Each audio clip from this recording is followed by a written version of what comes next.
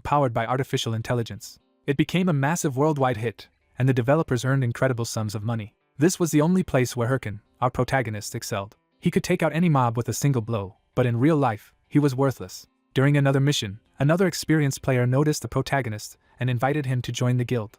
During one of the trials, the guild members went without MCs, and the Thunder Queen and her men caught them off guard. Without a second thought, she orders their execution, when Hirkin suddenly appears and decapitates the executioner with a single blow, saving his comrades from certain death. The teammates apologized for their carelessness, but the commander claimed it wasn't their fault. Suddenly, the maddened Thunder Queen ordered her subordinates to kill the guy. Hirkin simply laughed, having already destroyed most of her army, so she had no chance. Then, suddenly, one of his team members stabbed him in the back. The very friends MC had just saved had turned into treacherous traitors. The system's warning lights told him that his HP was rapidly depleting. It turned out that Syl had offered them money, and they had immediately accepted the deal. The protagonist assured her he would kick her out of the game. But his rival laughed, and said she would kill him every time he logged into the system. Suddenly, a system warning appeared, informing him that he had died in the game. At that moment, the protagonist woke up inside the VR machine. The guy was angry, realizing he had made a mistake, losing all the progress he had worked so hard to achieve. The gamer decides to go in search of these people and take revenge on them in the real world. While trying to reach someone, Hirkin failed to notice a passing garbage truck and was hit by it. Pained, the boy remembered his comrade's betrayal and swore he would take revenge on everyone. Suddenly, the gamer found himself in an unknown space. He was given the chance to return to Warlord's tutorial mode, where the system tasks him with dealing with the monster at all costs. He realizes he is facing a tutorial quest that should no longer exist. Other players yell at him to stop spacing out and help them fight the monster. The Minotaur charges, slaughtering the beginners around them. The surviving players conclude the boss cannot be beaten alone and try to organize a three-man strategy. Hirkin is stunned because that tutorial boss was removed years ago for being too difficult. When another player says Warlord only launched 10 months ago, the contradiction confirms his suspicion. He repeats the date to himself, realizing the timeline has shifted. The others think he is losing his mind, but he now understands he has gone back in time. While they keep explaining their plan, he stops listening. Instead of following them, he starts walking straight toward the boss. His sudden move leaves the others baffled. They shout that he is insane for charging alone. The Minotaur notices him and turns to kill him. The monster lunges with overwhelming force, and the others are sure he is dead. But Hirkin meets the attack with calm confidence born from years of experience. He unleashes a precise cross-slash that tears through the Minotaur instantly. Without wasting motion, he follows through with complete control, as if cutting down a trivial enemy. The boss collapses in a spray of blood, dead in a single exchange. The surviving players can barely process that a supposed beginner just erased the impossible tutorial boss alone. Their fear turns into awe as they realize they are looking at a monster in human form. One of them calls out to him, trying to understand who he is. Another immediately tries to recruit him, dazzled by the talent he just displayed. That offer mirrors the memory of the first guild invitation that once trapped him. The memory hardens his expression instead of moving him. He says he already made a decision. Before they can ask what he means, he acts. He cuts them down without hesitation, refusing to leave any future betrayal alive. As blood splashes across him, he vows never to trust people again in this life. The system recognizes the change in him and declares that the hero slaughterer Hirkin has regressed. He jolts back to the present moment in the real world, ripping himself out of shock. Now fully aware of where and when he is, he recognizes the place around him. He realizes he is in a V-Gear store, exactly where he used to play for free when he was broke. That memory confirms the truth. He really has returned to 5 years earlier. He asks himself outright whether he has truly regressed. The answer comes with urgency, and he knows he cannot waste this second chance. He bolts through the store, ignoring the stares around him. He reminds himself that he now possesses 5 years of future knowledge and hard-earned experience. If he uses that advantage properly, he can rewrite everything. He decides that this time he will absolutely get his revenge. He rushes to the counter and demands the cheapest V-Gear model available. His mind is already racing through plans for leveling and rebuilding from the start. Then reality hits when the clerk tells him he does not have enough money. The problem is so basic that it leaves him momentarily blank. He starts to curse, then catches himself. He realizes that if he had money, he would never have been stuck playing on showroom devices in the first place. That means even with a second chance, he is still trapped by poverty and running out of time. As he freezes, a promotional message pushes him to act instead of hesitating. The game's own slogan about strength and decisive action seems to challenge him directly. Sir's image appears in the ad as the top-ranked model, reminding him of the enemy waiting at the end of this road. The message urges him to begin now, and he takes it as a command to stop wavering. He falls silent and thinks through the one path left open to him. Sir's insult about him being trash resurfaces, but this time it steals him instead of breaking him. He decides there is no time to wait for a clean or respectable solution. The scene shifts to his shabby home, where a newly installed V-Gear now sits ready. The machine itself becomes proof that he has already chosen a dangerous shortcut. After the installer leaves, he is alone with the equipment and the consequences of what he has done. He looks at the object in his hand and thinks about the fastest way he could raise money. That shortcut was a private loan from a predatory lender who targets warlord players. He confirms the amount is 10 million won and accepts the deal. The lender's friendly tone hides the threat underneath. The contract is forced into place, locking him into debt. The lender makes the terms plain. If Hirkin cannot repay, his life will become hell. Hirkin accepts the risk in silence because he no longer cares how far he has to fall. He crushes his hesitation and commits himself completely. Even if the path leads straight into hell, he is willing to take it. With that resolve, he lies down in the V-gear and reconnects to Warlord, ready to begin his revenge from the very start. He enters the game already carrying a ruthless resolve, willing to do anything if it lets him crush the enemies he hates. He forces the system to recognize him and begin the connection process. His identity is confirmed as Hirkin, and he is officially welcomed into Warlord. Remembering that a guide should arrive after the tutorial, he waits for the woman whose name he can barely recall as the system congratulates him for clearing the opening stage. A radiant guide descends before him exactly as expected. She introduces herself as Ariadne, the assistant who will help shape his future in the game, and he recognizes her at once. Ariadne moves straight to character creation and invites him to begin. She explains that his first major decision is choosing one of the basic classes. She clarifies that there are only 3 starting paths, and that the skills he develops from here will determine his eventual specialization. The first option is Warrior, a frontline melee class meant for players who want direct action. He briefly considers it, knowing he could level it quickly from past experience, but rejects it because it becomes difficult to handle alone. The next option is Cleric, a support class focused on healing and strengthening others, and he dismisses that immediately as well. Since he refuses both teamwork-dependent paths, only one class remains. Ariadne politely sends him onward to the last choice, wishing him an enjoyable adventure. Her magic transfers him into the final selection process. The class choice settles over him, and he braces for the path he truly wants. The system confirms that he has chosen a basic class and begins transporting him to the appropriate class tower. He arrives in the Mage Tower, where an elderly guide welcomes him as a seeker of knowledge. The old NPC introduces himself as Golko, the one who leads players along the path of magic. Before Golko can finish asking what kind of magic he wants, Hirkin immediately demands dark magic. The request catches the old guide completely off guard. Golko first mishears him and assumes he means earth magic, but Hirkin firmly repeats that he wants dark magic. The guide panics and demands to know how Hirkin even learned of it, warning that dark magic is powerful but destroys the user's soul. Hirkin calmly insists that he knows the danger and still wants to be taught, because dark magic is the only power that fits his goal. Golko is shaken by how impossible this choice should be. A hidden presence takes over the moment, pleased that events are no longer proceeding normally. That dark force reveals itself with amusement, intrigued that another reckless child has chosen this forbidden road. It tests Hirkin's resolve by ordering him to place his hand on the skill book if he is truly prepared. It warns him one last time that this choice must be made carefully, but he remains silent and unwavering. Before the warning can finish, he commits and places his hand on the book anyway. He pushes the process forward himself, declaring that he is not some weak fool who will back down. The sinister presence responds with delighted laughter. It celebrates the appearance of such an unusual candidate after a very long time. Hirkin is startled by how intense the reaction becomes. He remembers why he chose this path. In his previous life he once saw a famous video of a lone necromancer player.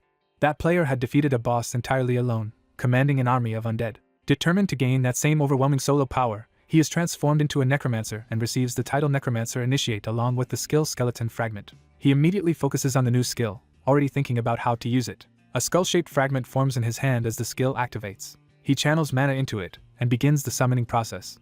The system explains that a skeleton warrior will take shape by consuming mana. Watching the summon form, he decides that this life will belong to necromancy. He commits himself fully to becoming a necromancer. Satisfied with the class choice, he asks to be sent to the training dungeon so he can start leveling immediately. His first summoned skeleton appears, but it is so badly assembled that parts of it wobble and fall off.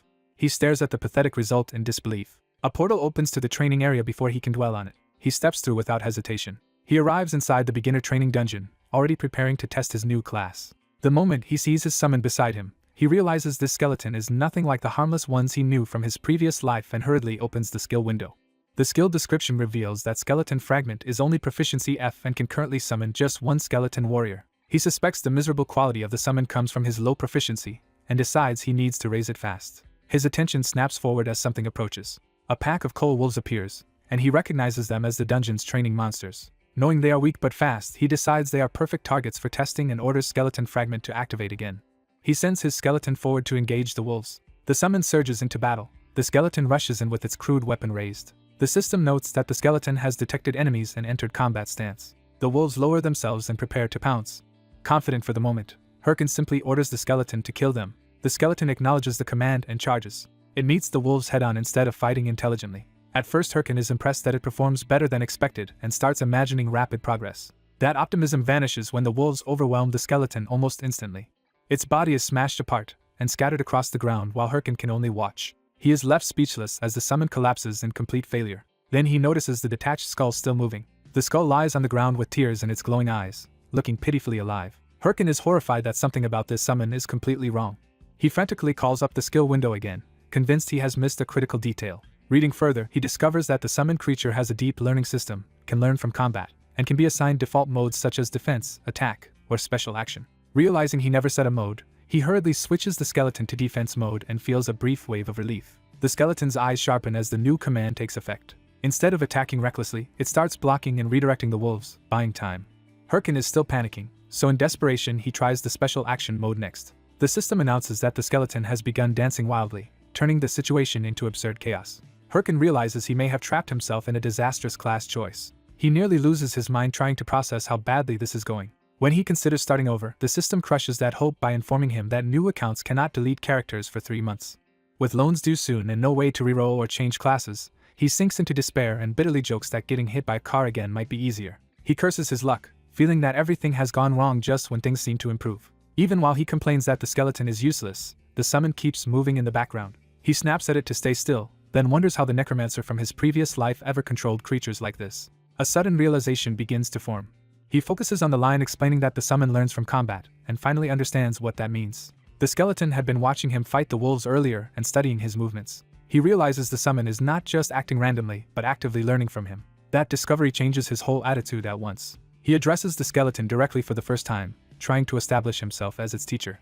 He boasts that the skeleton is fortunate to have him, because in his previous life he was known as a genius who trained guildmates into top rankers. He tells the skeleton there is one rule in combat it must never forget. He drills the lesson into it: if you do not dodge, you die. To make the point stick, he demonstrates with explosive movement. He orders the skeleton to try again after being knocked down.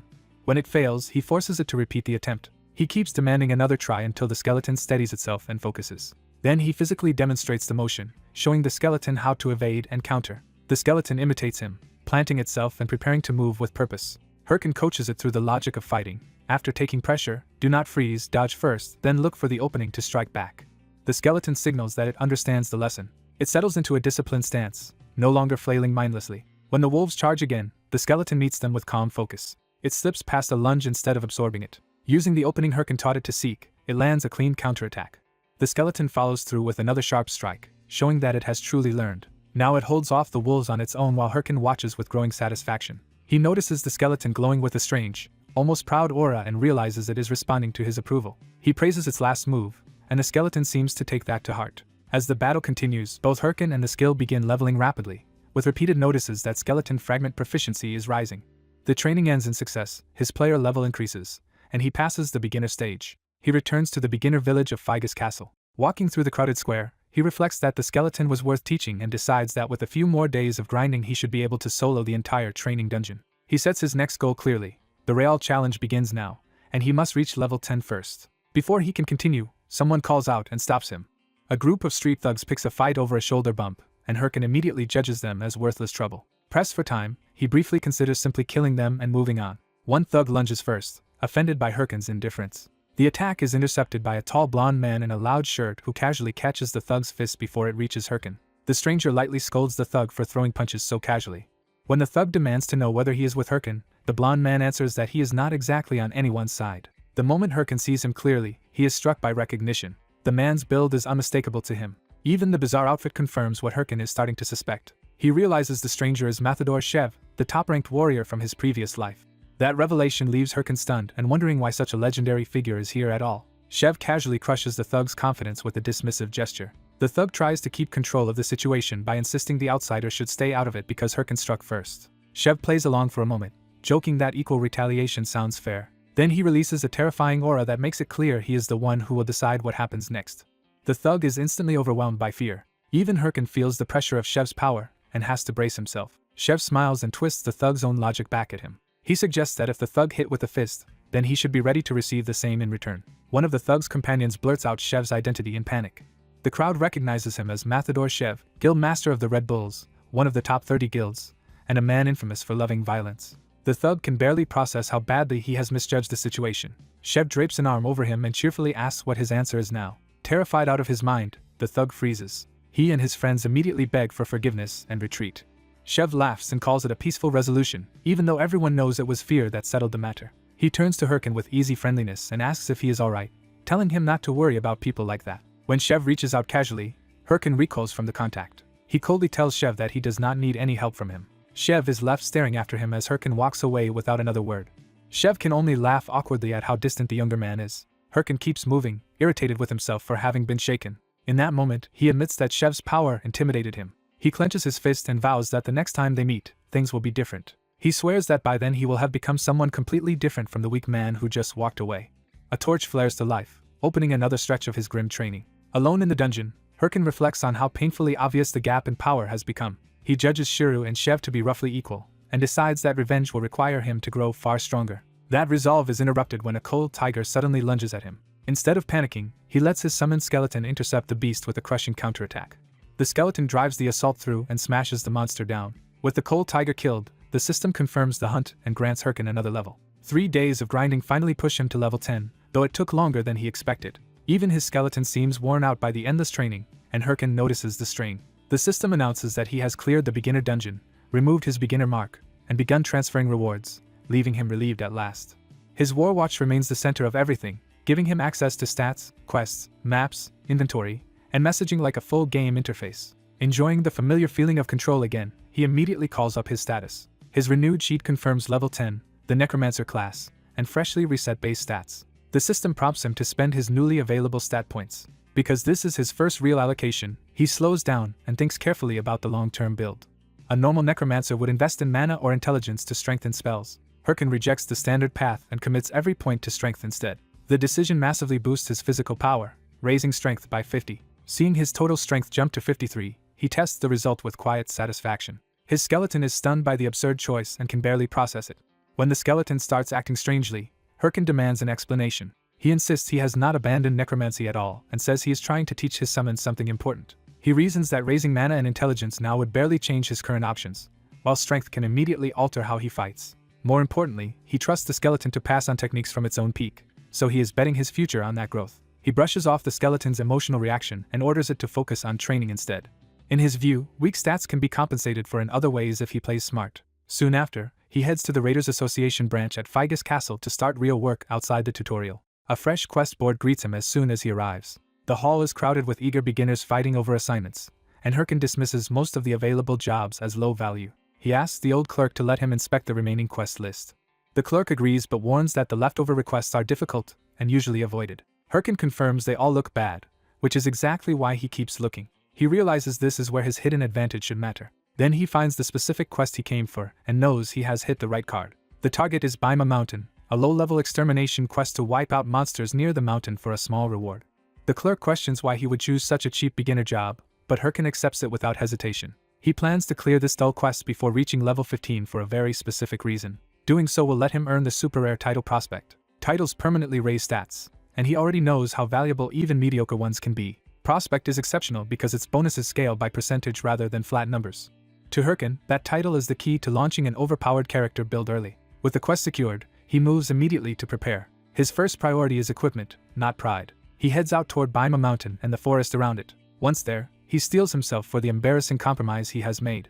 Because he could not afford proper gear after outfitting the skeleton, he is stuck wearing a ridiculous jester-like beginner set. Even the local birds seem to mock him as he stands there in humiliation. The shame nearly breaks him on the spot. He remembers being unable to buy sturdier armor, and realizes this absurd outfit was all he could manage. Rather than dwell on it, he decides to rush the quest and replace the clothes as fast as possible. He sprints into the forest, determined to finish quickly no matter what. The woods fall quiet for a moment as he searches for targets. That silence breaks when a bloodied hand suddenly reaches out from the brush. A dying man crawls into view and begs for help. Another desperate plea follows from deeper in the bushes. The scene triggers Herkin's memory of the people who once betrayed him, and he immediately grows suspicious. Still, he hears a triumphant voice nearby and turns toward it. A heavily armored player named Multi grandly announces the start of his adventure at Bima Mountain. Multi is busy admiring himself and fantasizing about becoming a top-ranked player when cries for help interrupt him. He rushes toward the voices after hearing that someone is badly injured. There he finds a robed man claiming their party was attacked by an unknown monster. The supposed victim lies bleeding while the survivor says they barely escaped and have no healing potions left. Multi offers his own potions and asks them to hold on. The gray-haired man thanks him profusely and promises repayment. That gratitude is a trap, because a hidden brute swings a mace at Multi from behind. Multi collapses in shock, only then realizing he has been played. The three frauds drop the act and smugly reveal they intend to use every item they can steal from him. As Multi accuses them of tricking him, they mock him for being foolish enough to trust strangers. The gray-haired leader coldly declares that the victim is to blame for falling for such an obvious scam. The system confirms Multi's death as his body begins to dissolve. His war watch drops to the ground, just as the killers expected. The abandoned watch lands among the blood and dirt as loot. The murderers laugh about how entertaining it is to torment clueless beginners. They identify themselves as the Ralph family, a villain PK guild that hunts players for profit. Before they can leave, Hyrcan's skeleton steps into the path of the surrounding wolves and blocks the guild's escape route. The wolves charge, but the skeleton meets them head-on without flinching. Hyrcan calmly switches into attack mode. At his command, the skeleton surges forward in a burst of blue power. Its sword tears through the wolves in a single sweeping exchange. System messages pile up as multiple ancient tree wolves die, proving the skeleton can now erase whole packs by itself. Watching that display, Hyrcan knows he made the right choice by prioritizing his summon's gear over his own comfort. He even consoles himself that a real gamer values utility over appearance. The skeleton, however, seems more concerned with Hyrcan's humiliating outfit than the battle. Hyrcan cuts off the distraction and orders it to keep moving because they need levels fast. The skeleton snaps back to attention and raises its sword again. A sudden glint from above warns that something else is entering the fight. An arrow slams into the skeleton's skull, cracking it and stopping it cold. Hyrcan instantly realizes someone else is targeting them from range. A new group appears and casually apologizes, pretending they mistook the skeleton for a monster. The same gray-haired trickster and his accomplices emerge, acting harmless and embarrassed. They offer fake apologies, but Hyrcan immediately notices the bloodied watches and potion vial they stole from Multi. The sight of those looted watches confirms exactly who they are. The blood on their supplies exposes the lie they are trying to sell. Hyrcan silently recognizes them for what they are and stops pretending to believe them. He smiles and asks for compensation in the form of a mana potion if they want forgiveness. The trio claims they have no potions either, and instead suggests helping him level up so his mana will refill naturally. They press the offer with exaggerated politeness, hoping he will lower his guard again. At the same time, wolves begin closing in around them, giving the killers a convenient cover story for their next move. The leader quietly orders his partners to weaken the monsters and let them finish Hyrcan off. He confirms the plan, and the others signal that they know their roles. The brute charges first to seize the monster's attention and set the trap in motion. The hooded caster prepares an attack buff to strengthen the wolves. Then one enraged wolf is deliberately redirected toward Hyrcan under the guise of a mistake. The guild expects the frightened beginner to die instantly under the sudden rush. They are already celebrating his death before the attack even lands. That confidence vanishes when Hyrcan does not react like prey at all. Instead, he calmly remarks that things almost got dangerous and scolds his skeleton for being too slow. He even encourages the killers to keep going, which leaves them rattled by how absurdly strong his summon is. The trio starts to suspect his true level is far above what he appears to be. Desperate to overwhelm him, they decide to send several monsters at once. While Hyrcan is surrounded, the brute slips in from behind to land the real killing blow. The guild commits fully, convinced that this combined strike will finally bring him down, but Hyrcan reads the ambush and moves before the mace can connect. The brute is stunned when he realizes the supposed beginner dodged the attack completely. Hyrcan's expression hardens as he turns the opening against them. In one blue flash, he cuts the brute across the body with overwhelming force. The surviving two can only stare as their strongest fighter is dropped instantly. Without wasting a breath, Hyrcan orders his skeleton to finish the rest. The damaged skeleton answers with renewed killing intent despite the crack in its skull. Master and Summon rush the remaining pair together in a coordinated charge. The two killers panic and try to beg for negotiation, but they are already too late. The skeleton's blade tears into the gray-haired schemer before he can finish pleading. The hooded accomplice is cut down just as brutally in the same assault. Hyrcan and his skeleton complete the execution in one flowing combination, launching both bodies aside. Standing over the aftermath, Hyrcan says he knows people like them all too well. He condemns them as the kind who betray trust and strip victims of everything they own. He admits their trick would have worked on the person he used to be, even as the gray-haired man begs with promises of loot and apologies. Hyrcan refuses to be moved. He ends the matter himself, declaring that he no longer trusts people. The final strike lands, silencing the last of the guild. The system confirms Ralph's death and announces that 8 ownerless watches have dropped, making Hyrcan realize just how many victims they had already claimed. Seeing the pile of loot, he decides to put their stolen gains to better use, starting with replacing his humiliating clothes. The skeleton even stomps the brute's corpse as if venting its own anger. Noticing how battered his summon is, Hyrcan gently asks whether it wants anything for itself. He channels restorative energy into the skeleton and begins repairing the damage. The cracks close as the healing takes hold. With the repair complete, the skeleton proudly raises its sword again. It is visibly delighted with the attention, and Hyrcan teases it for enjoying the treatment so much. Now dressed in proper dark gear, he reminds himself that looks never mattered as much as function. Still, he admits that what matters inside can include a much better outfit and identity. He tells the skeleton that the stolen watches are an even bigger prize than the clothes. Selling another player's war watch guarantees a random item from that player's inventory will drop. That means the watches can yield anything from optioned rare gear to valuable equipment like rare mana and intelligence pants. They can also produce powerful weapons, such as a rare sword infused with ancient tree essence. Even skill books are possible, including dangerous finds like Demon's Curse. And on top of all that, the watches can simply turn into money, which thrills him. Thanks to that windfall, he has already assembled a much stronger loadout than he expected this early. One more reward appears in his hand, and he notes how quickly his fortunes have changed. He decides that from now on he will record his gameplay, which means building a memorable identity matters after all. With that thought, he looks ahead in silence, already planning the next stage of his rise. While planning a new guild identity, he jokingly argues that making everyone wear haho masks would attract instant attention. He impulsively pushes the idea further, and decides the guild itself should be named Haho Mask. Even though he had considered a completely different persona, he settles on the mask because it can hide what is his. He activates the mask, drawing out its eerie power. The mask transforms into a more menacing form, and he resolves to use it to stop others from taking his finds.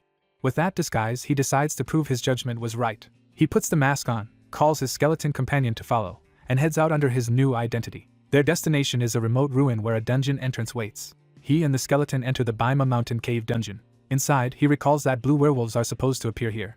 The cave is difficult, but with his upgraded gear he believes he can clear it quickly, aiming for a 10-minute run. Confident, he charges in with the skeleton at his side. Hours pass as they keep pushing deeper. By the time they reach the end, his confidence turns into irritation. He realizes the cave is completely empty and blurts out disbelief that there are no monsters at all.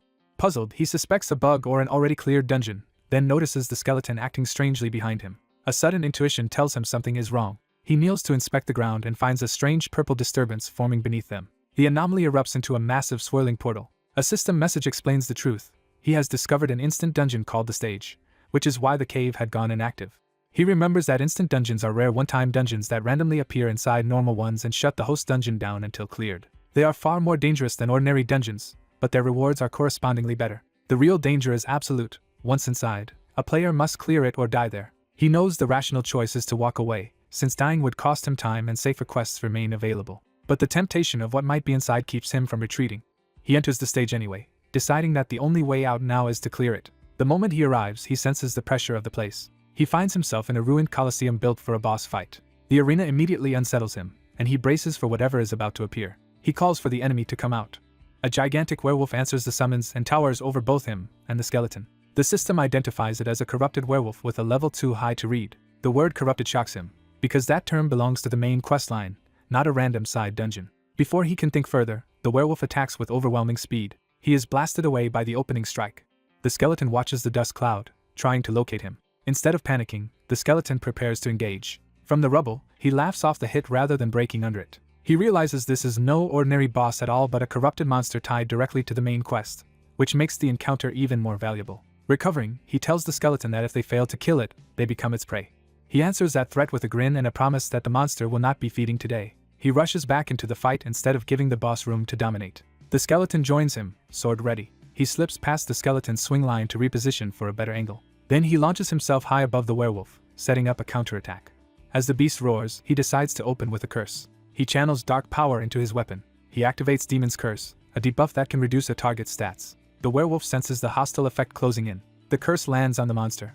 He follows through with the strike, trying to capitalize immediately. The system confirms Demon's Curse activates and lowers the target's stats by 10%. Seeing it work on his first use, he judges the skill promising. The werewolf responds by entering a furious, red-lit state. He notices the shift at once and understands the fight has changed.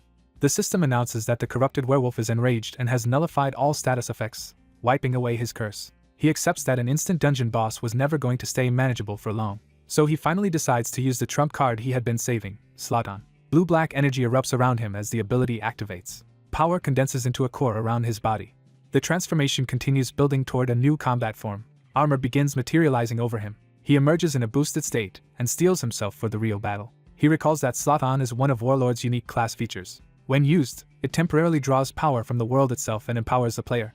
That power manifests as a special boosted form. The exact form differs greatly depending on the player. His own version reflects the darkness and predatory style he has cultivated. Blue flames and armor gather around him as the transformation completes. He embraces the so-called ultimate mode and invites the boss to come at him. The werewolf answers with another savage roar. It lunges straight at him, refusing to be intimidated. The enraged beast sweeps out with red energy-charged claws. Its assault becomes a barrage, forcing both him and the skeleton to evade multiple lethal arcs. He lands low and regains balance in the middle of the chaos. The werewolf slams down hard enough to shatter the arena floor. He quickly judges the boss's speed and power overwhelming and concludes that even 3 clean hits would kill him. The werewolf keeps pressing, trying to finish him before he can adapt. But he has already found the opening he needs. He drives a blue flame strike into the beast at close range.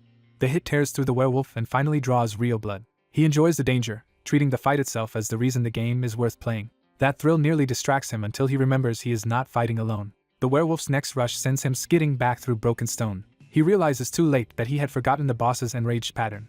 The werewolf looms behind him, ready to punish that mistake. Before it can, he reminds the monster that it has overlooked his partner as well. The skeleton descends from above to join the trap. A blue barrier-like slash intercepts the werewolf's movement and pins its attention. He shouts for the skeleton to use the combo they practiced. The skeleton immediately understands and commits. The werewolf senses the coordinated attack too late. He and the skeleton split around the boss in perfect formation. Their crossing blue strikes carve through the werewolf from both sides. The boss collapses under the finishing blow, and the system confirms the hunt is complete. As slot on deactivates, he judges the performance a success. A golden reward screen begins to appear. He receives progress on the Cave of Baima Mountain objective for subjugating the monsters there. The skeleton is also rewarded, its skeleton fragment skill rising to rank E after helping defeat such a powerful enemy. The loot pours in with a huge gold payout and valuable werewolf materials, leaving him delighted by how rich the instance rewards are. Then the real prize appears. The Necklace of the Corrupted Tracker, a chronicle unique item that boosts class-related stats and all stats by 18, but can only be equipped by someone with the title Corrupted Tracker. He is stunned because chronicle unique items are even rarer and better than standard uniques. That equipped condition makes him realize the title must have been awarded just now. The system confirms that 3 new titles have been registered. One is Promising Rookie, the title he had originally been trying to earn. Another is Challenger of Heroes, which he accepts as fitting for clearing the instance alone. The third title appears, and it is the one that truly shocks him, Corrupted Tracker. He immediately recognizes it as the introductory title for Count Corruption, the first chapter of Warlord's main quest. He remembers that the main quest is the central storyline of the entire game world. Because its rewards are extraordinary, every player chases a chance to get involved in it. In his previous life he barely reached Chapter 4, so unlocking the opening title already feels impossible. He realizes this is far beyond luck and celebrates that he has hit the jackpot before logging out. Back in reality, morning arrives over the city. A live broadcast announces that the Hydra Guild has officially entered the final chapter of Count Corruption. The guild declares its goal of finishing that final chapter within 3 months.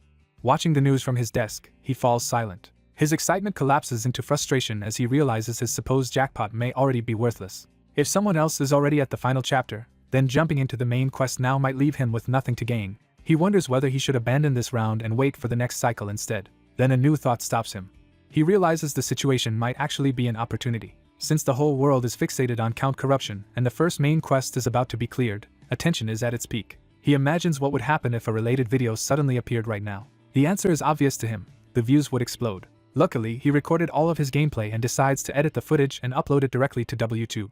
Because editing will determine whether the video blows up, he decides only one person is good enough to handle it. He thinks of the legendary editor from his previous life, the one people called the god of editing. He checks his phone for a way to contact that person. That editor is Ramani. At that same moment, Ramani notices a dungeon clear editing request from someone named Herkin and sees that he is only level 15. She dismisses it at first, assuming a low-level player could only be a rich amateur showing off. Then something about the request catches her attention. She jolts upright and starts searching in earnest. When she finds the right clip, her entire mood changes. She instantly declares she has found her muse, revealing herself as Ramani, the freelance editor known as Hellmouth.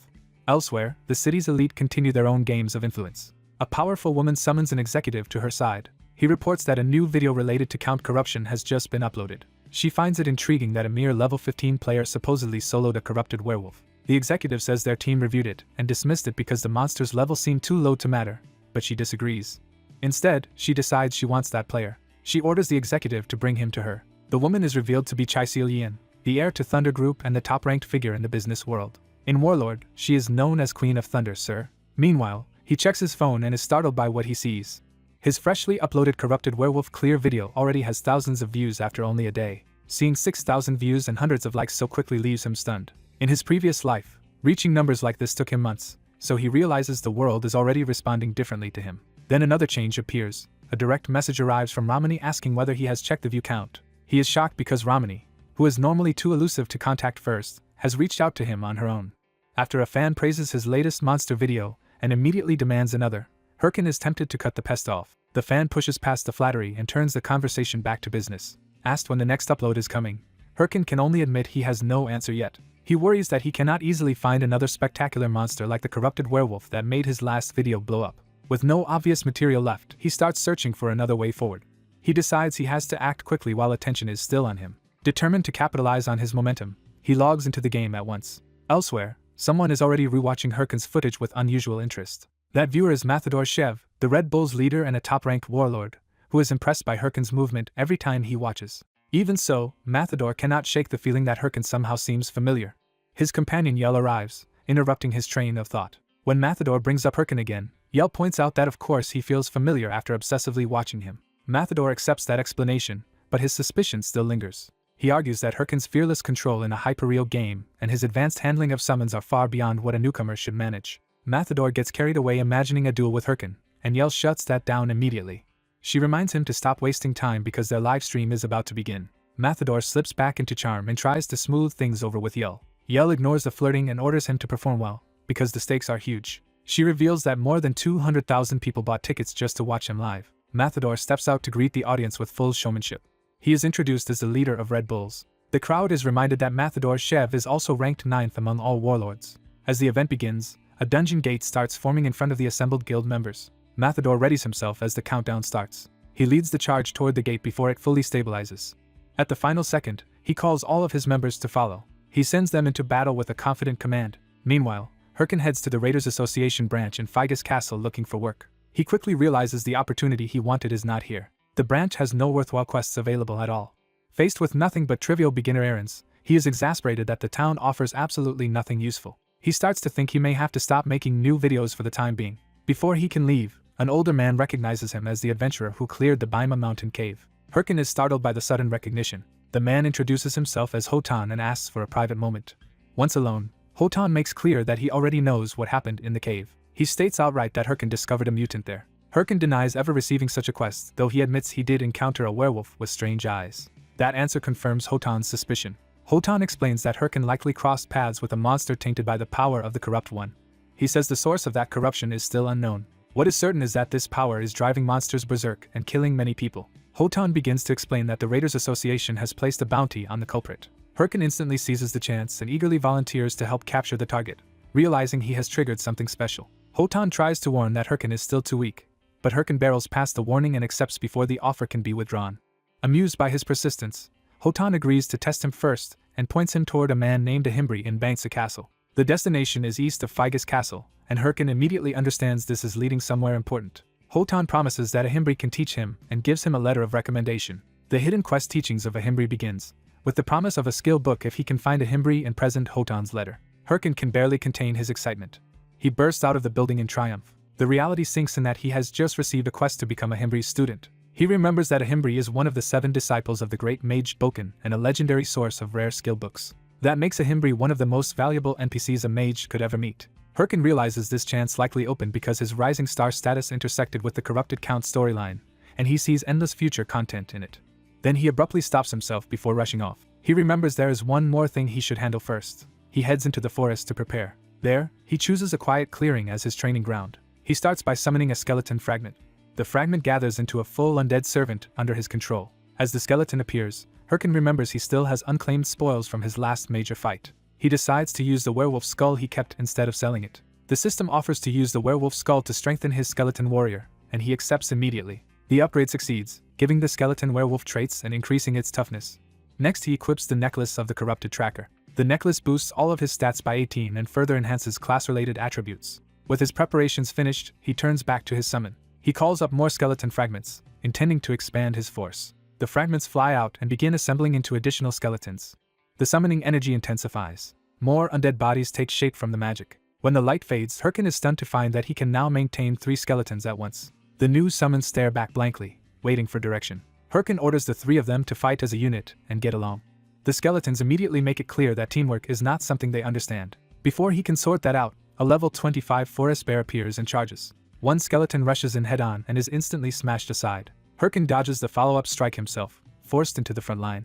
The bear rears up for another crushing attack. Herkin barely avoids being flattened. He shouts for his summons to hold the bear's attention now that he has drawn aggro. One skeleton leaps in with its sword to intercept. The attack lands, but only enough to annoy the bear. The bear sweats the skeleton apart in a single blow. Furious, Herkin yells that a frontal attack was obviously the wrong move and that they should have used the blind spot. He sends the next skeleton in with the same instruction. That skeleton tries a more dramatic aerial strike from above. The bear still catches it and smashes it away. Herkin loses his temper completely.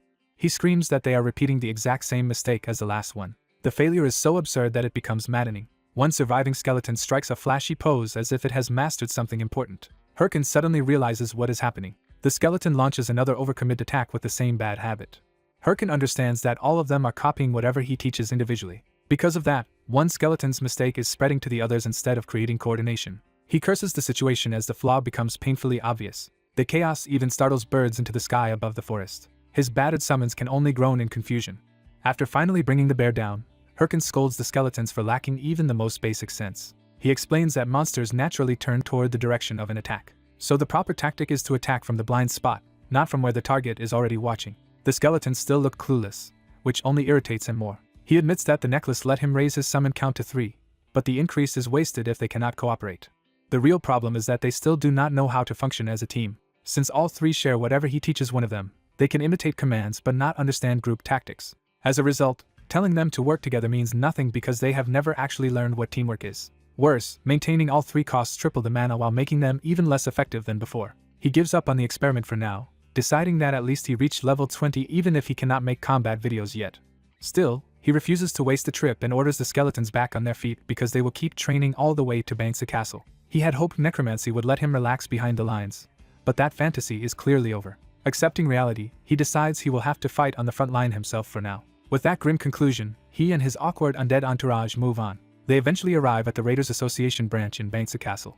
Inside, the place is crowded with adventurers waiting for something important. A guarded doorway opens, and everyone notices at once. The crowd erupts because a Himbri has finally come out. People immediately mob the entrance, desperate to get whatever quest he is offering. Watching the frenzy, Herkin compares them to hyenas circling prey. He reflects that greedy opportunists like this exist everywhere. To him, the worst part is that they do not even want to work for themselves and only try to leech off others. He decides to cut through the noise and act directly. When one of the scavengers tries to cozy up and ask for shared quests, Herkin bluntly tells him off. He keeps his real objective hidden, determined not to let anyone learn he is on a Himbri's quest line. Instead of joining the scramble, he presents Hotan's sealed recommendation letter. The guard verifies it and immediately grants Herkin access to the second floor, stunning everyone nearby. The mob tries to force its way in by claiming party ties to him, but Herkin coldly denies them and leaves them behind. As he climbs, he starts wondering what kind of reward a Himbri will give for a hidden quest. He hopes it will be something exceptional precisely because it was so hard to reach. He enters a Himbri's room already planning to build a long-term connection with such a valuable NPC. That plan falters the moment he sees the room. A Himbri's study is a disaster, buried under mountains of books and magical clutter. From somewhere inside the mess, a Himbri demands to know who has entered. The man reveals himself and says he does not remember scheduling anyone today. Herkin is thrown off by how unlike a dignified master a Himbri seems, but he introduces himself and presents Hotan's recommendation. A Himbri glances him over, remarks that he still looks like a black mage trainee, and implies his skill is unusual for his level. Without ceremony, a Himbri accepts the recommendation and produces the promised reward. Herkin receives not one but 2 rare skill books, Bone Armor and Madness Helm. He is thrilled by the unexpected bonus, but a Himbri immediately declares their business finished. The teachings of a Himbri quest ends on the spot, and a Himbri dismisses him as if nothing more remains. Herkin panics, realizing the chain is ending far too soon, and begs for the next quest instead of letting the opportunity die. He refuses to accept that all his effort was only worth 2 skills and chases after a Himbri through the cluttered room. In desperation, he blurts out that he will do anything if a Himbri will just give him another task. That declaration finally makes a Himbri stop and take hold of him. A Himbri quietly repeats Herkin's promise, testing whether he truly means it. Then his entire demeanor changes, and he thanks Herkin with unsettling intensity. A new quest appears, Egg of the Nest, which requires bringing back an egg and offers no listed reward at all. Herkin instantly realizes he has been trapped into something dangerous and screams that a Himbri played him. Outside, an ominous armored figure arrives in the city as people begin to notice the disturbance. A crowd notices an unusually well-equipped armored figure and immediately reads him as someone far above the local level. The stranger heads toward a church-like building on the edge of town with clear purpose. He confirms that this is the place he was searching for. His target is tied to the identity known as Haho Mask. Inside, a door opens and draws the protagonist in. The white-haired player arrives in a shabby interior and realizes he has walked into something awkward. He bitterly admits that even an NPC has managed to trick him. Instead of a meaningful main story lead, he has been handed a bizarre egg fetch quest with no reward at all. He hesitates over whether this pointless task is really necessary. Before he can think further, someone nearby latches onto the word quest and zeroes in on him. The other players instantly recognize that he received a quest and swarm him in desperation. He remembers too late that quest-starved players in this place will mob anyone who gets one. For a moment he considers killing them, but a commanding voice cuts through the chaos and orders everyone aside. A powerful newcomer knocks the crowd away from him with effortless force. The armored man politely asks for a moment of his time. He insists they speak somewhere private, making it clear this is not a request he can easily refuse. The protagonist is alarmed by how overwhelming this stranger feels. He tries to reject the approach, but the man calmly presses for cooperation. Then the stranger addresses him directly as Haho Mask, exposing knowledge he should not have. The two withdraw into a deserted alley where the conversation can continue unseen. The armored man opens by apologizing for the rough interruption. He explains that he forced the move because they could not speak openly in public. To prove he is a player, he drops his disguise and reveals his real face beneath the armor. The protagonist judges from the gear and presence that this man must be at least a high-ranking player, yet he cannot place him from his prior knowledge. As the stranger repeats that he knows he is Haho Mask, the protagonist wonders who this man is and how he found him. He decides the safest response is to act ignorant, so he denies knowing anything about Haho Mask and pretends he only followed because the stranger wanted to talk. The armored player tests him by mentioning the quest he should have just received from the NPC Ahimbri. The protagonist refuses to share anything and pushes back, demanding to know who this man thinks he is. He even dares the stranger to kill him if he wants a fight, betting that the other player will not risk his account over this. Internally, he stays focused on maintaining the lie no matter what. The stranger pauses, weighing the bluff and deciding his next move. At last he relaxes his stance instead of escalating. He claims he made a mistake and offers a courteous apology. The protagonist remains suspicious rather than relieved. When the stranger reaches out, the protagonist flinches, expecting another trap. He dismisses the encounter as a pathetic attempt to pick a fight and starts to walk away. The armored player watches him leave in silence. A hidden female accomplice appears behind him and concludes that the protagonist is probably not the real target, though he is clearly inexperienced. The man begins explaining the flaw that gave the protagonist away. He points out that any seasoned warlord player would never expose the war watch so carelessly. As they regroup, the woman questions whether they still need to monitor Ahimbri now that their other operation is nearly complete. The man answers that the supposedly trivial egg of the nest quest is actually the main quest, so they cannot afford to ignore it. He decides to return to his position and keep watching, promising they will meet again. From above, a hidden observer reacts as a window suddenly opens.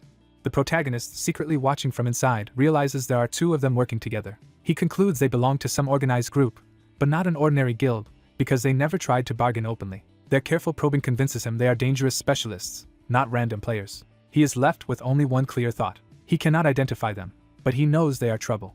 Later, while resting in the wilderness with his skeleton summons nearby, he keeps turning the encounter over in his head. He becomes convinced that the strange pursuit is tied directly to the egg quest. He reasons that they probably found him through the combat video he uploaded, and predicted that Haho Mask would receive Ahimbri's quest. Because they let him go so easily, he realizes they were after the quest itself, not his personal identity. That means continuing the quest will keep drawing them in, and even hiding his videos for a while may not be enough to shake them. Exasperated, he complains that one insane person after another keeps wrecking his life. His thoughts jump to Chai Seal-yin, who has already more than enough trouble on her own. Elsewhere, Chai Seal-yin's secretary Park Suji nervously congratulates her after the guild entrance exam. Suji anxiously asks how the exam went, clearly afraid of the answer. Seal-yin dismisses every candidate as worthless. She is furious that not one applicant impressed her, while Suji can only laugh nervously through the intimidation. Then Seal-yin asks for updates on the person behind the Haho Mask video. Suji reports that the uploader seems to have joined another guild and still has not responded. The mention of another guild instantly enrages Seal-yin. Suji hurriedly promises to investigate again, and Seal-yin orders her not to return until she knows for certain. After Suji leaves, Seal-yin calls after her with one more question about the guild president. Suji admits the president has not said anything yet, which only deepens the tension. Seal-yin interprets that silence as approval because Warlord is performing well enough to avoid criticism. She rises, shifting from irritation into self-satisfied reflection. She recalls that when she first told her father she played the game, he tried to use it to force a marriage arrangement on her. Still, she casually orders Suji to bring a whole new batch of applicants by the next morning. Suji is horrified by the impossible deadline but cannot protest. Once alone, Suji can only complain that Seal-yin's personality is awful. Back in the game, the protagonist returns to a dangerous region he has not visited in some time. He identifies it as the Lizard Swamp. Since Ahimbri is currently in Bangsa Castle, he reasons the relevant quest area must be somewhere nearby. Because the objective involves an egg, he narrows the possibilities to creatures that would logically lay one. Given his current level, the Lizard Swamp is the only realistic place to start searching. He calls one of his skeletons over and decides to test the enhancement skill he recently learned before going deeper. The skill instructions explain that Madness Helm requires marking the summon's head and activating the spell. He commits to trying it immediately. The spell takes hold, and the skeleton's eyes flare with violent red energy. Dark power wraps around the summon as the transformation begins. The protagonist is thrilled to see the skeleton grow more menacing, even sprouting horn-like features. He orders the empowered skeleton to attack him so he can measure the effect. Then he notices the warning he missed. The summon may lose its sanity. Too late, the crazed skeleton lunges at him with murderous intent. It charges wildly, no longer distinguishing friend from foe. He realizes the skill really did turn the summon unstable. He knocks the berserk skeleton away with a clean counter before it can hurt him. The other skeletons stare as their enraged companion is sent tumbling. Annoyed rather than frightened, he scolds the summon for daring to attack its own master. He briefly wonders whether the skill is bugged. But when nothing else changes, he concludes the skill itself was not fake, only dangerous. Before he can think further, a pack of level 30 lizardmen bursts in from the swamp. He welcomes the interruption as a perfect chance to field test the new power. He recasts Madness Helm properly, boosting a skeleton's stats by a measurable amount. Then he layers bone armor onto the summon, outfitting it for battle. The skeletons surge forward under the red aura and crash into the lizardmen. He calmly sends all of his summons to engage the monsters. The skeleton squad charges as one at his command. The empowered summons overwhelm the lizardmen in a brutal exchange. One crazed skeleton slips behind a target and tears into it from the flank. The enhanced summons carve through the monsters with savage efficiency. The kills pour in, earning a large burst of experience and multiple level-ups for his summons. Seeing the results, he is delighted that the enhancement works this well. He decides to spend the coming days farming monsters here while searching for the egg, and to move on only if this proves to be the wrong region. Unbeknownst to him, someone has been watching from the trees. The hidden observer smiles as if she has found exactly what she wanted. The watcher introduces herself in narration as Ilya. She openly prides herself on being extraordinarily beautiful. In her own mind, that beauty guarantees universal devotion and makes life effortless. She believes that whenever she appears troubled, men naturally rush to serve her. Confident in that belief, she makes her move. Instead of a graceful entrance, she immediately slips and crashes face first into the swamp. She lies there stunned in humiliating silence. Furious and filthy, she curses the swamp for ruining her dignity. She recalls that a male admirer brought her here to help her level, only to die almost instantly. That left her stranded alone in this deadly place. Now she watches the protagonist fighting and starts wondering if she can manipulate him into rescuing her. The protagonist notices a presence nearby and turns. Ilya immediately decides she has found a replacement servant. She calls out dramatically to seize his attention. She approaches with practiced helplessness and begs for aid. Claiming the monsters injured her legs, she tries to weaponize pity. She assumes no man could bear to see a beautiful woman suffer. But to her disbelief, the necromancer simply keeps walking away. Outraged, she cannot believe he is leaving her behind. She is especially offended that someone could ignore a woman she considers this beautiful. Her wounded pride turns into open fury. She vows revenge for being ignored. Meanwhile, the protagonist continues directing his skeletons against the lizard men without giving her any attention. He tries to focus on the fight, but her presence keeps irritating him. He finally admits to himself that she is too annoying to keep ignoring. He had hoped refusing to engage would make her go away, but she keeps trailing after him. Her persistence convinces him that silence will only waste more time. Thinking of every manipulative player he has dealt with, he decides it will be faster to settle this directly. So he turns around and bluntly asks what she actually wants. Ilya instantly spins a story that she dropped her sword into the swamp while hunting and only needs help retrieving it. She gratefully agrees to leave afterward, promising she will not forget his kindness. Privately, she celebrates because she thinks the trick has worked. She points out a sword sticking up from a tiny patch of ground in the swamp and claims that is the one. As they approach, she keeps up the grateful act while he warns her not to break her promise to disappear once he gets it back. Rather than risk himself, he orders his skeletons to retrieve the sword. The summons obediently head into the swamp toward the weapon. Ilya thanks him sweetly, but her thoughts turn predatory. She reminds herself that necromancers are weak without their summons. The moment his skeletons move away, she launches a surprise attack from behind, furious that he dared ignore her. She commits fully to killing him in one strike, but he has already read her intent and counters with contempt, telling her she was far too slow. The white-haired player realizes with a start that the woman from earlier has already been killed. He had thrown her away without hesitation, leaving her fate to the swamp. From a distance, he watches the murky water churn while his summoned skeletons stand by. The woman resurfaces in rage and immediately blames him for what happened. She threatens retaliation, insisting her bodyguards will crush him for this. He mocks her confidence and casually points out that her supposed protection is right behind her. Confused, she turns to check what he means. She finds herself face to face with giant swamp lizards instead of rescuers. As the monsters close in, he coldly reveals that he saw through her scam from the beginning. He makes it clear he never believed her act and considers her an obvious fraud.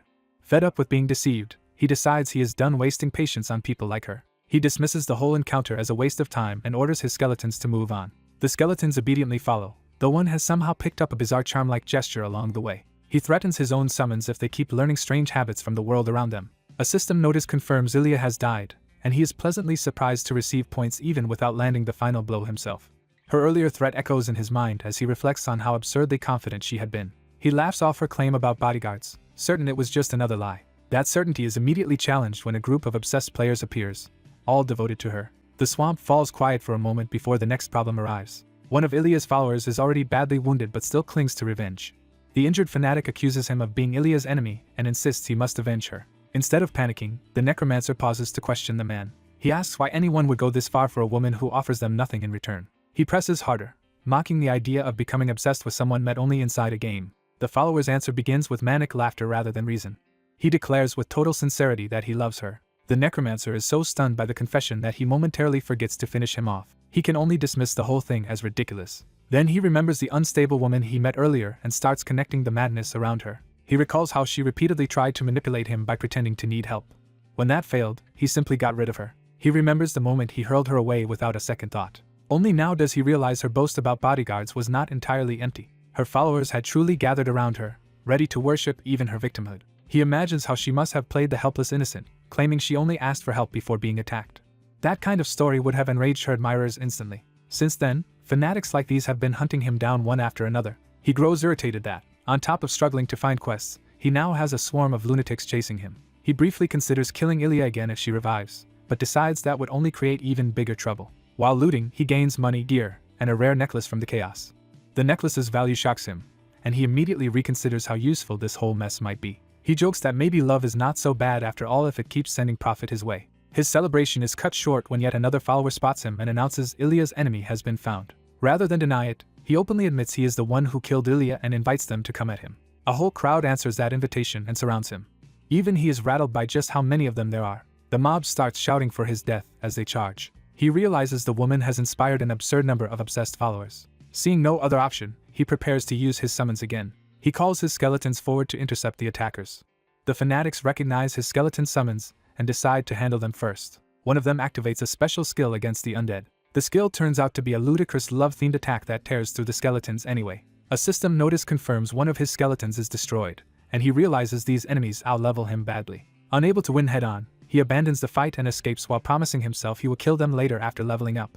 He keeps running through the swamp, cursing how persistent the pursuers are. He admits to himself that being underleveled makes it hard to shake them and decides survival comes first. Mid-flight, he suddenly notices something strange in the swamp around him. He finds himself in an unfamiliar part of the lizard swamp and immediately senses this place is different. The black water and terrain do not match anything he remembers from days of searching the area.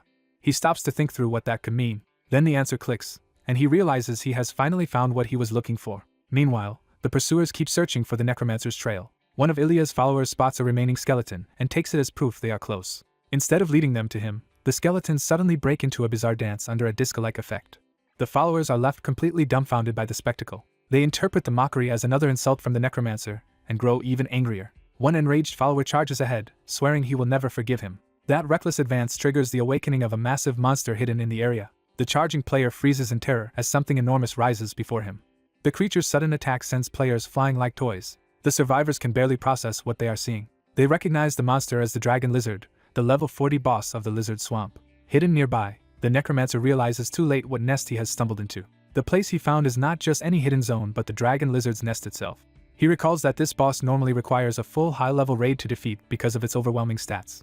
By all accounts, the dragon lizard should not even be present anymore after the raid was already cleared. He remembers the special rule: if someone carrying a related quest enters the field, the boss respawns. That means his own quest has secretly led him straight into a main story event. He realizes that Himbri sent a level 20 player into a quest zone built around a level 40 boss, and feels completely set up.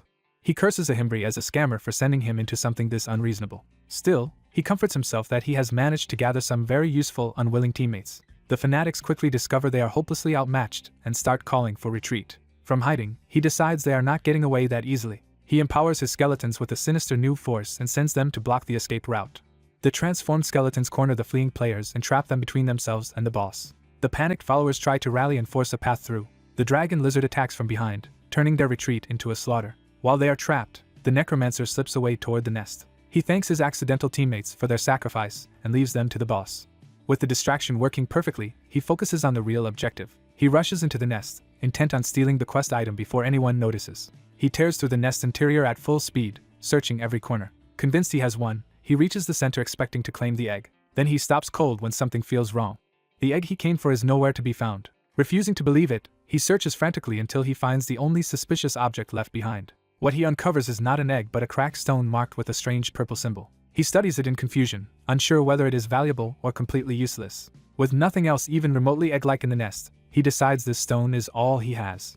A system notice interrupts him by announcing another skeleton has been destroyed. He realizes the dragon lizard is returning after sensing him in the nest, and his time is up. The boss charges back toward him at terrifying speed. He barely escapes the attack and knows he cannot search the nest any further. Since the boss is back and the real egg is missing, he concludes he has no better option.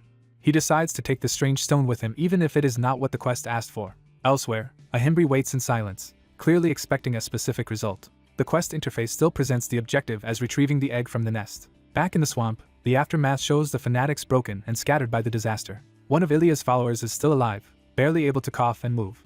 The necromancer approaches him with a casual greeting that feels more threatening than friendly. He remarks that the game's freedom creates all kinds of dangerous freaks, and he is done tolerating them. When the survivor tries to protest, the necromancer silences him with a sword through the throat. He makes it clear this is no longer a joke to him. He explains that he had been toying with them until now, but too much is at stake in this game for him to keep playing nice. He warns that if they come after him again, either they nor Ilya will be spared. He leaves the dying fanatic behind without another glance. On his way out, he cuts down more stragglers who try to stop him. He resolves that any future pursuit will be answered with total war. Once clear of the swamp, he shifts his focus from revenge to profit. He contacts a guild and offers to sell the exact location of the newly respawned dragon lizard for a huge sum. Later, he places the stone on Ahimbri's desk and presents it as the thing he found. Disguised and cautious, he asks Ahimbri to confirm whether this is what he wanted. Privately, he hopes desperately that this gamble will somehow count. Ahimbri examines the object with intense interest, relieved that he no longer has to search the map himself. The old mage immediately recognizes what the player has brought. He confirms without hesitation that it is exactly the right item. The player is stunned that his desperate guess was correct. Ahimbri praises him and reveals that this was the item he had truly been seeking all along. The player celebrates, thrilled that he managed to pass the test after all. Ahimbri admits he expected someone like him to take much longer, which only deepens the player's suspicion that he was manipulated. Still annoyed, the player asks for the next quest anyway because he has already committed too much to stop now. Ahimbri then asks whether he even understands what he has recovered. He explains that researchers kept finding this same object wherever mutated monsters appeared. He has named it the Corruption Stone. The player finally understands that this must be the true reason so many people were after him. He realizes the fanatics were not just avenging Ilya but trying to secure this stone for someone else. Ahimbri reveals that the Corruption Stone is a key item tied directly to the main quest. That means other forces were trying to control the future course of the story by claiming it first. The player is shocked that the quest he thought was a scam was actually part of the main storyline. Ahimbri apologizes for sending him into such danger. He admits he knew the quest was beyond the player's level, but says he needed to test his resolve against an unknown and powerful threat. Then he asks the real question: is the player ready to fight corruption itself? The player instantly agrees, because joining the main quest is exactly the chance he has been waiting for. He declares that being part of the main quest is a priceless opportunity, and eagerly throws himself at it. Ahimbri cuts off the outburst and reminds him that enthusiasm alone is not enough for what comes next. The player worries that his low level might disqualify him from continuing, but Ahimbri has another idea. With a ridiculous grin, Ahimbri offers to train him if he formally begs to become his disciple. The player is left frozen in disbelief by the absurd condition. Even as the quest completes and a new one begins, he can only stare at the title Ahimbri's disciple and the next training quest in speechless shock. The white-haired player fumes that the so-called helper who took money for boss raids is a complete scammer. Even so, the dragon lizard boss is overwhelmed and burned down. With the boss defeated, the raid is called off, the guild celebrates surviving without losses, and the wounded are gathered for treatment. The guild members proudly tell their captain they finally achieved something major, and he orders everyone to rest before regrouping. The captain personally thanks the hired helper, admitting his strength exceeded their expectations. He formally addresses the armored man as the helper they brought in. The helper downplays the praise and credits the guild's support instead. The captain refuses that modesty, saying the helper prevented multiple deaths and proved that paying for outside help on a boss raid was worth it. Wanting to show extra gratitude, the captain offers him an additional pouch of money. The helper refuses the gift because it falls outside the agreed rules, even when told it is separate from the promised payment. He makes clear that he does not like breaking established terms. The captain awkwardly backs off, realizing this man is not just a mercenary chasing cash. Still puzzled by why a ranker would appear for such a low-level raid, the captain honors the original agreement and lets him take everything from the nest. The captain protests that the nest should not contain anything valuable anyway, but the helper ignores him and heads straight for it. Privately, the helper reveals his real goal was the corruption stone hidden there.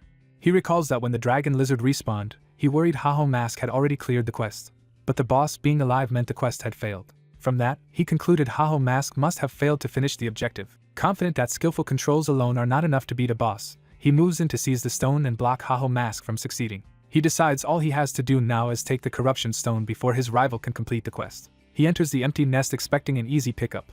Instead, he freezes when his senses tell him something is wrong. A sudden disturbance from above interrupts his plan. Elsewhere, the real Haho Mask sits in silence, focused on his next move. After enduring everything up to now, he decides the time has finally come to act. He remembers the long stretch of pain and hardship that forced him to keep enduring on the hope things would improve. Now he resolves that the suffering ends here. With that decision made, he immediately promises himself a real reward at last: beef. He rushes out to order food, telling himself he had been starving himself to save money until he secured the main quest. He also counts the extra cash he earned and decides he deserves to convert it into real money for himself. Seeing the deposit hit his account, he happily prepares to go buy that long-awaited meal. His joy dies instantly when automatic deductions for debt, bills, and rent wipe almost everything out. Left with almost nothing, he realizes the steak dinner is impossible and that he can barely afford food at all. Crushed, he wonders why he worked so hard only to stay broke. A message from Ramani breaks into his despair, asking if he is still alive and whether he has quit making tube videos. He remembers he never updated Ramani and thinks he can no longer make videos because dangerous people are after him.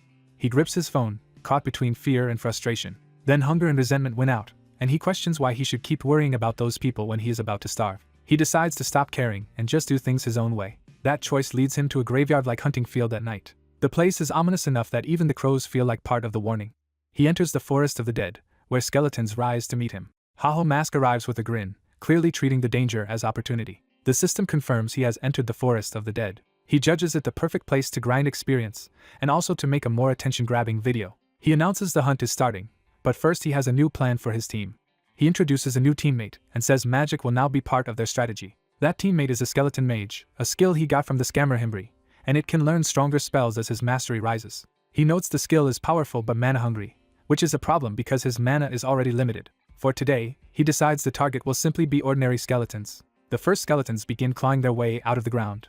He spots that even the basic enemies here are level 33, higher than expected. His summoned skeletons are baffled by the stronger undead in front of them, but he quickly refocuses them. He demands to know why they are hesitating. The skeleton mage orders the team to hunt the enemies down, and they finally respond. As the battle starts, he explains that undead monsters differ from normal ones in one crucial way.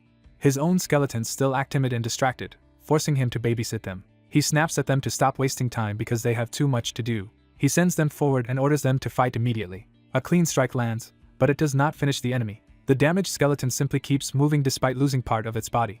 Even the summoned skeletons are startled when the enemy refuses to go down. He explains that normal attacks are ineffective against undead, which is why he prepared a different solution. He equips a rare weapon, Mage's Hammer, built to crush undead with raw force. With the hammer in hand, he smashes through the first skeleton decisively. The blow sends bones flying and proves the weapon works exactly as intended.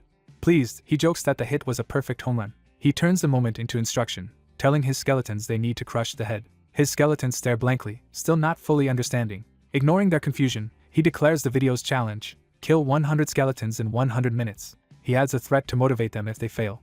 With a vicious grin, he warns that he will abandon them there if they do not keep up. Terrified by that possibility, the summoned skeletons finally start taking the hunt seriously. As skulls start flying, the system confirms kills and even a level up. Watching his team adapt, he realizes the strategy is working better than expected. He is pleased that they are learning the unfamiliar hammer faster than he thought, and starts believing the video will succeed.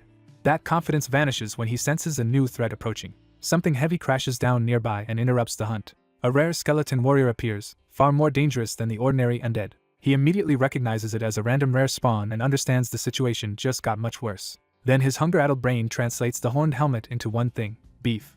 Driven by that obsession, he orders his skeletons to seize what he now sees as his meal. While dodging, he keeps fantasizing about how he wants to cook the beef. Still thinking about bulgogi, he nearly gets caught by the warrior's sudden attack. The skeleton warrior slams down with overwhelming force, blasting the area apart. The shockwave tears up the ground and sends him and his summons scrambling back.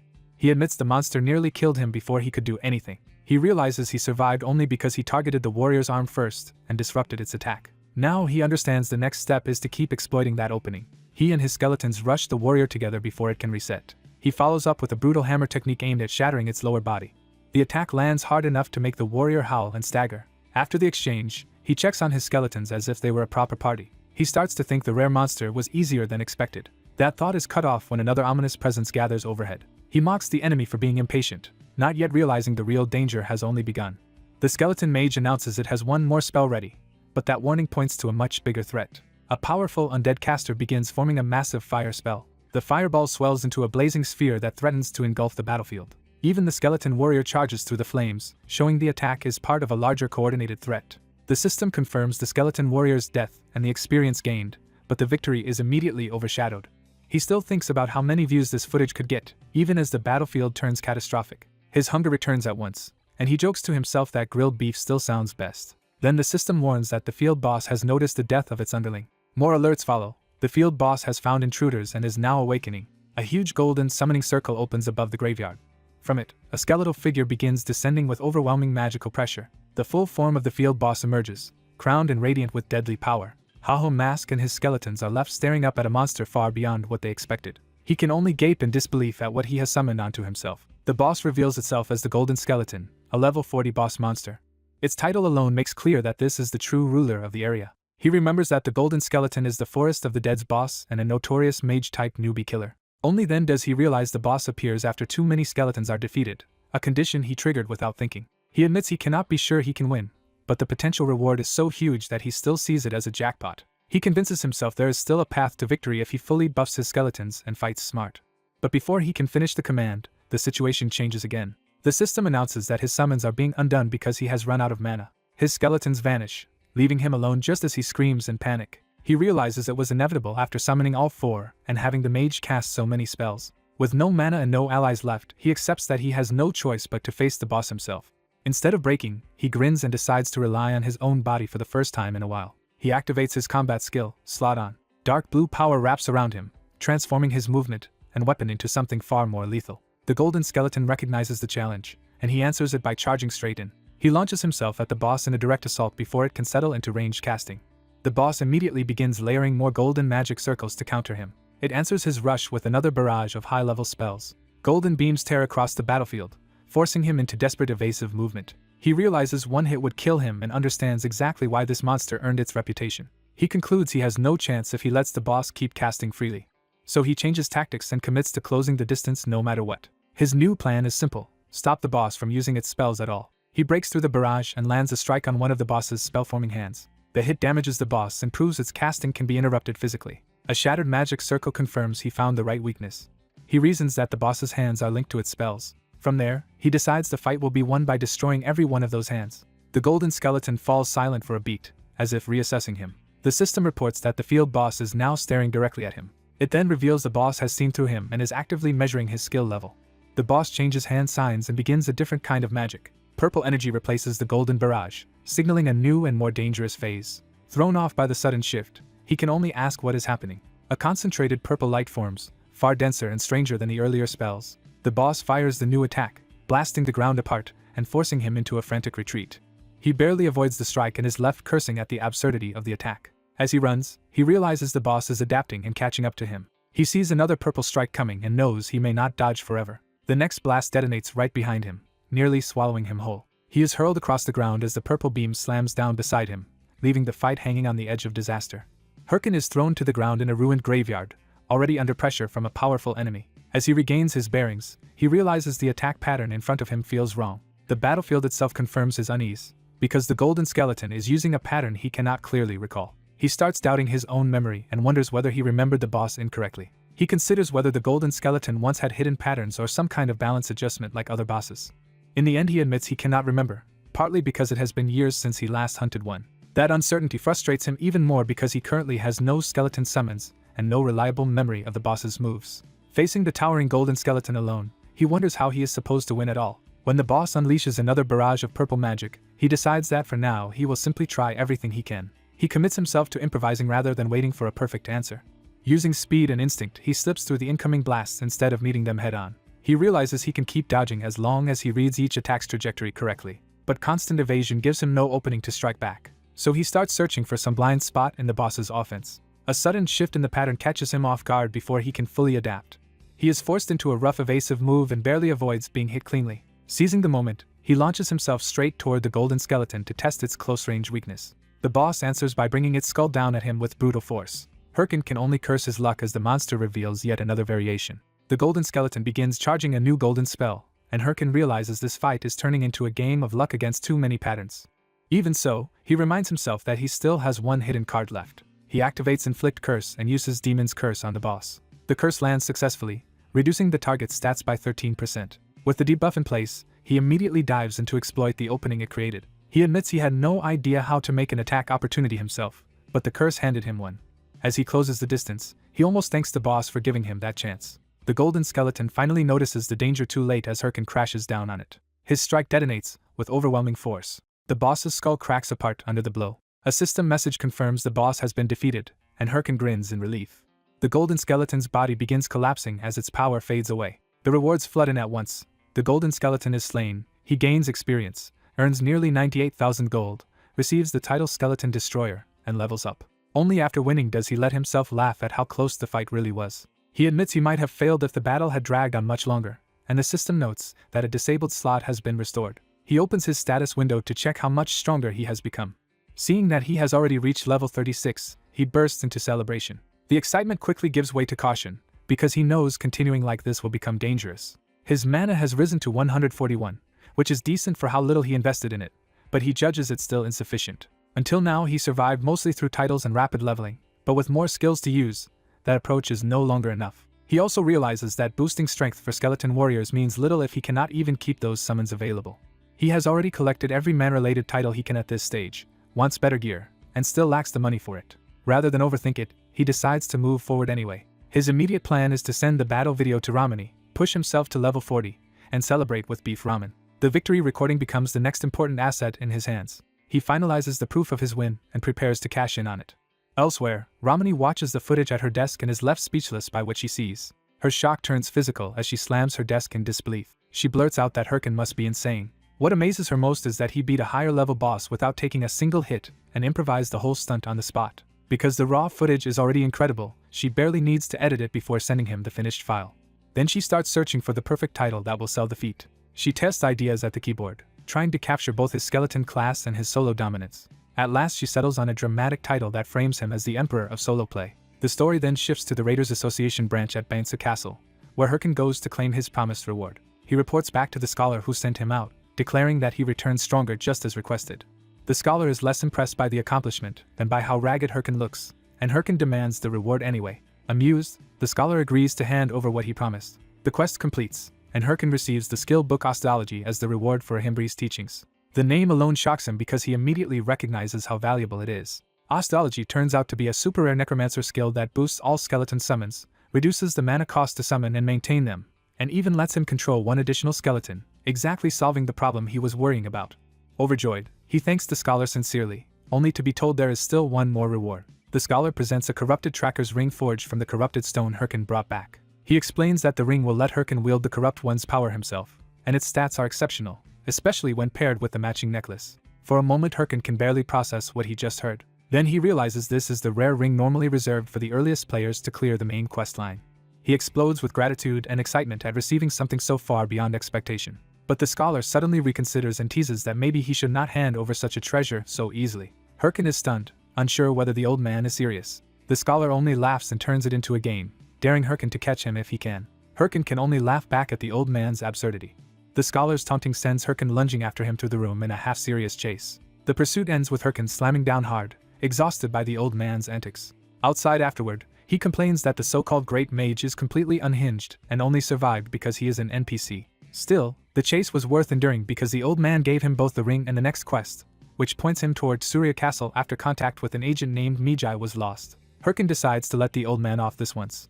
Since Surya Castle is a high-level area, he resolves to keep leveling on the way there. Before he can focus on that, a message from Ramani arrives urging him to check the uploaded golden skeleton video immediately. When he opens it, he finds the video already exploding in popularity with millions of views and ecstatic comments. Donations begin pouring in from viewers who are thrilled by the performance. The total earnings hit 1,000,001 almost instantly, leaving him stunned. He keeps staring at the number, trying to confirm he is not imagining it. The shock is so strong that he nearly falls over while checking the screen. Once he counts the digits for himself, he realizes just how enormous the response really is. His first clear thought is not strategy but food, because sudden wealth means he can finally eat whatever he wants. He starts fantasizing about expensive cuts of beef and other luxury dishes. The fantasy escalates into a feast of every delicious thing he has been denying himself. He calls it a jackpot and admits he expected a good reaction, just not one this overwhelming. Even so, he tries to pull himself back to reality before getting carried away. Then a highlighted comment catches his eye because it comes with an enormous donation and a direct message. The sender turns out to be a scouting manager from the Thunder Hunters Guild, formally inviting Herkin to discuss recruitment. That name immediately irritates him because it means Chai Seol-yin is involved. Memories from his previous life return, especially how relentlessly Thunder Hunters tried to force him onto their team. He remembers running from their recruiters and refusing them over and over, and is disgusted that history seems to be repeating itself. So he snaps at the message and swears he would never join Thunder Hunters under any circumstances. Yet the certainty of his own words gives him an eerie sense of déjà vu. The repetition only makes the whole situation more aggravating. Later by the campfire, he vents to his guildmates about how persistent Chai Seol-yin is despite all his refusals, especially since he already belongs to a guild. One of them points out that Thunder Hunters is still one of the best guilds in the game, making Herkin look unusually fortunate. They add that the guild leader comes from a rich family, so joining would practically guarantee a huge salary. Another explains that the attention makes sense because Herkin is so good that even their own guild raid videos end up with viewers talking mostly about him.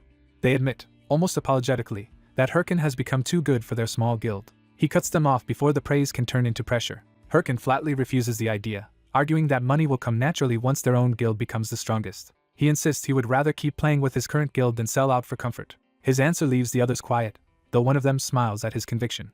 As he reflects on it, he realizes something has changed inside him since his previous life. Back then he might have been desperate enough to accept anything, but now he can finally laugh at how far he has come, even if the memory still hurts. One of his guildmates snaps him out of that brooding with a sharp smack. The blow reminds him that obsessing over money is pointless right now. He accepts that he still has too much work ahead to be satisfied already.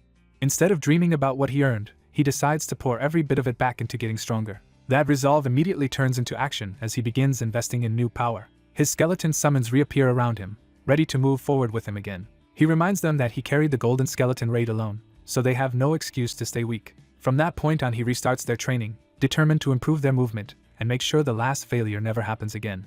He demands a simple answer from them about whether they can keep up. His human guildmates complain that everyone is tired and that they cannot match his pace. The skeletons, however, answer with eager obedience instead of excuses. That response confirms what Herkin already feels. This time he believes things will be different, and he orders them forward.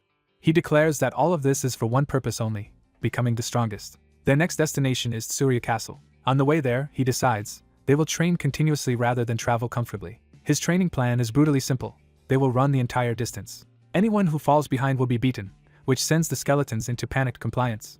So Herkin chases his own summons down the road while they flee toward the distant castle. Elsewhere, Chai Seol-yin remains composed on the surface but clearly preoccupied. A hooded subordinate notices her mood and asks what she is thinking about. The scene reveals she is standing over the corpse of a hydra while her subordinate addresses her as Miss Shiru. The subordinate, identified as Hatch of the Thunder Hunters Guild, reminds her that it is almost time for the meeting. Before leaving, she asks for an update on the corrupted count, but Hatch can only report that they still have no clue leading to the next main quest. That failure infuriates her because Hydra reached the main quest line before Thunder Hunters did, which she finds humiliating. Hatch tries to reassure her that they may solve it soon, especially with a meeting of the top 30 guild leaders approaching, but she dismisses the value of hearing from losers. Even while insulting everyone else, she warns Hatch to be careful. Then she heads off to meet the guild master. The story briefly recaps that Herkin's WTube video became a major hit. Overnight success brought him a huge amount of money and a new sense of possibility. He admits he was almost overwhelmed by the temptation to indulge himself with that sudden wealth. But the Thunder Hunters recruitment message reignited his old resentment and hardened his resolve. He decides to move like a starving beast again, driven by ambition and revenge. The first thing he does with that mindset is make a decisive move in real life. He brings cash to settle his debt in full, including principal and interest. With the money handed over, he finally clears the burden that had been hanging over him. His next priority becomes buying rare skill books to convert that money directly into power. He approaches the purchase with excitement, already knowing what it will cost him.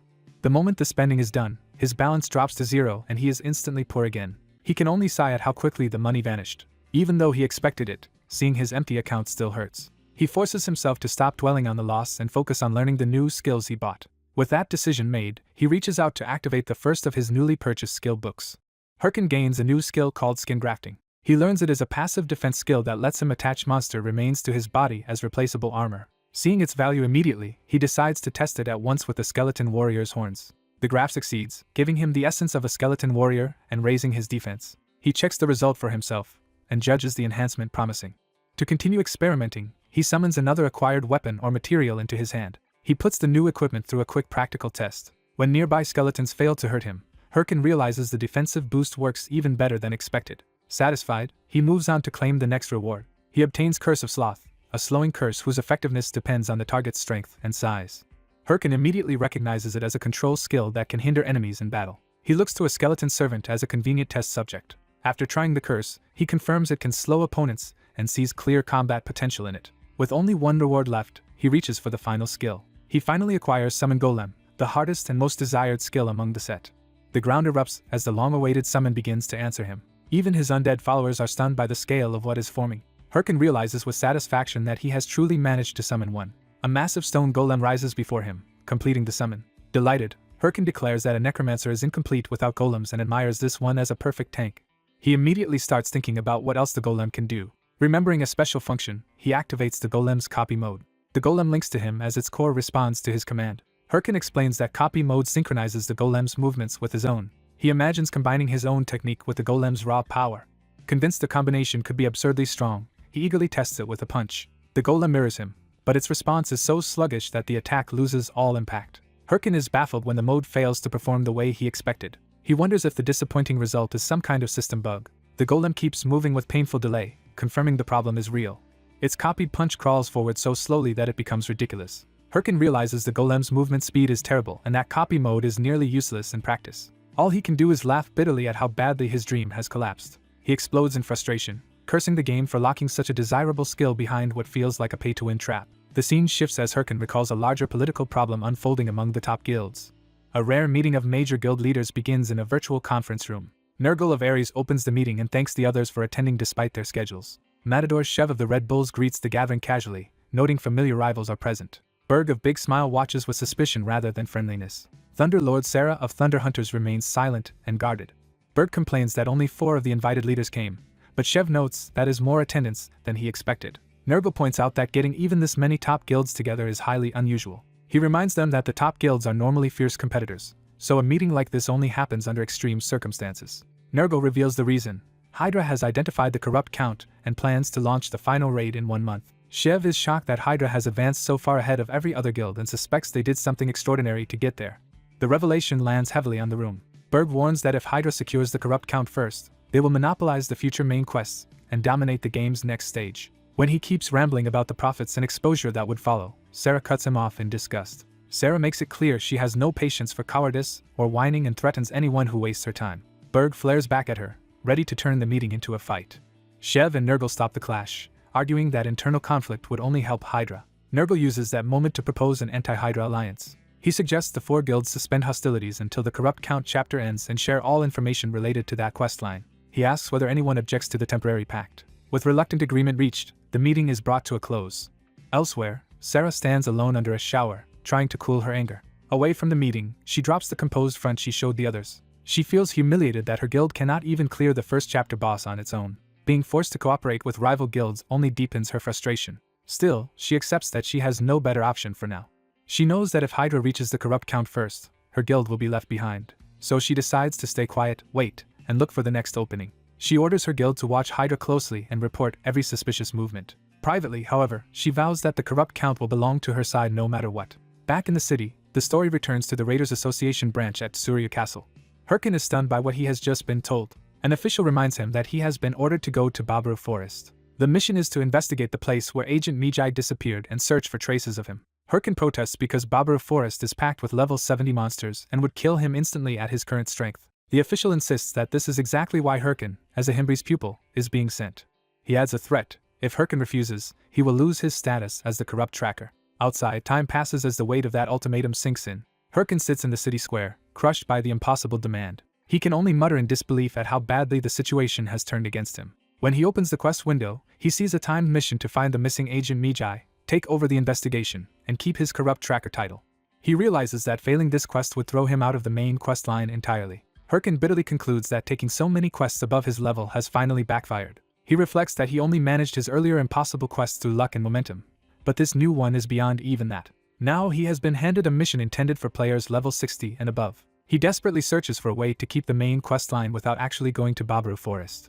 Nearby players discuss how Hydra is on the verge of completing the main quest line, while the rest of the top guilds are still struggling to even begin it. That conversation makes Herkin pause and think harder. He suddenly wonders what happens to all other ongoing main quests once the corrupt count is defeated. A dangerous idea begins to take shape in his mind. He realizes he may not need to go to Baburu Forest at all. The story cuts to a distant castle under surveillance, where nothing unusual seems to be happening. Hydra operatives complain that their long watch over the castle is almost over and that the boredom has been unbearable. One of them is Nadal, Hydra's 8th in command. They speculate about the rewards Hydra will gain once the corrupt count falls and how high the guild will rise. Nadal reminds them that their real job is to keep secretly monitoring the corrupt count's castle. He stresses that professionals do not relax and risk leaking information.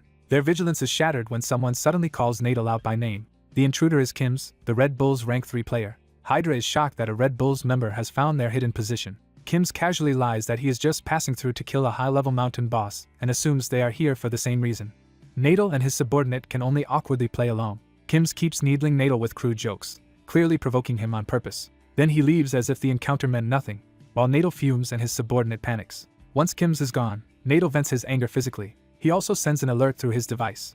Nadal reports that Hydra's 8th in command has been exposed and that the anonymous tip about the castle was real. Back at Red Bull's headquarters, Shev is stunned that the information turned out to be genuine. His companion admits she had assumed the anonymous message about the corrupt count's location was a prank, though they sent Kim's just in case. They now wonder why someone would hand over such crucial information for free and in secret. Shev decides motive does not matter because they are too desperate to reject an advantage against Hydra. Kim's offers to start a fight and buy the guild time. Shev refuses, saying Kim should retreat because Red Bulls cannot afford to lose one of its main forces. Kim's takes the praise in stride, amused that he is being treated as indispensable. Before the conversation can continue, a new threat drops in from above. A violent impact announces another arrival at the castle. Shev and his companion recognize the newcomer with alarm as Kim's. Kim's reports that they were not the only ones who received the anonymous information. The second arrival is Thunder Princess Hahui of the Thunder Hunters, whom Kim's mockingly introduces. Hahui immediately demands every detail they know and threatens death if they refuse. At the same time, in Baburu Forest, a giant red-eyed bear charges into battle. Herkin's golem steps in to meet the beast head-on. The bear slams into the golem with overwhelming force, starting a brutal clash. The golem absorbs the assault and begins to answer with its own strength. Its core flares as it powers up for a counterattack. The golem drives a heavy blow back into the monster. Herkin watches from safety with his undead, letting the summon tank do the work. As the golem and bear trade savage hits, Herkin calmly spectates from a tree like it is entertainment. While the fight continues, he checks for responses to the information he spread and finds none, which makes the silence suspicious. He expected replies by now and starts wondering why no one is reacting. He explains his plan to himself. The only way to avoid Baburu Forest was to end the quest by force.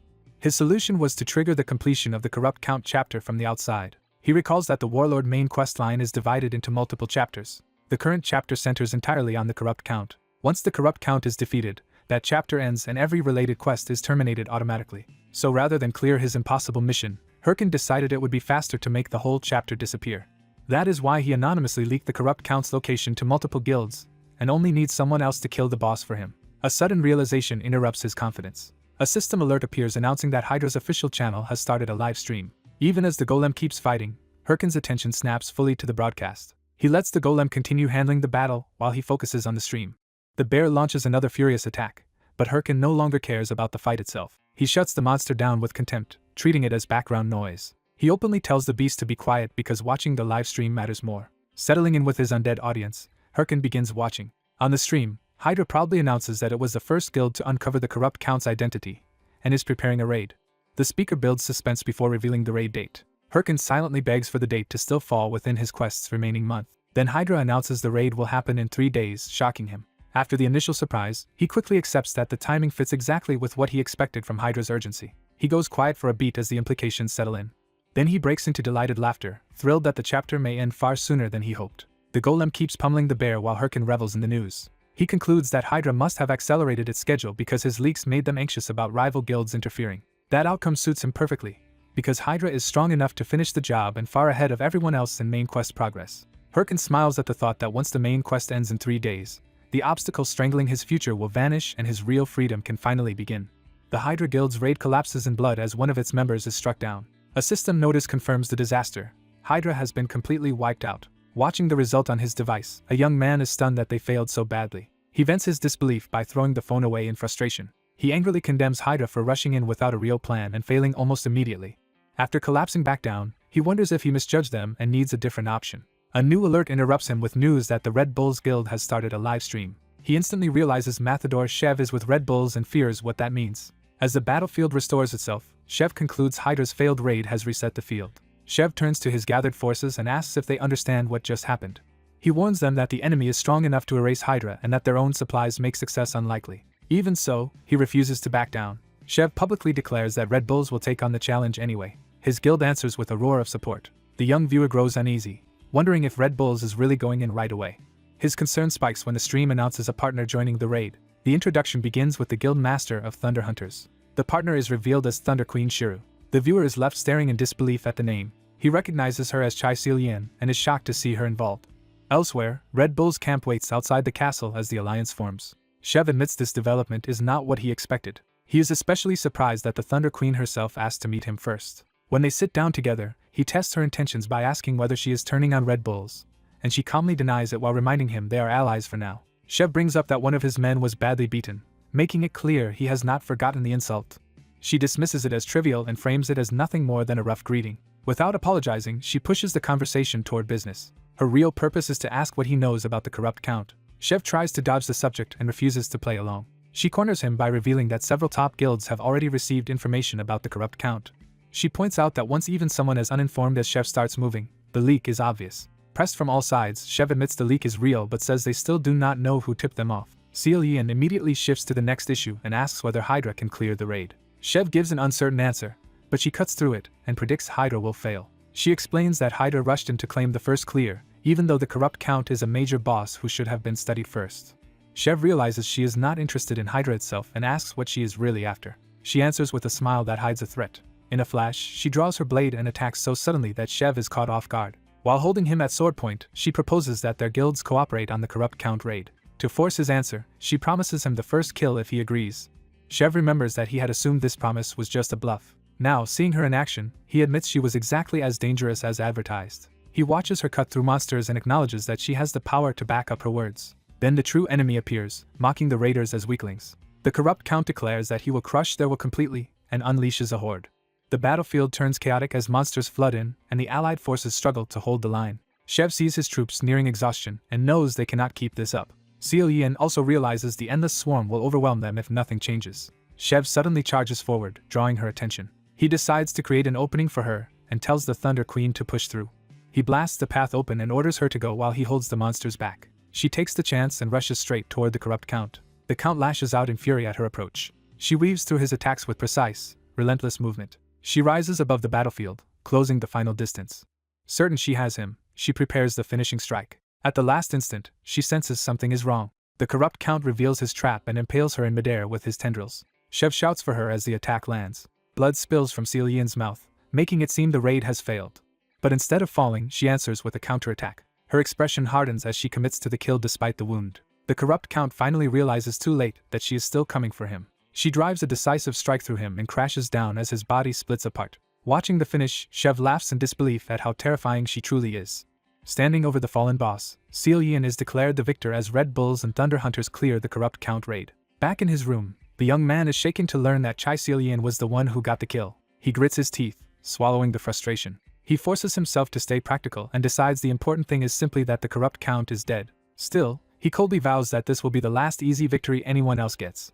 Clenching his fist, he declares that he will be the one who wins in the end. His thoughts turn back to Seolian as the rival he must eventually surpass. He reaffirms that the final winner will be himself. The story shifts to the Bulkas Mountains, where the next stage awaits. He introduces himself as Jaehyun, known in-game as Herkin. He reveals that he is a warlord player who somehow reincarnated into the game world. His goal is simple and ruthless: become the strongest and take revenge on those who ruined him. Even with that resolve, he cannot help wondering why trouble keeps finding him. As he runs through the mountains with his summoned skeletons, he complains that disasters seem to happen to him every day. A flashback begins a few hours earlier, when he first arrived at the area. At the entrance, he identifies the barrier as a blocked field tied to a hidden condition. He explains to his summons that until the condition is met, entry is restricted. The field itself confirms that outsiders are barred from entering. But Herkin already knows the trick. Because the Bulkas Mountains are the setting of Chapter 2's main questline, he understands how the lock works. Once Chapter 1's corrupt count quest is cleared, the barrier automatically opens, and he steps inside before anyone else. He immediately earns a first entry title and bonus stats, confirming that no one else has figured this out yet. Pleased with the advantage, he orders his skeletons to move out. From that point on, he believes the field belongs to him. He charges ahead, eager to capitalize on his head start.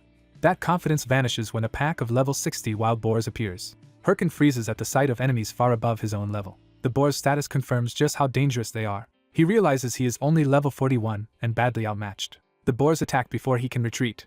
He curses his luck for running into them the moment he entered the zone. Knowing others may soon discover the opening, he decides he cannot afford to waste time and must somehow survive. He quickly forms a plan and orders his skeletons to equip their helms for battle. The boars bear down on him at full speed. His skeletons intercept, but the impact sends bodies flying.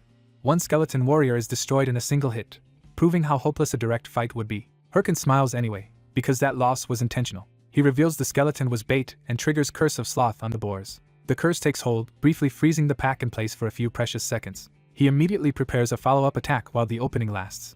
Herkin lunges in, ready to punish them for destroying his summon. Then an armored monkey ruins everything by dropping a banana peel in his path.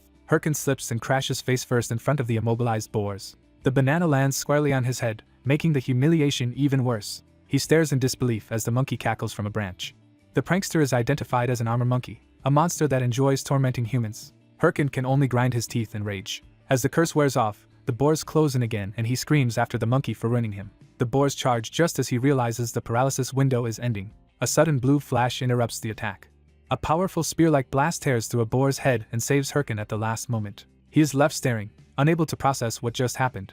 Looking up, he sees more blue projectiles raining down from above. The barrage wipes out the entire pack in one overwhelming strike. Herkin is stunned that someone killed all of those level 60 boars with a single shot. A man approaches and asks if he is hurt. Herkin immediately suspects this newcomer might be the person he needs to meet. The scene shifts to Surya Castle, where another thread of the story is unfolding. Two players notice a heavily equipped man and call attention to him. They recognize the expensive full white Mamba armor set and realize he must be important.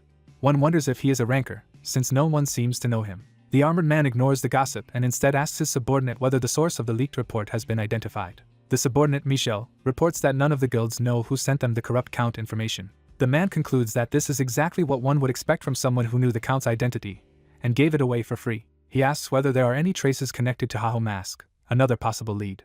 Michel dismisses that possibility, arguing that a mere beginner in the main quest line could not be behind such a large disruption. When asked about his next assignment, the man says he is heading to the Sweepers Guild for a helper job. Michel decides to handle that helper job herself so he can focus entirely on finding the culprit. He accepts and vows that whoever did this will pay. His anger is not personal alone. He sees the leak as an attack on the world's balance itself. Back in the mountains, the story returns to the isolated cabin where Herkin has taken shelter. Herkin happily confirms that the man who saved him is a disciple of Ahimbri, exactly the connection he was hoping for. He realizes he has unexpectedly met Ma Wung, the key NPC of Chapter 2's main quest. He notes that Ma Wung is the central guide for this chapter and feels lucky to have found him so early. He also recalls Ma Wung's history as a swordsman once skilled enough to teach a prince before being cast out by misfortune. After that fall, Ma Wung became captain of the rangers who guard the Bulkas Mountains. Knowing how valuable this encounter is, Herkin tries to explain his situation, but Ma Wung cuts him off and tells him to leave. Ma Wung apologizes for the bluntness but warns that the mountains hold nothing but monsters. He insists Herkin should return home before something worse happens to him. Herkin refuses to back down and points out that the corrupt count is already dead. He presses his hand to the table, signaling that he is done pretending to be harmless. He reveals that he already knows how to enter Chapter 2 and has come because corrupt monsters are still roaming despite the count's death. He explains that he traced the source of that corruption here and asks Ma Wung whether he knows anything about it. That question finally shakes Ma Wung, and after a pause he admits that one suspect does come to mind, though he lacks proof. When Herkin offers to help gather that proof, the system rewards him with titles and a major stat boost for becoming the first to make contact with a Bulkas ranger, and for initiating the next stage. Thrilled by the rare titles he just earned, the young player eagerly asks for his next main quest task until the ranger tells him to calm down. The ranger gives him a local hunting request in the Bulkas Mountains, promising gold and trust in return for clearing nearby monsters. He accepts the idea of monster hunting as his next step. Outside, he decides this works perfectly since he needed experience anyway. He plans to avoid stronger beasts like wild boars and bear warriors for now and start with easier prey. That leaves him considering one particular target. He settles on the armor monkeys, partly because he wants a way to get revenge on the bastard who wronged him. He heads into the mountain forest to begin the hunt. His first encounter goes badly when an armor monkey's prank sends him stumbling. The monkey keeps toying with him, knocking him around the trees instead of fighting directly. Even a goblin gets sent flying in the chaos, showing how wildly the monkey is darting around. The armor monkey laughs at his frustration and keeps mocking him. As the monkey notices him advancing with a blade, it finally pays attention. Still grinning, the monkey prepares another trick with a banana peel. The moment it thinks it has him cornered, he reveals he has been tracking it and closes in. The monkey's confidence falters when he addresses it directly. He drops the pretense and promises to kill it, He launches his sword with murderous intent, using a burst of speed and power. The attack splits into multiple blue arcs that cut off the monkey's escape routes. The blast tears through the forest and overwhelms the monkey's frantic dodging. The monkey is hurled away by the force of the strike. He chases after it, irritated that the creature is still making this harder than it should be. He realizes the monkey's speed and the dense trees are preventing him from landing a clean finish. So he changes tactics instead of trying to outchase it. He channels power into his sword for a wider, more destructive attack. A sweeping blue slash races through the forest toward the fleeing monkey. The monkey suddenly finds itself trapped between the incoming arcs and the trees. Its panic spikes as it realizes there is nowhere safe to jump. The slash catches it and pins it against the terrain. The monkey barely survives, stunned and exposed. It tries to recover on a branch, but its laughter has turned nervous. He points out that the sword attack was only bait. Activating copy mode, he reveals the real move was to imitate the monkey's own mobility and trick it into a fatal position. With that copy movement, he tears through the trees and finishes the hunt in a storm of destruction. The forest settles as he stands above the aftermath, having decisively won. The dead monster earns him a new title for being the first to hunt down an armor monkey. Satisfied, he decides this is exactly the kind of monster he should keep farming. Elsewhere, cameras flash as a major raid victory is being celebrated. Reporters crowd around two famous raiders in a grand hall, demanding their attention. Shev of the Red Bulls and Shiro of the Thunder Hunters are publicly congratulated for clearing the first chapter boss raid. The press immediately turns to Shiro, the Thunder Queen, for a statement. Shiro modestly credits luck and promises her team will keep delivering results. Once the performance ends, her expression hardens and the public smile disappears. In private, an admiring companion praises her for saving the raid when the final wave nearly wiped them out. Shiro dismisses the praise and insists she only got lucky.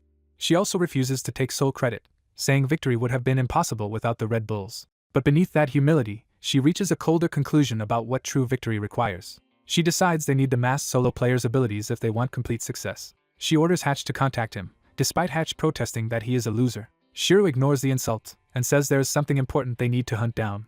Back in the forest, another piece of his equipment finally breaks from overuse. A system notice confirms the gear's durability has hit zero and it has been destroyed. He accepts that his current equipment has reached its limit and that he needs replacements. The problem is that he cannot afford proper new gear with ordinary gold, so he decides he has no choice but to chase monster gems instead.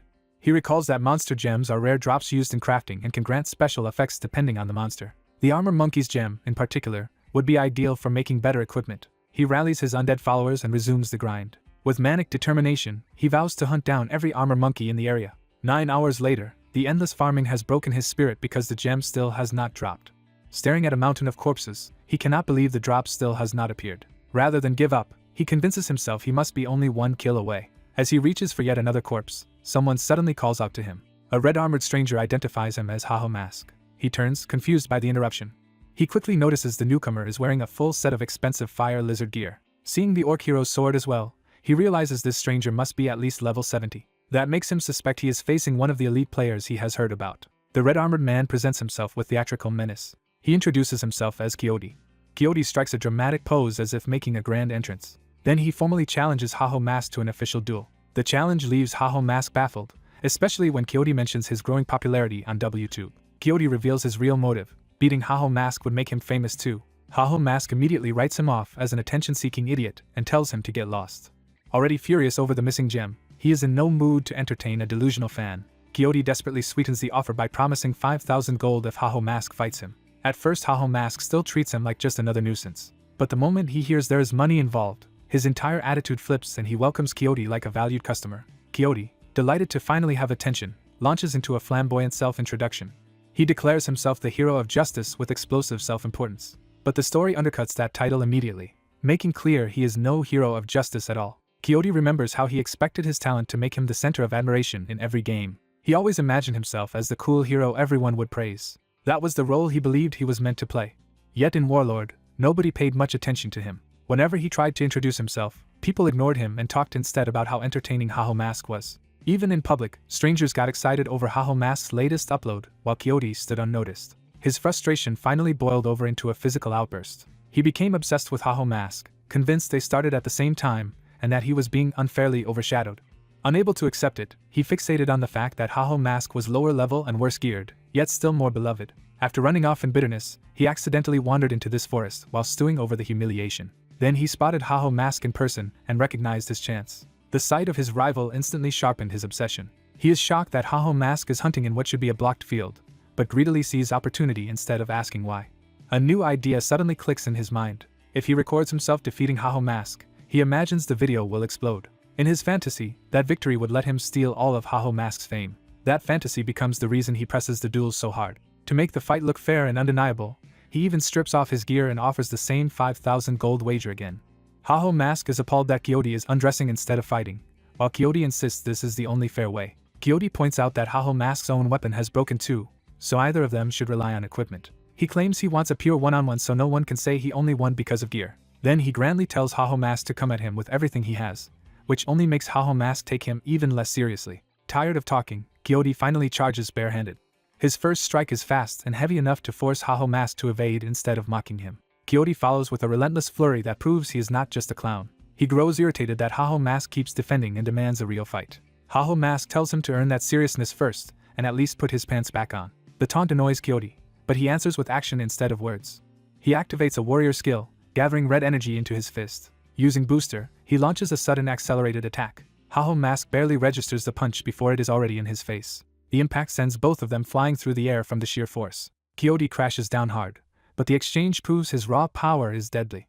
Recovering amid the dust, Haho Mask identifies Booster as a warrior skill that grants an instant burst of movement. He admits that beneath the idiocy, Quixote is probably a higher level player than he is. That means a direct contest of strength would get him killed, so he immediately starts thinking for another way to win. When he rises again, Quixote mistakes that calculation for a willingness to finally fight seriously. Quixote welcomes the challenge, convinced he is about to prove himself superior. He charges once more, shouting that he will show everyone he is stronger. He chains Booster into another rushing punch. At the last second, Haho Mask throws dirt into his face and ruins the attack. Blinded and outraged, Quixote stumbles as Haho Mask slips away. The dirty trick sends Quixote sprawling while Haho Mask keeps his distance. Haho Mask calmly concludes that if he cannot win in stats, he has to win through technique and tactics. He counters with a precise strike that finally lands cleanly on Quixote. The blow snaps Quixote's head back and breaks his momentum. Quixote crashes into the ground from the sudden reversal. He calls Haho Mask a coward for fighting this way, but Haho Mask dismisses the complaint because survival matters more than style. He tells Quixote the real reason he is losing is that he cares more about playing a role than actually winning. Then Haho Mask activates skin stitching, a grotesque skill that reshapes his body. He follows it by using the item armor monkey's hide as material for the transformation. The hide fuses into him, and the system confirms Hirkin has been enhanced with the attributes of an armor monkey. Quixote immediately realizes the danger of what he is seeing. Haho Mask prepares a lethal purple attack, deciding that if Quixote forced this fight, he can face the consequences. At last Quixote's bravado collapses and he desperately begs him to stop. He openly surrenders, terrified of dying. Haho Mask fires anyway, blasting him with overwhelming force and ending the duel on his own terms. The attack leaves Quixote gasping and utterly broken. A towering vortex of power churns behind Haho Mask as he stands over the defeated man. Shaking, Quixote realizes the fight was so frightening that he forgot this was supposed to be a game. Haho Mask cuts through the panic with a simple demand for the promised 5,000 gold. He adds that paying up is better than being forcibly logged out for 2 days, making the threat unmistakable. Instead of resenting that pressure, Quixote suddenly becomes dazzled by how cool Haho Mask seems. He starts praising Haho Mask's strength with embarrassing sincerity, leaving Haho Mask completely thrown off. Quixote formally admits total defeat and hands over the promised 5,000 gold. Then he offers something even more valuable: his orc hero's sword. Stunned, Haho Mask realizes the weapon Quixote is surrendering is truly an orc hero's sword. The masked necromancer learns the sword he received is a rare weapon worth a fortune, making the gift far more valuable than he expected. Embarrassed by the generosity, he asks why such a rare item was given to him, and the blonde man offers it as thanks. The blonde man admits his recent fame made him neglect real growth, and he credits the necromancer for forcing that realization. He insists the gift be accepted and begins to frame their bond in absurdly grand terms. He declares the necromancer worthy of becoming his brother, turning gratitude into melodramatic devotion. For a split second, the necromancer almost mistakes the gesture for sincerity. He nearly gives the fool some credit before the speech keeps going. Fed up, he cuts the nonsense short with a kick and rejects the whole brother act outright. He orders his skeletons to seize the blonde idiot before he can say anything else. The man is dragged off still shouting his name to the heavens. Even while tied up, he vows to return only after becoming worthy of that ridiculous brotherhood. As the necromancer walks away with his undead, the captive keeps promising a reunion, leaving only irritation behind. Still, the necromancer can't help finding the lunatic's enthusiasm a little amusing. One of the skeletons notes that at least the man seems to be enjoying the game, which the necromancer quietly agrees with. With a powerful new sword in hand, he decides he no longer needs to keep farming armor monkeys.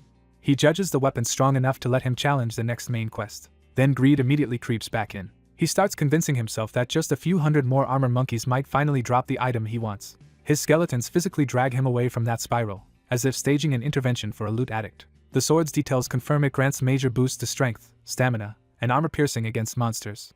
Looking over his available requests, he spots a promising lead tied to the Bulka's ranger investigation. He reviews the kill counts he has already racked up on armor monkeys, toothed wolves, and poison lizards. The scarred ranger praises the results and confirms the work has greatly advanced the investigation. With that progress secured, the ranger shifts to a more serious matter. The necromancer's mind drifts towards spending his reward, and the ranger catches the greedy look on his face. He apologizes and admits he was already planning how to use the money, earning a reminder to focus. The ranger warns that the next mission is especially dangerous and lays out the map. Near the mountain peak, a bear warrior has appeared. The ranger explains these monsters are enormous, heavily armored, and armed like human fighters. If the necromancer can trace where they got those weapons, it may expose the corrupt insider behind the case. He understands the assignment clearly: kill a bear warrior and bring back one of its weapons. The ranger worries about sending him alone against something that gives even trained rangers trouble. The necromancer refuses backup, claiming he already knows how to handle this enemy. Soon after, he follows the map toward the mountain and realizes he is close to the target zone. Marching with his skeletons, he decides it is time to show off a little before the fight. He opens a new system feature through his watch, eager to spend. An auction interface appears, letting him browse gear sold by other players. After weighing his budget, he decides the best purchase is the skeleton snake equipment set. He buys the set's shoulder guard first. Then he adds the matching boots. He completes the full set, gaining solid stat boosts and a mana efficiency bonus at the cost of most of his gold. The moment the spending spree ends, he pauses to savor what wealth feels like. Drunk on purchasing power, he immediately blows the rest on every useful skill book he can afford, including Corrosion Spirit, Blind, Muscle Modification, Fake Heart, Bone Bomb, and Hardening. Armed with new gear and skills, he convinces himself he should now be able to challenge the bear warrior. His skeletons remind him they exist too and clearly expect some investment of their own. He finally remembers them and tries to shop for their equipment as well, only to discover he has no money left. The realization hits hard. He has already spent everything. Awkwardly, he admits to his undead companions that he is broke. Their mood instantly turns cold, and he realizes he may have pushed their patience too far. Before he can finish apologizing, a pair of wild boars appears behind him. He instantly decides those boars can become the next source of money and sends the skeletons after them. The undead pounce on the boars with frightening enthusiasm, and he notes they seem bizarrely obsessed with gear now. After a short while, only one terrified boar remains. The last survivor trembles as the skeletons close in on it. One skeleton raises its blade for the finishing strike while the boar screams in terror. The necromancer tells them to stop wasting time and promises he will gear them up once they earn more money on the road. A sudden red slash cuts through the boar instead, killing it before the skeletons can claim it. He immediately realizes an outsider has interfered. A hostile voice demands to know who is hunting in this territory without permission. The intruders announce that the area belongs to the Apollo Guild, and the necromancer recognizes the name with annoyance.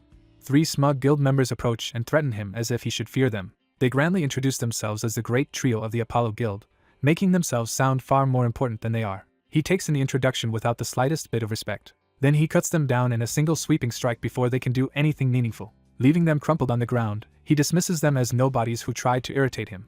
As he walks off, he wonders why so many pests keep finding him lately. Deciding the encounter was a waste of time, he resumes his march with the skeletons. One of the beaten men crawls to his device and swears the guild will make the necromancer regret this insult. Far away, a tiger-headed guild master hears the report and is stunned that someone ignored his name. He cannot believe a stranger attacked his subordinates even after learning who he was.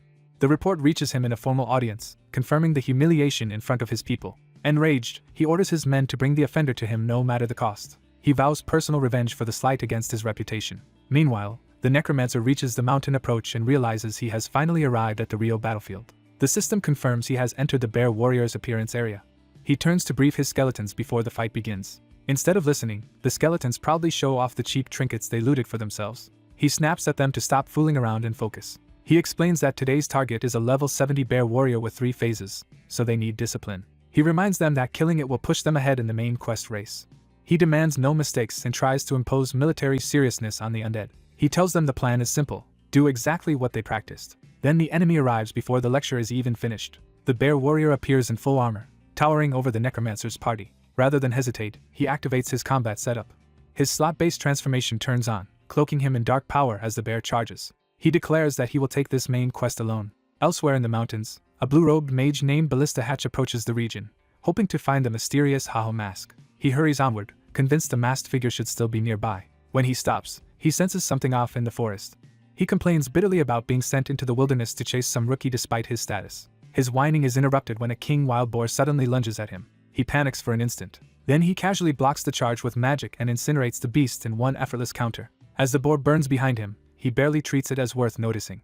Ballista Hatch reveals himself as a high-rank warlord mage from the Thunder Hunters Guild, but he is tired enough to want to quit. He mutters for Haho Mask to show himself already, implying he has been sent specifically to find him. Back at the boss fight, the bear warrior roars and the necromancer recalls how brutally difficult this raid used to be. He remembers that before his regression, his full guild failed this boss 6 times before barely winning. Now he knows that if he fails again, someone else could seize the lead in the main quest. He focuses on the key tactic. The bear's armor must be stripped away at the seams before real damage can stick. Trusting the new skills he bought for this exact purpose, he steels himself and attacks. He orders the skeletons to follow his signal and stay ready. He unveils Muscle Modification, a passive skill that massively reinforces his legs. The boost launches him forward with explosive speed. The sudden acceleration sends him flying past his intended line, even startling the bear warrior. He realizes too late that the skill is far harder to control than expected. The bear turns in confusion as the skeletons watch their master overshoot the target. One swipe from the boss obliterates a skeleton warrior, and the necromancer curses the loss. He bitterly notes that muscle modification makes him absurdly fast and strong but almost impossible to handle. Refusing to give up, he decides to adapt instead of abandoning the skill. He uses the acceleration again, trying to convert the uncontrollable speed into a usable attack angle. But he still can't stop himself cleanly, and ends up colliding awkwardly with the boss instead of striking properly. The bear warrior is left more puzzled than hurt by the clumsy impact. The necromancer, mortified, can only think about how embarrassingly soft the landing felt. The same skill then flings him away again, proving it is sabotaging him as much as helping. Crashing into the rocks, he admits the reinforcement is too strong for him to control. Still, he refuses to call the attempt a total failure. At least one side of the bear warrior's armor has been torn away, exposing a weakness. But that small success means little if he still cannot land a decisive blow. The boss keeps pressing him, and he admits he cannot connect properly in direct combat. He narrowly avoids another crushing strike, so he abandons the idea of winning through straightforward melee. Instead, he triggers Bone Bomb, turning a skeleton skull into a magical explosive. The bomb detonates violently against the bear warrior. Even that blast fails to finish the monster, proving how absurdly durable it is. Accepting that raw damage alone is not enough, he changes his approach again. He spends mana to restore his damaged skeleton warriors and rebuild his numbers. With his undead restored, he decides to fight like a true necromancer rather than a reckless swordsman. His skeletons stare at him in disbelief, but he insists he is finally doing this the right way. He summons a golem to join the battle. A stone giant erupts from the earth in answer to his call. The golem crashes into the bear warrior and forces it back. The boss retaliates with a brutal counter-strike that smashes into the golem. The necromancer calmly follows up, ready to chain the next control move. He casts hardening on the golem, reinforcing its body so it can pin the boss's weapon in place. With the bear's sword momentarily trapped, he orders the skeletons to rush in. The undead leap onto the bear warrior from every side. They swarm its back in exposed openings, turning the fight into a coordinated mob assault. As the boss roars in frustration, he taunts it for losing composure so early. He reveals he has been saving one final major play for the right moment. The bear warrior erupts in flames as it enters the next phase of the battle. For a brief beat, both sides size each other up in the transformed state. He tells the hooded skeleton to fire the moment he dodges, trusting the undead to cover him despite his complaints. The bear warrior answers with battle cry, restoring half its health and dragging the fight back uphill. Now empowered and enraged, the boss bears down on him again. He throws away any pretense of elegant tactics. Deciding that numbers beat strategy, he gathers a mass of skull-shaped projectiles around himself. He unleashes the swarm in a barrage of explosive necromantic fire. The skeletons can only stare as the battlefield disappears into the blast, and their master commits fully to overwhelming the boss by sheer force. The battle ends in a burst of violence, as the masked player laughs through the final strike and leaves his stunned witnesses speechless. A short while later, the aftermath settles enough for the result to be recognized. System rewards confirm that he has killed the bear warrior, gained experience, and earned a large payout. When the quest completion notice appears, he realizes he has just beaten alone the enemy that once gave his entire guild trouble before his regression. That victory proves his judgment was right, and he takes pride in having cleared it solo this time. He quietly affirms that his confidence in this path was justified. After praising his skeleton summons, he decides the next step is to return to Mawum and continue the questline. His undead followers celebrate the completed extermination with him. When the skeletons tease him for using a safe strategy, he snaps back that a direct raid would only have gotten them all killed repeatedly. The scene shifts to the Bulka's western-based tavern, where another thread of the story is waiting.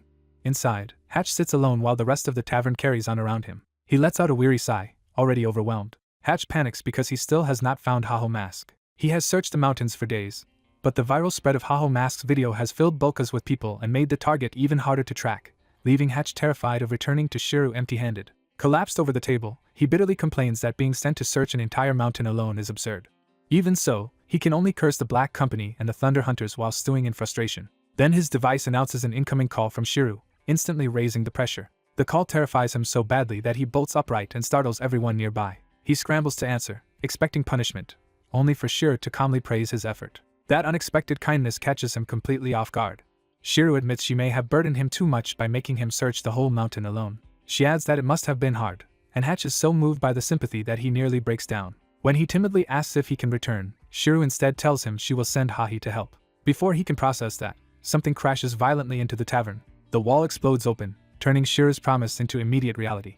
Over the call, Shiro orders Hatch and Hahi to work together and find Haho mask properly. Hahi arrives already furious with Hatch for dragging her all the way out there. The newcomer is revealed as Hahi, the Thunder Hunter's rank 2 fighter known as the Thunder Princess. Hatch knows her reputation all too well and remembers that her nickname, Mad Dog, fits her perfectly. Left with no escape from this assignment, he can only curse the world for turning on him.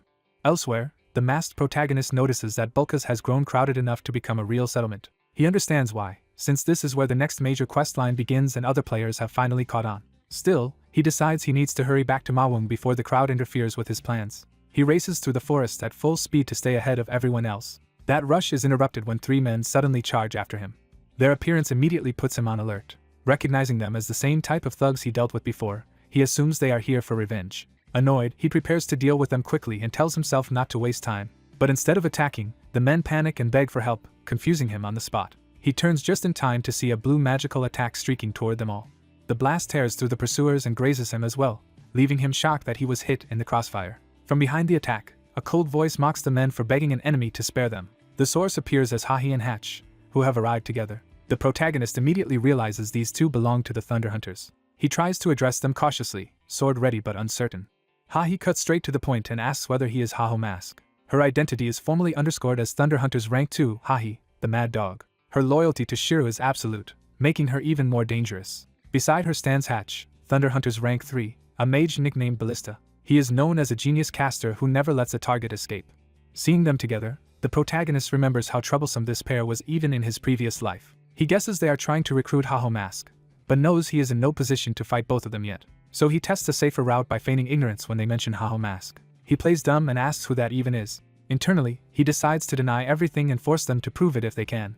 Hahi instantly brands him a liar. She points out that anyone in the Bulkas region should know Haho Mask by now because the videos have already exploded in popularity. Then she presses harder, saying his hood looks just like Haho Mask's, and openly accusing him of being the man himself. As the accusation lands, Hatch tries to redirect the conversation away from identity. He explodes at Hahi because, to him, the real disaster is the damage she already caused. Hatch reminds her that she destroyed an inn and killed people merely on suspicion, creating a mess their guild cannot hide. He warns that their guild's fame makes the incident impossible to cover up. Desperate to protect that reputation, he orders Hahi to apologize immediately. She gives a curt, irritated apology only because he forces the issue. Hatch smooths things over with exaggerated politeness, asking the masked player to excuse them as fellow users. The protagonist thinks he has finally escaped the worst of it. Then he notices another attack coming straight at him. Hahi suddenly punches him with explosive force, blasting him away. The impact erupts across the clearing and proves her apology meant nothing. When Hatch screams at her for attacking again, she casually says she assumed he would dodge. Hatch is horrified that she has just struck an unsuspecting innocent player with his guard down. Both of them are left staring at the consequences of her impulse. The protagonist responds by putting on glasses and threatening to file a formal complaint against the Thunder Hunters Guild. He escalates the threat by saying he will make a public post portraying them as a major guild that bullies newbies for fun, which sends Hatch into full panic. To stop the scandal, Hatch hurriedly offers compensation. The protagonist accepts the bribe of 1,000 gold and agrees to let the matter go for now. With the payment made, Hatch drags Hahi away before she can create another disaster. The protagonist hates letting them off, but decides provoking them further right now would be reckless. He resolves to endure the humiliation a little longer until he is strong enough. As they leave, Hatch lectures Hahi again about how her behavior keeps endangering the guild's reputation. She still cannot understand why hitting someone who failed to dodge should be treated as her fault, which only deepens Hatch's despair. Yet Hahi remains fixated on the masked player himself. What lingers in her mind is not the complaint or the money, but how strangely calm and annoyed he looked even after being attacked. While Hatch begs her to stop causing trouble, she keeps quietly mulling over how suspicious that reaction was. Later, the protagonist examines a dropped bear warrior armor piece and starts connecting it to a wider pattern. A local man thanks him for preventing further casualties, while the protagonist realizes something unusual is happening with armored monsters. Though still shaken, he pushes the conversation forward because he fears the top guilds will catch up if he wastes time. The man then brings out a locked chest, signaling he has something important to offer. He tells the protagonist to choose one item from inside. Inside are scrolls and maps the man created while working in the Bulkas Mountains, charting monster dungeons. The protagonist suddenly understands what those documents really are. They are effectively treasure maps that point to dungeons full of rewards he can claim. But the gift comes with a condition. The man asks a favor in return, and the protagonist immediately suspects there is no way such a prize would come free. The request is to investigate reports of armored monsters appearing beyond Bulkas as well. When he asks where, the answer comes back as Parang Forest. That location makes him freeze, because he knows exactly how dangerous it is. He forces himself to stay composed despite the shock. Once outside, he grimly recalls that Parang Forest is a level 90 area, far beyond where he can safely go now. So he chooses a more realistic training ground first, deciding Sura Canyon and its level 75 demon worshippers should be the next step. Encouraged by his earlier success against bear warriors, he convinces himself he can handle the canyon and level up quickly. Then another thought suddenly hits him. He spots Chev waiting in Sura Canyon and immediately wonders why this man has appeared here now of all times. The newcomer is revealed as Matador Chev. At the same time, Hatch reports back to Shira that he can no longer manage Hahi's recklessness. Shira calmly thanks both Hatch and Hahi for their work, treating the chaos as if it were merely troublesome rather than disastrous. Hatch argues that chasing Haho Mask is pointless now that the Red Bulls have already taken over Sura Canyon and the main questline should take priority. Shira quietly considers that argument and begins to shift her stance. She orders them to stop searching for Haho Mask and focus entirely on the main questline instead, which Hatch gratefully accepts at once. After ending the call, Shira is left alone with her thoughts. She leans back, already imagining the inevitable clash ahead. To her, the strongest are destined to cross paths sooner or later. She decides she will eventually corner Haho Mask and see how long he can keep running from her. Meanwhile in Sura Canyon, the protagonist begins farming demon goats, level 75 monsters. He cuts one down cleanly with a single decisive strike. His skeletons finish the kill and stand over the corpse with him. The system rewards him with 2 level ups, bringing him to level 62 and confirming that his grinding plan is working. He decides to keep pushing until he is strong enough to head toward Parang Forest, while dumping his stat gains into strength. But his growing fame catches up again when a group of players spots him and starts wondering if he might be Haho Mask. Recognition turns into a frenzy as they swarm him with adoration and beg for his attention. Their suffocating affection only irritates him further. He flees with his skeletons in tow, shouting for the crowd to leave him alone. As he runs, he bitterly reflects on how his own viral fame created this nightmare. The source of the problem is clear. His Bear Warrior solo raid video became a massive hit online. At first, he had only been excited to see how much money the successful video might bring in. Instead, the fame made him instantly recognizable wherever he went. Soon he was being mobbed so constantly that he could barely hunt anymore. Realizing the crowd will only get worse, he orders his skeletons to change course and head for Sura Canyon immediately. He reasons that the high-level monsters there should keep ordinary players away, until he notices Chev waiting in the canyon after all. He arrives with his undead escort, and Chev greets the sight with interest. Chev cheerfully greets him like an old acquaintance. The protagonist can only despair at this terrible timing. Chev recognizes him as the player from the beginner's village and jokes about how awkward it was when the protagonist vanished without a word. He is impressed by how quickly the protagonist has leveled, noting the jump from the beginner's village to Sura Canyon in just a few months. Trying to stay cautious, the protagonist asks what a high-ranked player like Chev is doing in a place like this. Chev explains that the Red Bulls took control of Sura Canyon the day before. They established a base here because the canyon lies close to the main quest line, making it strategically valuable. Chev also admits he came partly because he hoped Haho Mask might show up here. Then he casually reveals he has already watched the Bear Warrior raid video and has been lingering in the area because he is a fan, leaving the protagonist and even his skeletons dumbfounded. Chev enthusiastically asks whether the protagonist is curious too about who Haho Mask really is. When Chev starts inviting him to help search for Haho Mask, the protagonist loudly insists he has no idea who that is and keeps running. He sprints through the canyon, exhausted and exasperated. At this point, he can only ask why everyone in the world seems determined to hunt him down. He realizes the pressure is getting absurd, with both Shiru and Chev representing top guilds now circling around him and threatening to derail his progress. Unable to level properly under that pressure, he wonders if he should move somewhere else, even though this is still the best training ground nearby. Then he suddenly remembers the map Ma Wung gave him. Checking it again, he recalls that there should be a rare dungeon hidden somewhere around this region. That realization gives him a new direction at last. Following the clue leads him to a secluded waterfall basin, exactly the kind of hard-to-reach place where rare dungeons are usually hidden. Standing before the hidden site, he decides the danger will be worth it if the reward is as great as he expects. A silver-haired player dives into an underwater cavern while his summoned skeletons follow behind him. With only 20 seconds of air left, he trusts an old map and pushes deeper in search of a hidden dungeon. As the timer drops fast, he races toward a glowing opening and hopes he can reach it before he drowns. He finally spots the entrance and realizes he was right about the dungeon's location. Even with only seconds remaining, he forces himself onward despite how far the entrance still is. At the last possible moment, he commits to one final desperate push. He bursts through the waterline and survives by a hair. The system confirms he has entered the hidden dungeon and rewards him with titles for uncovering it. Relieved and vindicated, he decides this secret place is perfect for hiding from the people chasing him. As he explores the crystal-filled cave, he expects the monsters here to be unusually strong because the dungeon is hidden. A strange presence ahead makes him stop and pay attention. A small red warning light reveals that something has noticed him first. He immediately recognizes that this is not an ordinary encounter. The first enemy turns out to be a harmless-looking slime, which catches him completely off guard. For a moment he can only stare, baffled that such a weak monster appeared in a hidden dungeon. The slime and his party size each other up in awkward silence. Annoyed, he complains that he did not risk his life to find a secret dungeon full of trash mobs. Then the slime suddenly ignites, and his contempt turns into caution. He quickly realizes the fire means this dungeon may contain spirit-type monsters. He recalls that spirit monsters are rare and valuable because they drop materials used for elemental items. That revelation instantly changes his mood, and he sees a fortune waiting to be harvested. Greedy now, he orders his skeletons to wipe out every spirit slime they can find. The slime panics as the undead rush it. His summons close in, expecting an easy kill, but he senses a much more dangerous presence entering the fight. A level 70 salamander suddenly appears to protect the slime, revealing that the dungeon's real threat is far above what he expected. He is stunned to see a mid-rank flame spirit monster appear so early. The salamander immediately prepares a fire attack. It launches a massive fireball, forcing him and his summons to dive for cover. After barely avoiding the blast, he realizes the monster's firepower is absurd for this stage.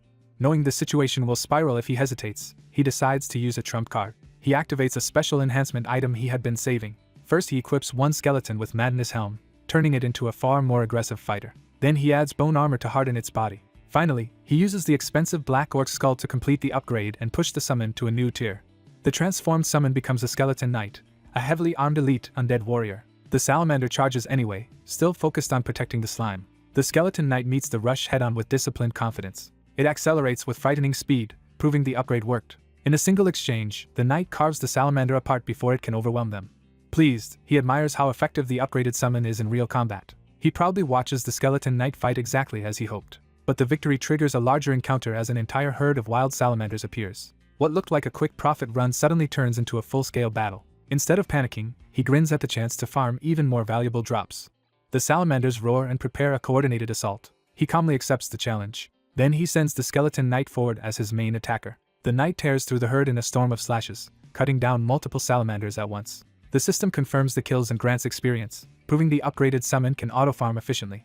His other skeletons practically celebrate the skeleton knight's performance while he watches in satisfaction. He starts fantasizing about how easy life will be now that his summons can hunt for him. He realizes that once a skeleton is upgraded, it can farm automatically without constant micromanagement. Since salamander essence sells for more than expected, the profits already justify the cost of the upgrade. That makes him decide to keep farming until he can upgrade all of his skeletons. With his confidence rising, he pushes deeper and aims to clear the dungeon boss next. An hour later, the easy farming starts to feel suspiciously convenient. His suspicion is confirmed when he discovers a portal to an instance dungeon called Throne Room hidden inside the cave. He immediately understands the danger, because once he enters an instance dungeon he cannot simply back out. Failing inside would lock him out for 2 days, enough time for rival groups like Thunder Hunters or Red Bulls to overtake him in the main quest. But with nowhere else to progress, he concludes he has no real alternative. So he reaches for the portal and commits himself to the gamble. He decides to trust luck and go in anyway. The system transfers him and his undead party into the throne room, a vast hall lined with knight statues. As he advances, he notes the place looks like an abandoned temple guarded by stone knights. Then he notices every statue bears blade marks, which tells him something violent happened here before. That detail makes him tense up immediately. At the far end of the hall, he spots a figure seated on the throne. The armored figure begins to stir, confirming it is no statue at all. Green spirit fire flares to life as the boss awakens. He instantly realizes he has walked into a far worse fight than he expected. He orders his skeletons into a defensive formation before the enemy can strike. They raise a barrier just as the boss unleashes a devastating energy slash. The attack obliterates his basic skeleton warriors in one blow, leaving him exposed. Seeing his front line erased, he curses the situation. The boss reveals itself as a level 80 Spirit Knight, a monster he never expected to encounter here. He remembers that the Spirit Knight is infamous for having the highest grade battle AI among monsters. Worse, he has fought this enemy once before in his previous life. Back then he had been around his current level and even had an entire guild with him. It had not mattered because the Spirit Knight annihilated all of them. That memory reminds him how hopeless the fight once was. But this time he refuses to accept the same defeat. He resummons skeleton warriors and throws everything he has back into the fight. Knowing hesitation means death, he orders a full-force assault from the very start. The Spirit Knight answers by drawing its blade and meeting the charge effortlessly. Its sweeping counterattack tears through his summons and forces him and the Skeleton Knight to evade. He realizes again that the boss's skill and speed are monstrous. Still, he and the skeleton knight press in together and manage to land a coordinated strike. One surviving skeleton tries to exploit the opening from the side. The spirit knight reacts instantly and intercepts the attack without losing control of the fight. The skeleton's attempt only creates a dangerous distraction. Furious, he snaps at the summon to get out of the way. The skeleton tries to help by charging a spirit blast instead. The explosion knocks everyone back but still fails to turn the battle. He realizes that even a direct stab through the torso is not a decisive hit on the spirit knight. The boss simply reconstitutes itself and keeps advancing. Under pressure, he admits his normal skeletons and even the golem are useless here, and he starts running out of options. In the middle of that desperation, a memory interrupts him with a harsh rebuke. He remembers someone once asking why he would recklessly charge a monster far bigger than himself. His own answer had been that he never really had a rational reason. He had only known that if he did not beat the enemy, he would not survive. The memory leaves a bitter laugh behind. That reminder snaps him out of overthinking, and he decides to fight the way he always has. If critical hits are impossible, he resolves to win by piling up relentless damage instead. When repeated strikes begin to connect, he sees that the plan is actually working. But the spirit knight adapts in real time and starts accelerating even further. It slams him with a brutal counter, drawing blood and nearly breaking his momentum. He spits out pain but refuses to fall. Then he notices something important about the boss's behavior. He realizes the opening it showed was bait, and he curses the boss for trying to trick him. The skeleton knight immediately moves to capitalize on that realization. Together they force the spirit knight to retreat up the wall and reposition. Seeing the shift, he steadies himself and prepares to press the advantage. He hardens his resolve with the same simple rule as before. If he loses here, he gets nothing. With that mindset, he and the skeleton knight attack as a synchronized pair. Elsewhere, the story briefly shifts to Sura Canyon Village, where other players are discussing the region. A group notices the village is thriving more than expected under current control. A red-haired woman explains that the Red Bulls secured the area and stabilized its supply route. Her blonde companion jokes that this success might finally lure Haho Mask into their territory. She complains that he has become strangely obsessed with that player even though Haho Mask has only been hunting weak monsters.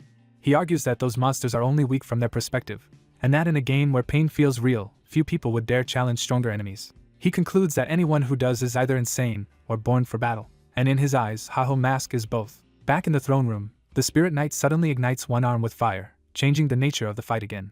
It follows with a flaming sword technique that tears through the battlefield.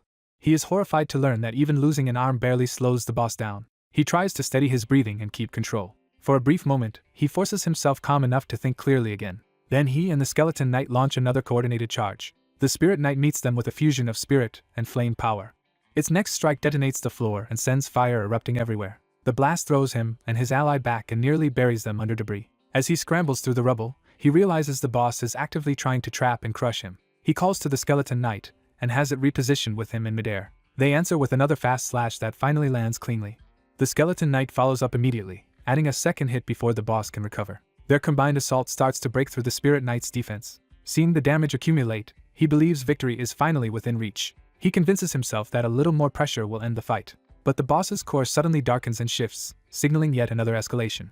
It erupts into a far more violent flame state and unleashes a devastating area attack. The entire chamber floods with fire as the spirit knight's power spikes again. He realizes in shock that the boss has grown even stronger in the middle of the battle. A burning projectile or blade fragment whips past, showing the attack is still continuing. He barely blocks the next flaming strike, but the impact drives him back hard. Now he understands the boss has completely changed patterns and entered a new phase unlike the earlier fight. Frustrated and cornered, he decides he cannot keep reacting forever. So he lunges in close and commits to a direct body-level strike instead of another cautious exchange. He starts to call for the skeleton knight to follow up, trying to chain the attack into a finishing sequence. Before he can complete the command, a blazing cross-shaped counterattack crashes into him and cuts the moment short.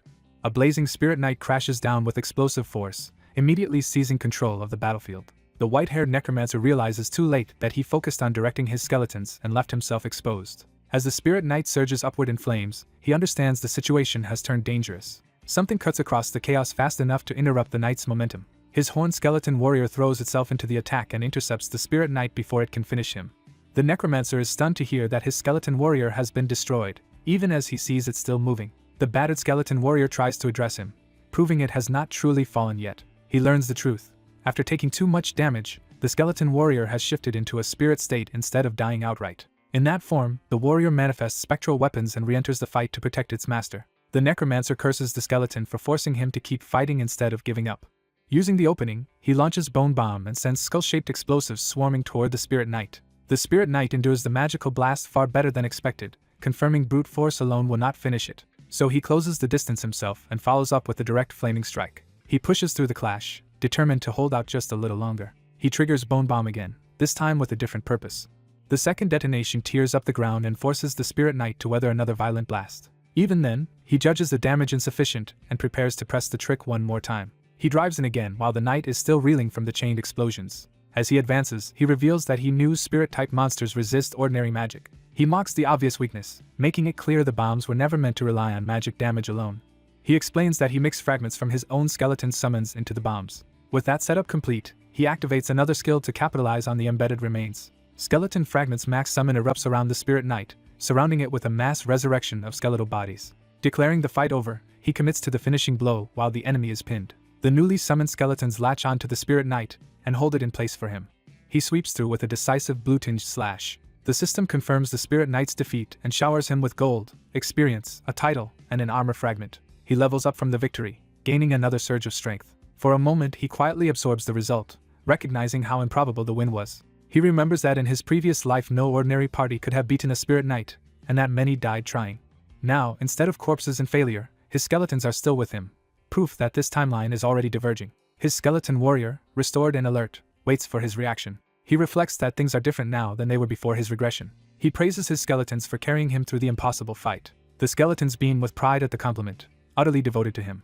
Just as he expects to leave, the dungeon opens deeper instead, making him fear another boss encounter. Then he realizes the new chamber is something else entirely. A rare reward room appears, offering a special treasure instead of another battle. Relieved beyond measure, he rushes toward it with sincere gratitude. He starts fantasizing about valuable loot, convinced the reward room will finally pay off. But when he opens the chest, he finds only an old book and is instantly disappointed. He recognizes it as research notes tied to the main quest, something he already memorized in his previous life. Furious, he complains that a reward room has handed him what looks like useless junk instead of money or weapons. Then the book's significance suddenly clicks in his mind. The story shifts to Parung Forest, where he resumes his next objective. Outside the dungeon, he decides he has leveled enough for now and should return to the main quest line. He calls his skeletons to follow him into the forest. Now equipped in matching red gear, the skeletons show off their upgraded appearances with obvious pride. Watching them strut around, he notes how excited they are by the change. He admits their excitement makes sense, because the reward room item turned out to be far more valuable than it first seemed. The book grants armament, an overpowered skill that lets him equip his own gear onto his summons. He realizes this means he can strengthen his skeletons far beyond his level, though outfitting them will cost a fortune. He warns the skeletons they had better justify the expense, even if he says it half-jokingly. Before he can move on, a group of players steps out and addresses him by his famous alias, Haho Mask. They approach with admiration, confirming that his reputation has already spread. Their leader begins a theatrical introduction, clearly enjoying the moment. One of them grandly declares that they live by romance. Another completes the slogan by saying they die by romance. Together they present themselves as the romantic outlaws, the R2 family, with absurd self-importance. He immediately concludes that only weirdos would keep playing a game full of people like this. Still, he keeps walking, hoping to ignore them and move on. The trio keeps pace beside him, flattering his skill and refusing to take the hint. Their persistence quickly wears down his patience. They keep acting friendly and impressed, even while failing to notice how much they are irritating him. He finally snaps and tells them to leave him alone, but they insist he still has not answered them. Their leader openly asks him to join their group, framing it as a plea to protect their romance. They formally explain that they are the R2 family, and that they are training in Parung Forest to reach level 100. They admit the monsters in this area are too strong for them to handle. Because they cannot hunt here safely, they have been searching for stronger party members. They add that nobody has wanted to join them, which he finds entirely unsurprising.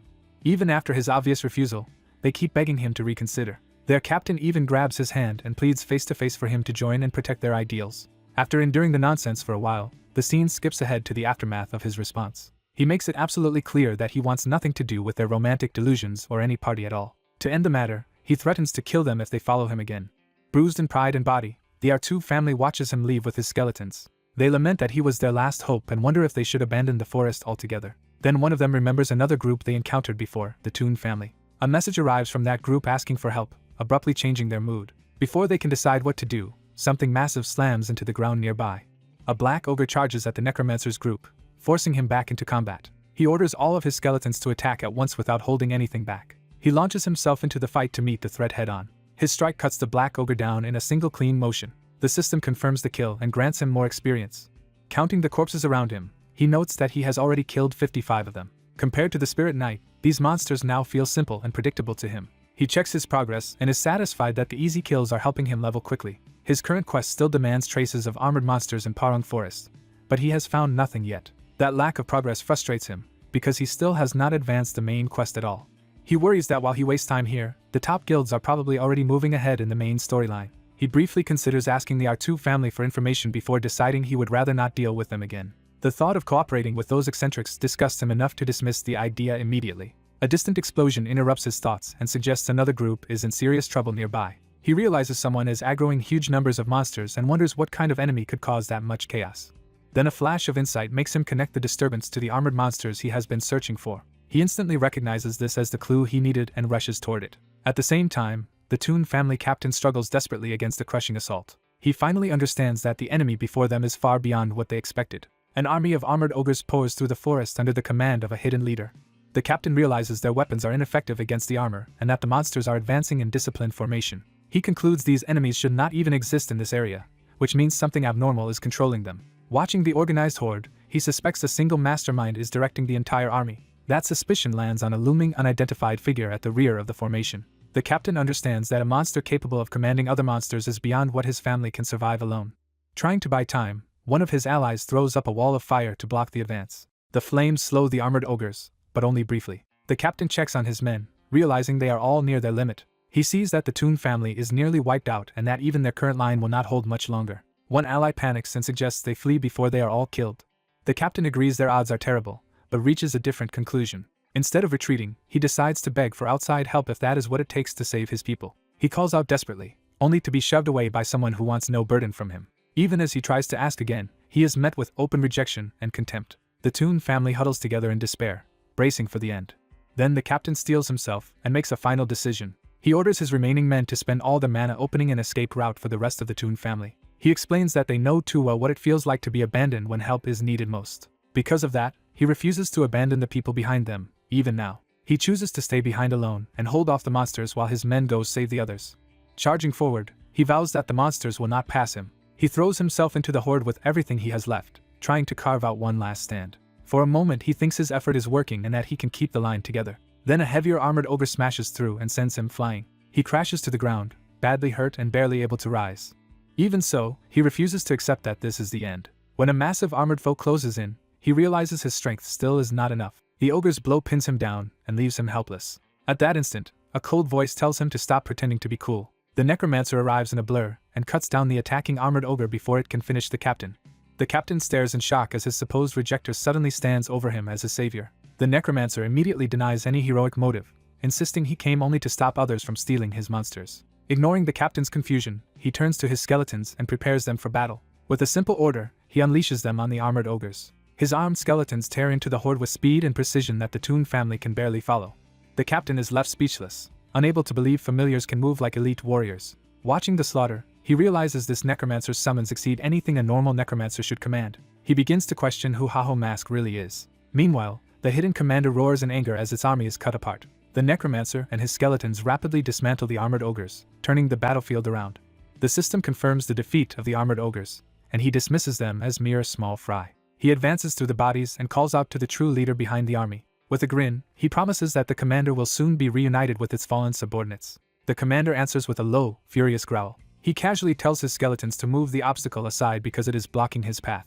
Something enormous shifts forward under that command. He remains perfectly calm as the pressure in front of him intensifies. Then the real boss reveals itself, a level 80 helm ogre towering over the battlefield. From a distance, the battered Toon family can only hope Haho Mask can somehow survive a monster like that. A surviving knight from the Toon family arrives and points out the ogre's strange eyes, hinting that the monster is not acting naturally. He realizes the ogre's black and red eyes mark it as a corrupt monster tied directly to the main quest. That also means the enemy is far stronger than ordinary monsters, roughly triple the usual threat.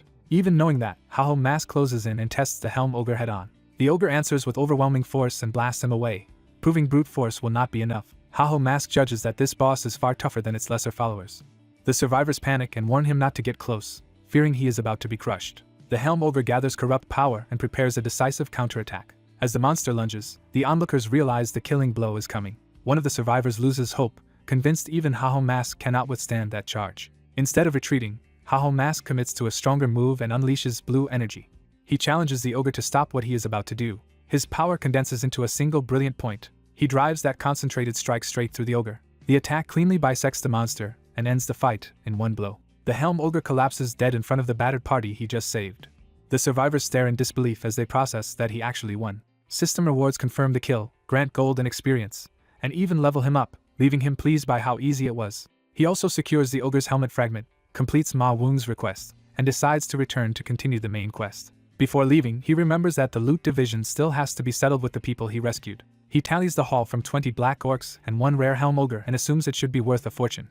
By the game's rules, the first attacker normally gets to decide how drops are split. That thought irritates him, because he did all the real work. He admits he originally planned to wait until the others died so he could avoid exactly this complication. But hearing them talk about being abandoned when they most needed help stirred something in him. He is unsettled by how strongly that memory moved him.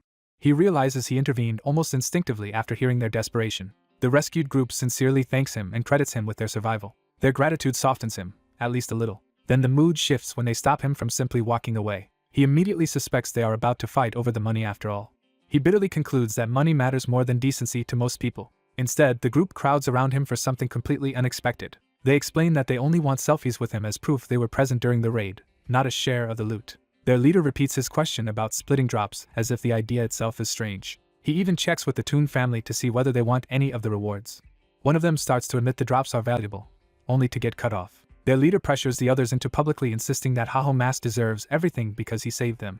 The group enthusiastically backs that decision and bizarrely frames it as some kind of romantic gesture. Haho Mask can only stare, unable to understand what romance has to do with any of this. He leaves still baffled by their behavior.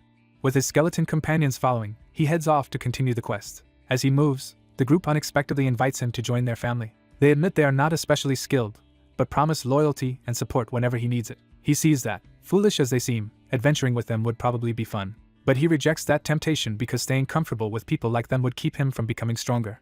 He steels himself and accepts the harsher path ahead. To become the best version of himself, he decides he must be ready to challenge even the top 30 guilds. He urges his skeletons to pick up the pace. His focus returns to finishing this quest quickly and moving on to the next. Elsewhere, a massive armored beast falls in battle. A woman in white stands atop the corpse while a gathered force witnesses her victory. Her allies celebrate and treat the kill as routine. While she finds the success almost too easy, her followers hail her as the Thunder Queen. 2 close subordinates approach with praise and say they have new information to report. The first report is that 2 of the top 30 guilds have gone to war, Triple Wing and Big Smile. The conflict began when Burke of Big Smile picked a fight with a Triple Wing member during a raid. Since then both guilds have poured huge resources into the feud, and Big Smile has suffered especially badly. She dismisses the war as foolish, especially during such a critical phase of the main quest line. She coldly says she hopes one of the 2 guilds collapses because of it. Her subordinate hesitates before delivering the second report. The second report is that Haho Mask appears to have defeated the Helm Ogre, and is somehow always ahead of them in the main quest. Instead of anger, that news draws a faint smile from her. Her subordinate is shocked that she seems pleased rather than offended, and she decides they need to accelerate as well. She orders them to get the next quest from Ma Wung because the Thunder Hunters must take over Chapter 2 of the main quest line. The story shifts to Bansa Castle. There, Haho Mask is greeted by his infuriating teacher with exaggerated warmth. He immediately regrets having to deal with this man again. The teacher says Ma Wung praised his performance, and that he now qualifies for something new. That reward is the Secret Order's ring, a unique item that greatly boosts all stats, recovery, and job-related attributes. Seeing such a powerful reward, Haho Mask realizes this teacher has been manipulating him from the start. He remembers how eagerly he agreed earlier when he first heard he could join the Secret Order. At the time, he was warned that joining meant risking his life, and he accepted without hesitation. He had dressed that greed up as noble resolve, but his real motive was simply wanting the ring's stat bonuses. Now the teacher reveals the catch and tells him to seek out his old master again for the Order's emblem. That instantly ruins his excitement. When he demands an explanation, he learns his teacher is also in the Secret Order and controls the next step. Haho Mask realizes the man never intended to hand over the reward easily. The teacher smugly confirms it and demands to be begged properly. Humiliated but desperate, Haho Mask drops to his knees. The teacher pauses, savoring the moment. Haho Mask bitterly admits that this trick works on him every time. He finally bows and asks for the ring, deciding the reward is too valuable to refuse. After forcing himself through the humiliation, he receives the ring and seethes while the teacher casually moves on. Now accepted into the Secret Order, he is told his next mission is meant to make him stronger. That mission sends him to the war zone. He is shown a battlefield outside a castle where monsters and fighters are locked in chaos. He recognizes the place at once. It is the battlefield, a special combat zone beyond the castle walls. The area is defined by an endless stream of monsters pouring in from outside the castle. Because the swarm continues for a limited time without stopping, it is far more dangerous than a normal raid.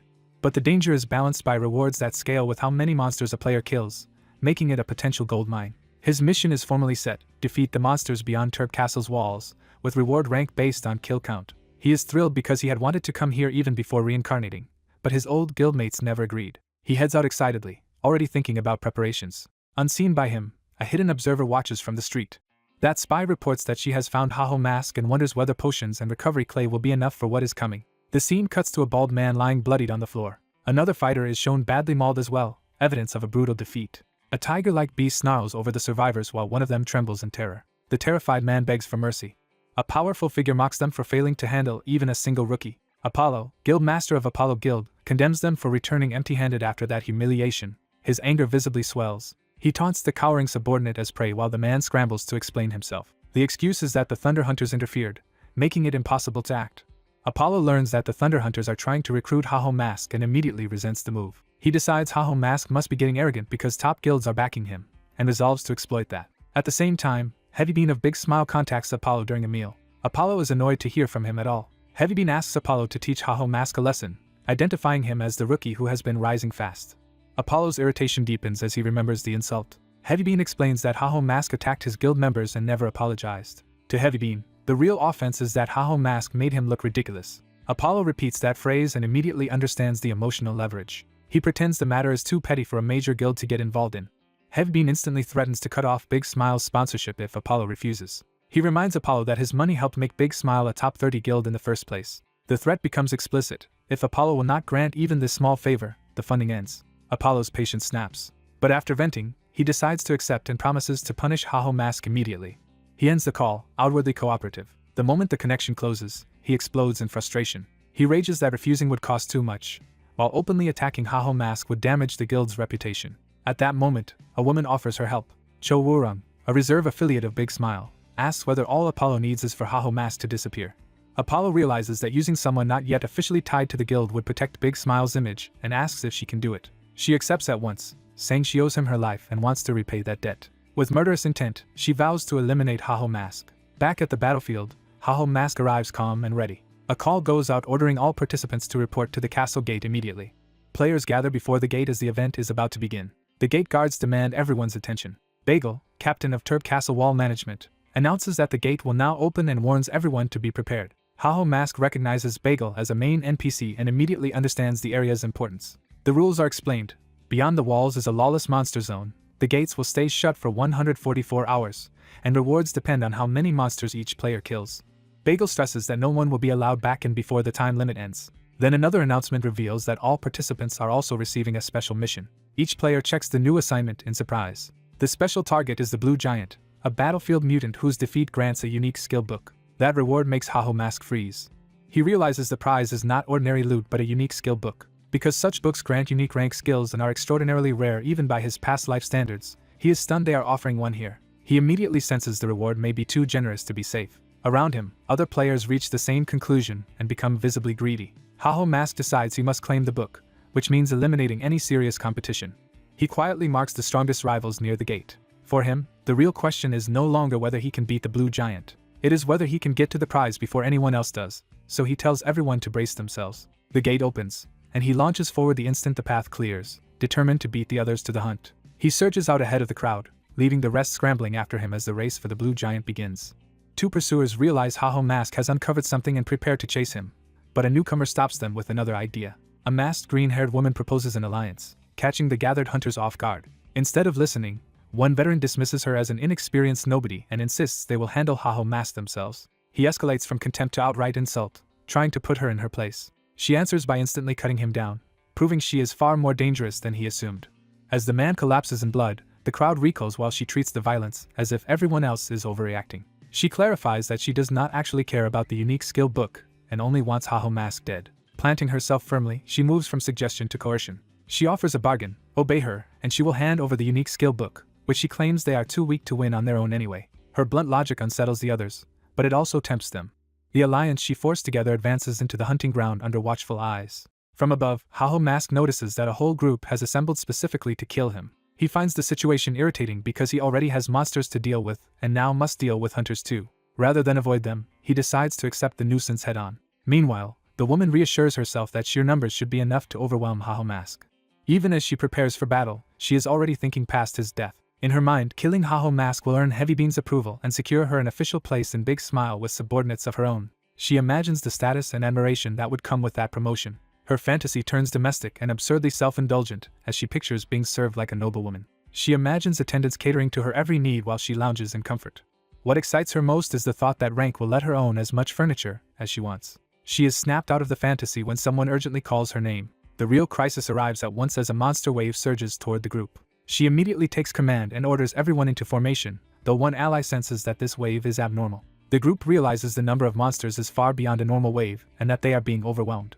Cho Woo-rung sees their formation is about to collapse and understands the situation is far worse than planned. Her suspicion turns upward toward the true source of the disaster. Haho Mask openly mocks the idea that they dared to gang up on him. He reveals the trap with manic delight, having deliberately drawn the monsters to them. Cho Woo-rung is stunned that he really used the monster wave as a weapon against the alliance. As he revels in the chaos with his skeletal followers, she realizes he lured the monsters in on purpose. The first consequence lands immediately when one of her allies is torn apart. The alliance starts breaking as monsters maul another member, and panic spreads through the ranks. Her people beg Cho Woo-rung to admit they cannot hold and that there are simply too many monsters. Pressed from every side, they plead for permission to retreat. Cho Woo-rung bitterly realizes her ambush has been completely reversed and used against her. Forced to adapt, she makes a new decision. She orders the others to hold the monsters as long as they can, reasoning that killing the ringleader will calm the wave. In truth, she means to abandon the lesser hunters as bait while she personally goes after Haho Mask. She cuts through the battlefield toward him, declaring she will face him alone. Haho Mask watches her approach while idly criticizing the theatrics around him. Her sudden arrival finally earns his attention. She tears across the ground in a direct charge toward his perch. Reaching him, she formally challenges Haho Mask to a one-on-one duel. He immediately rejects the premise, amused that she expected him to honor her terms. Instead, he identifies her as the true leader behind the alliance and targets her accordingly. Before fighting seriously, he decides to question her. He asks whether he knows her, because her hatred feels too personal for a stranger. He points out that someone he has never met should not want him dead this badly. Cho Woo-rung hides the truth about Heavybeam and claims she only wants to remove a rival for the unique skill book. Haho Mask immediately doubts that explanation. He attacks the lie itself, not just her blade. Reading her expression, he concludes she does not care about the skill book at all. Cho Woo-rung answers his insight with force, launching a furious close-range assault. The two exchange rapid blows, testing each other's speed and skill. Haho Mask admits to himself that her movements are genuinely impressive. She changes tactics mid-fight and prepares a hidden move. Cho Woo-rung unleashes Bone Bomb, hurling an explosive skull at him. The blast tears through the area, but Haho Mask escapes the explosion. Seeing him unharmed, she realizes he is too capable to be an unknown and demands to know what group he belongs to. He refuses to answer directly and lets the question hang. Instead, he tells her to discover the truth herself and activates a new power. With Slot on, he equips enhanced gear and surges with green energy. Haho Mask recognizes that Cho Woo-rung has become fully serious, which forces him to do the same. He weighs whether to kill her quickly or hold back for information, then realizes she is too dangerous to toy with. Annoyed by the complication, he decides to stop restraining himself. He invites her to come at him with everything she has. Cho Woo-rung accepts and vows to fight in earnest as well, while his skeletons watch like spectators. Their audience settles in as if the duel has become entertainment. When she notices the skeletons, Haho Mask casually explains that he already ordered them not to interfere. That only confuses her more, because it means he truly intends to honor the duel in his own way. He reminds her that she was the one who demanded a one-on-one fight. Then he points out that summoned creatures would have no place in a true duel, exposing her assumption. Cho Woo-rung realizes she misjudged him as merely reckless when he is actually straightforward in a dangerous way. She decides that this very naivete will be what kills him and launches her finishing attempt. She rushes in with lethal intent, convinced this strike will end Haho Mask. At the last instant, he intercepts her attack at point-blank range. He taunts her for activating her trump card without seeming any stronger than before. Then he notices the real change too late as she slips past his guard. Cho Woo-rung lands a clean hit and finally wounds him. Haho Mask realizes her speed has increased sharply and that she was hiding it until now. Even injured, she refuses to stop and presses the advantage. She unleashes a barrage of accelerated slashes that carve into him repeatedly. The sustained assault forces Haho Mask into real pain for the first time in the duel. Bleeding heavily, he drops to one knee while she moves in to finish him. But instead of simple triumph, Cho Woo-rung becomes weirdly delighted by the way he has collapsed, seeing him as the perfect share in her furniture obsession. Still intoxicated by victory, she prepares the final blow in Heavybeam's name. Haho Mask suddenly bows his head and seems to yield. When she closes in, he traps her weapon under his foot and steals the initiative. Her finishing move turns into an opening as he shifts beneath her and catches her off balance. Cho Woo-rung can only stare, unable to understand how the fight has reversed again. Haho Mask seizes on one phrase she lets slip and asks about Heavybeam. The mention of Big Smile enrages him because it confirms the guild behind the attack. Cho Woo-rung freezes as his blade comes down toward her. Then the strike vanishes from where she expected it, leaving her confused for a heartbeat. The next moment she is no longer fighting but tied tightly to a pillar, completely captured. Now in control, Haho Mask calmly asks why Big Smile is targeting him. She tries to deflect and mock him, but he identifies her by name before she can keep pretending. He states plainly that she is Cho Woo-rung, Heavy Bean's subordinate in Big Smile. Her denial is so weak and panicked that it only confirms he is right. Shaken, she demands to know how he figured her out. He explains that before his regression she was famous as Heavy Bean's most prominent subordinate, so he eventually recognized her. He presses again for the reason Big Smile wants him dead, but she insists she truly does not know. Frustrated and cornered, she tells him to stop asking and just kill her. He refuses immediately. Haho Mask decides someone with her value is too useful to waste. He reasons that since she would revive in 2 days anyway, it is better to leave her bound and rotting than grant a clean death, until a new event interrupts him. With Blue Giant appearing, he leaves her tied up under threat of real death if she tries anything else. Left alone, Cho Woo-rung seethes in humiliation and fury. She replays how thoroughly he saw through her plan and even turned it back on her. The memory of his manic charge and confidence keeps haunting her. What unsettles her most is that he spared her not out of mercy but because he found her too useful to kill. That twisted logic leaves her trembling with anger. Her mind briefly warps the moment into romantic nonsense before she rejects the thought as impossible. Elsewhere, Cho Woo-rung sends an apology report under her real name. Heavy Bean receives the message that Haho Mask was not eliminated and reacts with immediate frustration. Even so, he tells her she did enough and orders her to rest, masking his irritation. Once the call ends, he sits in silence and reassesses the failure. Then his composure breaks and he rages that even Cho Woo-rung, whom he trusted, could not kill Haho Mask. He quickly forces himself to think optimistically, telling himself Apollo still knows nothing and another attempt is possible. That hope dies when Apollo contacts him directly and asks whether Heavy Bean was defeated by Haho Mask. Apollo makes clear that the story will spread that Big Smile, one of the top 30 guilds, lost to Haho Mask. He presses Heavy Bean to consider the damage if that humiliation becomes public. Heavy Bean can only laugh hollowly as he realizes everything is unraveling because of Haho Mask. Back at the battlefield, Haho Mask remains unaware of that conversation while someone curses him from afar. As he walks with his skeletons, he suddenly feels an odd itch and unease creeping over him. The story briefly frames the previous confrontation as the lead-in to the current episode. Haho Mask sums it up bluntly. Under his real name, An Jae-hyun, he defeated yet another dangerous woman. He confirms that she was acting under orders from Big Smile, though their true motive for killing him remains unknown. Since he ran out of time to question her further, he chose first to defeat the event monster Blue Giant. That battle begins in earnest as the giant turns to face him. Even after everything, Haho Mask greets the next challenge with excitement about what comes next. After the fight, he lies exhausted and admits how close it was. He confirms that he barely managed to bring down Blue Giant, a level 85 event monster. What bothers him is that the monster had the durability of something far above its listed level, and drained him for half an hour at full power. He realizes the Alliance's interference accidentally saved the reward from being stolen, though he still resents them for it. So instead of gratitude, he decides anyone who attacks him will simply die. His thoughts return to Cho Woo-rung and the revelation that Big Smile sent a killer after him. He cannot understand why Big Smile is targeting him now when he never crossed paths with them in this timeline. Remembering his previous life, he recalls that his guild's sudden rise once made the top guilds feel threatened. Back then, those major guilds cooperated to destroy his side before it could grow further. At the center of that alliance stood Chai Seal-yin's Thunder Hunters. He now wonders whether Chai Seal-yin is behind the current plot as well. That possibility leaves him with a nagging sense that something is wrong beyond what he can yet see. He falls silent as he weighs the implications.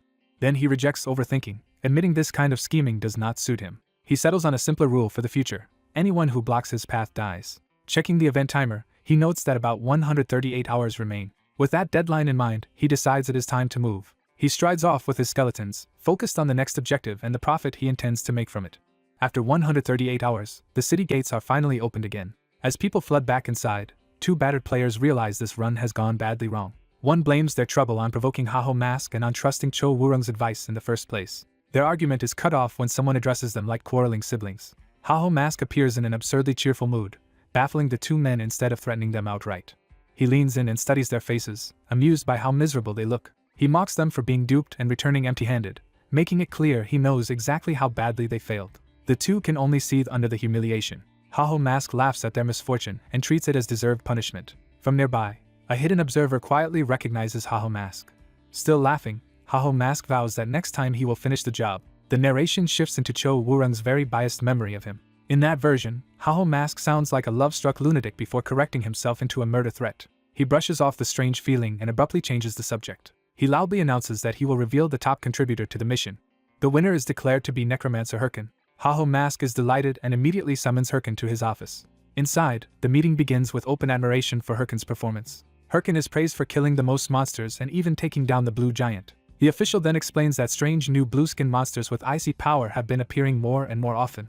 He believes those creatures are coming from beyond the distant ice mountain. He wants to send an expedition past that mountain, but notices Herken is barely listening. Herken pretends to follow along, immediately jumps to the reward, and even identifies the Frozen Kingdom map on his own. The official sees right through him and calls him completely predictable. Before discussing payment, Herken is told that his master has sent him a letter. The message orders him to head to the Urgel Mountains, meet blacksmith Ulf, and learn about the next mission. Herken recognizes the Urgel Mountains as a brutal high-level area and suspects he was sent there either because he was useful or because someone wanted to torment him. Even so, he presses the official to hand over the promised reward first. He receives a unique no-name skill book as compensation. The official warns him to treasure it, but Herken's immediate devotion to the item makes that warning unnecessary. Excited by the chance at any unique skill, he eagerly wonders what he will get. He uses the skill book at once, hoping for something powerful. Instead, the book offers him a skill called clay play, leaving him stunned. Elsewhere, a furious woman demands to know who stole her target. Her subordinate tries to calm her, but she is already charging ahead.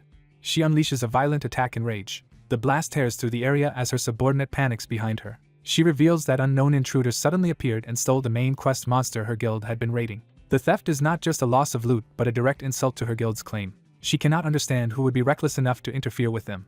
Her aide reports that the culprits do not belong to any of the top 30 guilds, yet were skilled enough to evade pursuit. That only deepens her anger and suspicion. She orders her people to record the thieves' appearances, place bounties on them, and lock down the next boss respawn so no one can get close. Privately, she swears she will kill whoever stole her prey. In another place, a finger knocks over a chess piece as someone dryly calls the whole operation cruel. A man lounging nearby remarks that stealing the Thunder Hunter's target was a dangerous mission and nearly got him killed. A hooded woman answers that the timing simply changed because the Thunder Hunters cleared faster than expected. The man complains about the hassle and suggests killing everyone, but she warns that exposing themselves would ruin everything. A bespectacled leader agrees and reminds them that their purpose is to manipulate the game's balance from the shadows. He formally states the goal of the Hands Guild. Richard is identified as one of the Hands Guild members. Miguel is introduced next. Then Weaver is revealed as another member, speaking in an unreadable way. When someone asks about Haho Mask, the answer is simple. Singlet failed to stop him from clearing the main quest too quickly. Momo points out that Haho Mask's speed is the real problem. Singlet silently bristles at the criticism. He insists their first priority is still obstructing the top 30 guilds and says he will accept blame afterward. Miguel dismisses the speech as boring, but the group moves on. Hyder cuts off the chatter and orders everyone toward the next mission. The Hands Guild closes ranks around their leader, united by absolute loyalty to their master. Back with Herken, the new skills details finally appear. Clay Play lets him turn clay into a monster by offering monster byproducts, with the result growing closer to the original as proficiency rises. He quickly realizes this means his golem can potentially be reshaped into other monsters. His imagination immediately runs wild with dreams of riding dragons and using giant monsters in battle. Thrilled, he decides to test the skill right away with the blue giant's tooth. He activates Clay Play and channels the tooth into his golem. A transformed creature emerges, but it is far smaller than expected. Instead of a mighty pet, he gets a tiny, chibi-like blue giant imitation. The system bluntly explains that because the skill rank is low, the result is under half effective. Herken can only stare in disbelief before exploding in frustration at the game itself. Even after that disappointment, he reaches Urgel Village to continue the mission. He grumbles that expecting an easy monster pet was foolish and reminds himself that such companions were rare even in his previous life. Accepting that Clay Play will need time to improve, he refocuses on the main quest. The mission prompt directs him again to meet blacksmith Ulf in the Urgel Mountains. Herken remembers Ulf very well. Ulf is not just a blacksmith but a member of the Secret Order and the most famous smith NPC in the game. Many epic weapons were forged by Ulf, and Herken has never met him before because he only appears through the main storyline. That makes the meeting exciting, since this time he might finally get access to exceptional gear. He enters the forge expecting a proper audience. Instead, the workshop is empty except for a looming presence. Before Herken can understand what is happening, Ulf ambushes him from behind. The sudden strike blasts him across the room and shaves off his health. Herken is furious that someone is attacking him inside an NPC area. Ulf appears in the doorway and mocks him as a weak modern rookie. The old smith finally identifies himself as blacksmith NPC Ulf. After an awkward silence, Herken confirms Ulf's identity and demands to know why he was attacked. Ulf casually explains that the Secret Order tests its rookies by force. Herken is outraged that a surprise beating is being called a test. The system suddenly rewards him anyway with 2 titles for being the first to speak with Ulf and the first to survive against him. The rewards are so good that Herken's anger instantly turns into shameless devotion. He starts fawning over Ulf and offers himself for any task, which only horrifies the old man. Ulf realizes he may be dealing with a lunatic and tells him to get lost. Then he kicks Herken out of the forge and orders him to deliver a pouch to Behemoth Forest. Herkin tumbles into the street but treats the abuse as worthwhile now that he knows Ulf hands out valuable titles. A new quest is registered. Deliver Ulf's pouch to those living in Behemoth Forest in exchange for Ulf's acknowledgement. Herkin immediately thinks of the forest's hidden residents. He knows the people there are elves. He also knows elves hate humans, hide themselves deep in the forest, and constantly relocate, making them hard to find. In his previous life, players eventually used maps to locate them, but he doubts such tools exist yet. With no map available, he decides he has only one practical option.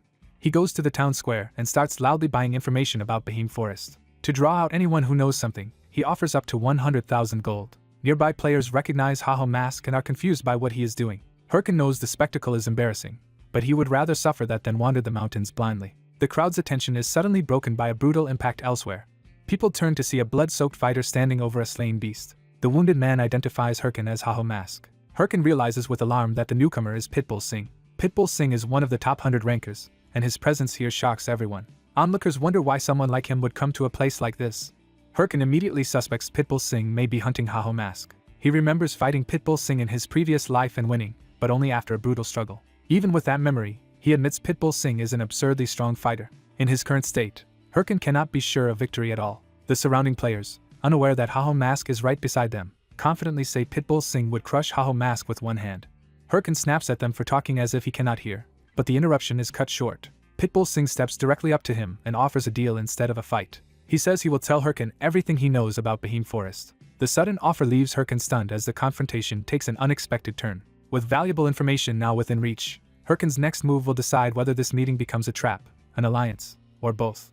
The path to Behemoth Forest, the elves, and the next stage of the main quest has finally opened through a far more dangerous guide than he expected. What began as a humiliating search for directions has turned into a tense encounter with a top-ranked predator who may know exactly where Herkin needs to go. Herkin is forced to weigh his pride, his caution, and his need for progress all at once. The village scene that started with mockery and embarrassment now hangs on a single conversation with one of the strongest players present. If Pitbull Singh truly knows the forest, then Herkin may have just found the fastest route forward. But if the offer hides another motive, then the next quest may begin with a fight he is not ready to win. For now, Herkin can only stare back at the bloodied rancor and recognize that the balance of danger around him has changed again. The Secret Order's mission, Ulf's erratic test, the elves in hiding, and Pitbull Singh's arrival all converge into a single new problem. Herkin wanted information, and now information has come to him wearing the face of a future threat. That makes the next step more promising than before, but far less safe.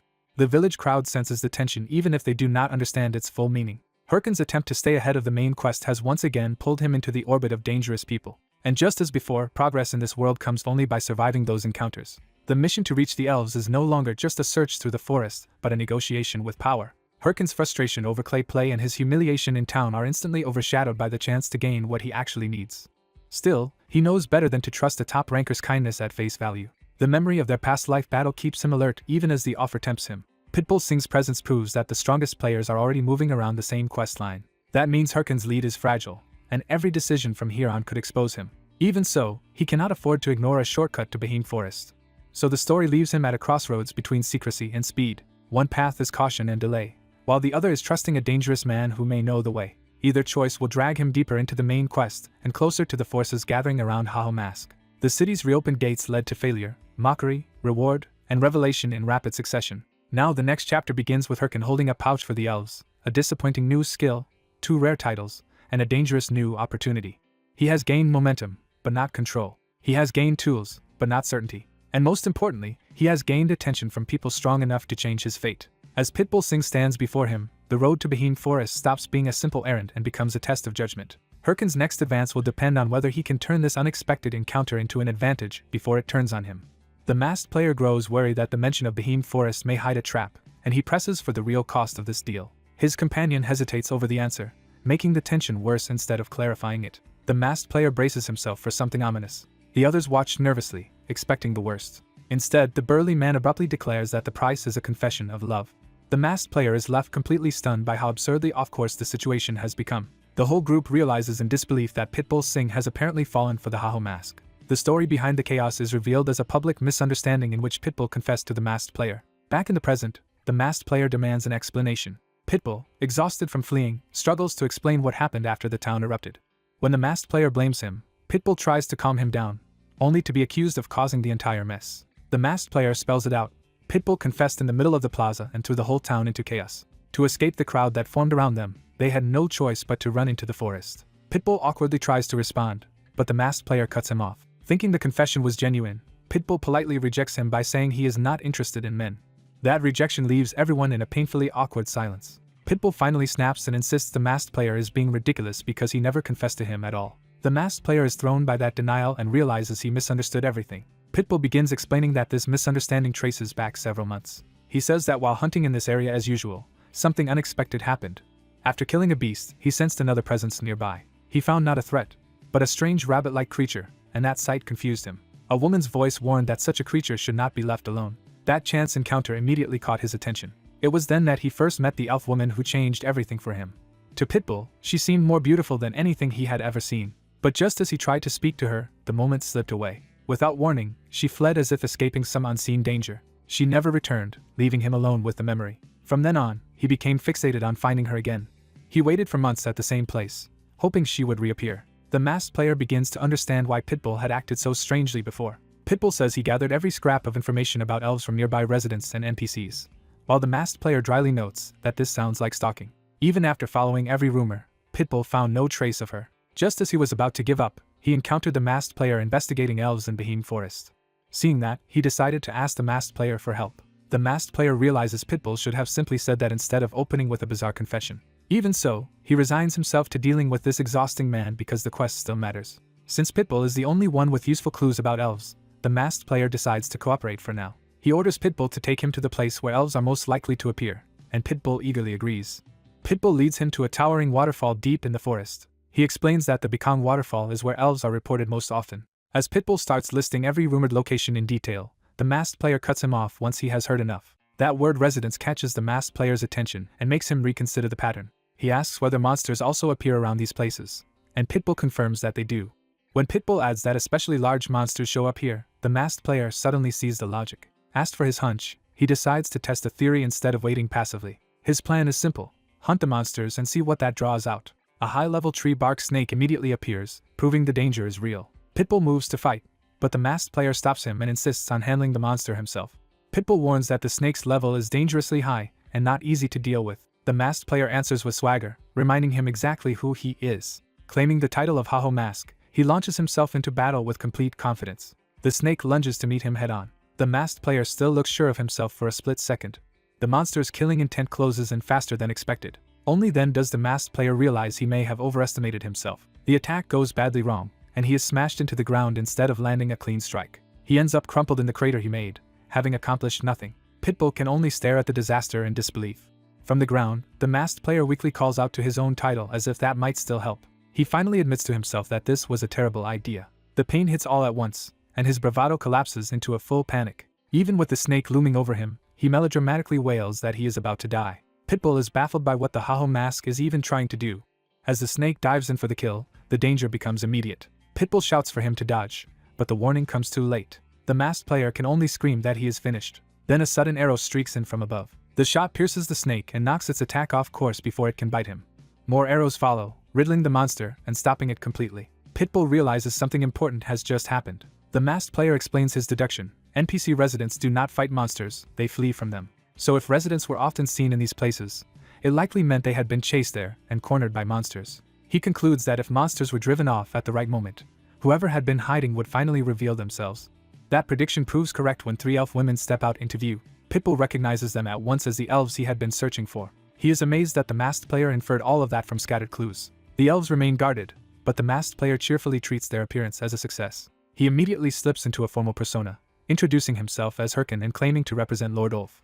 He adds that he carries an important mission and asks to be invited into their village. The elves see through the act at once and accuse him of deceiving them. One of them angrily insists she warned the others never to trust humans. Their hostility spills out in open contempt for humanity. The masked player protests that Lord Ulf would never send a liar, but his complaint only sounds weak against their suspicion. He briefly considers forcing his way through, then rejects the idea because it could ruin the quest. While the elves keep their bows trained on them, Pitbull suddenly kneels. The masked player is confused as Pitbull apologizes for deceiving them and insists he needed to meet them. He turns to the central elf and reveals that they have met once before in this forest. Then he confesses that he fell for her the moment he saw her. He reaches out to her with complete sincerity. Pitbull begs for a chance to know her better. The masked player is horrified that Pitbull chose this moment to make things even worse. But the elf leader's reaction is not what he expected. Instead of growing angrier, the elves soften, and the others tease their leader Celine as if she has charmed another human. With the tension suddenly gone, they invite the two men to follow them to the village. The masked player can only laugh bitterly at how absurdly this turned out. He curses the game for resolving the encounter through romance after all. Left behind for a moment, he can only stare in disbelief at the outcome. A system notice confirms that Herkin, the Haho mask, has completed the quest to encounter the elves. As they follow the elves deeper into the forest, the masked player lets out a long, exhausted sigh. He mutters that this is supposed to be a romance simulation, yet everything keeps unfolding in the most ridiculous way possible. Pitbull, meanwhile, is so happy that he feels he could die content right there. The masked player scolds him for nearly getting killed and then acting smug just because his confession worked, warning that beautiful women are often the most dangerous. He compares them to another terrifyingly beautiful woman he knows, making clear that looks are not why he is drawn to someone. Pitbull is puzzled, so he clarifies that his fascination with elves is not just about beauty. To him, elves represent the very idea of fantasy itself. The masked player does not immediately understand what he means by that. He briefly misreads it as simple lust and recoils at the thought. Pitbull explains that since childhood, the fantasy stories and games he loved always treated elves as central icons of wonder. Especially dark elves, in his mind, embodied the heart of fantasy worlds. He dreamed of traveling through such worlds for real, and of sharing those journeys with companions like the elves now guiding them. That dream, he says, has stayed with him his entire life. The masked player still cannot see how that connects to confessing to an elf. Pitbull asks whether the masked player is not also playing this game to fulfill some dream of his own. The masked player denies having any sentimental dream like that. He says his only dream is to become the strongest in the game and crush everyone who ever looked down on him. Just imagining that revenge is enough to thrill him. Pitbull hears that bitterness and realizes there is more behind it.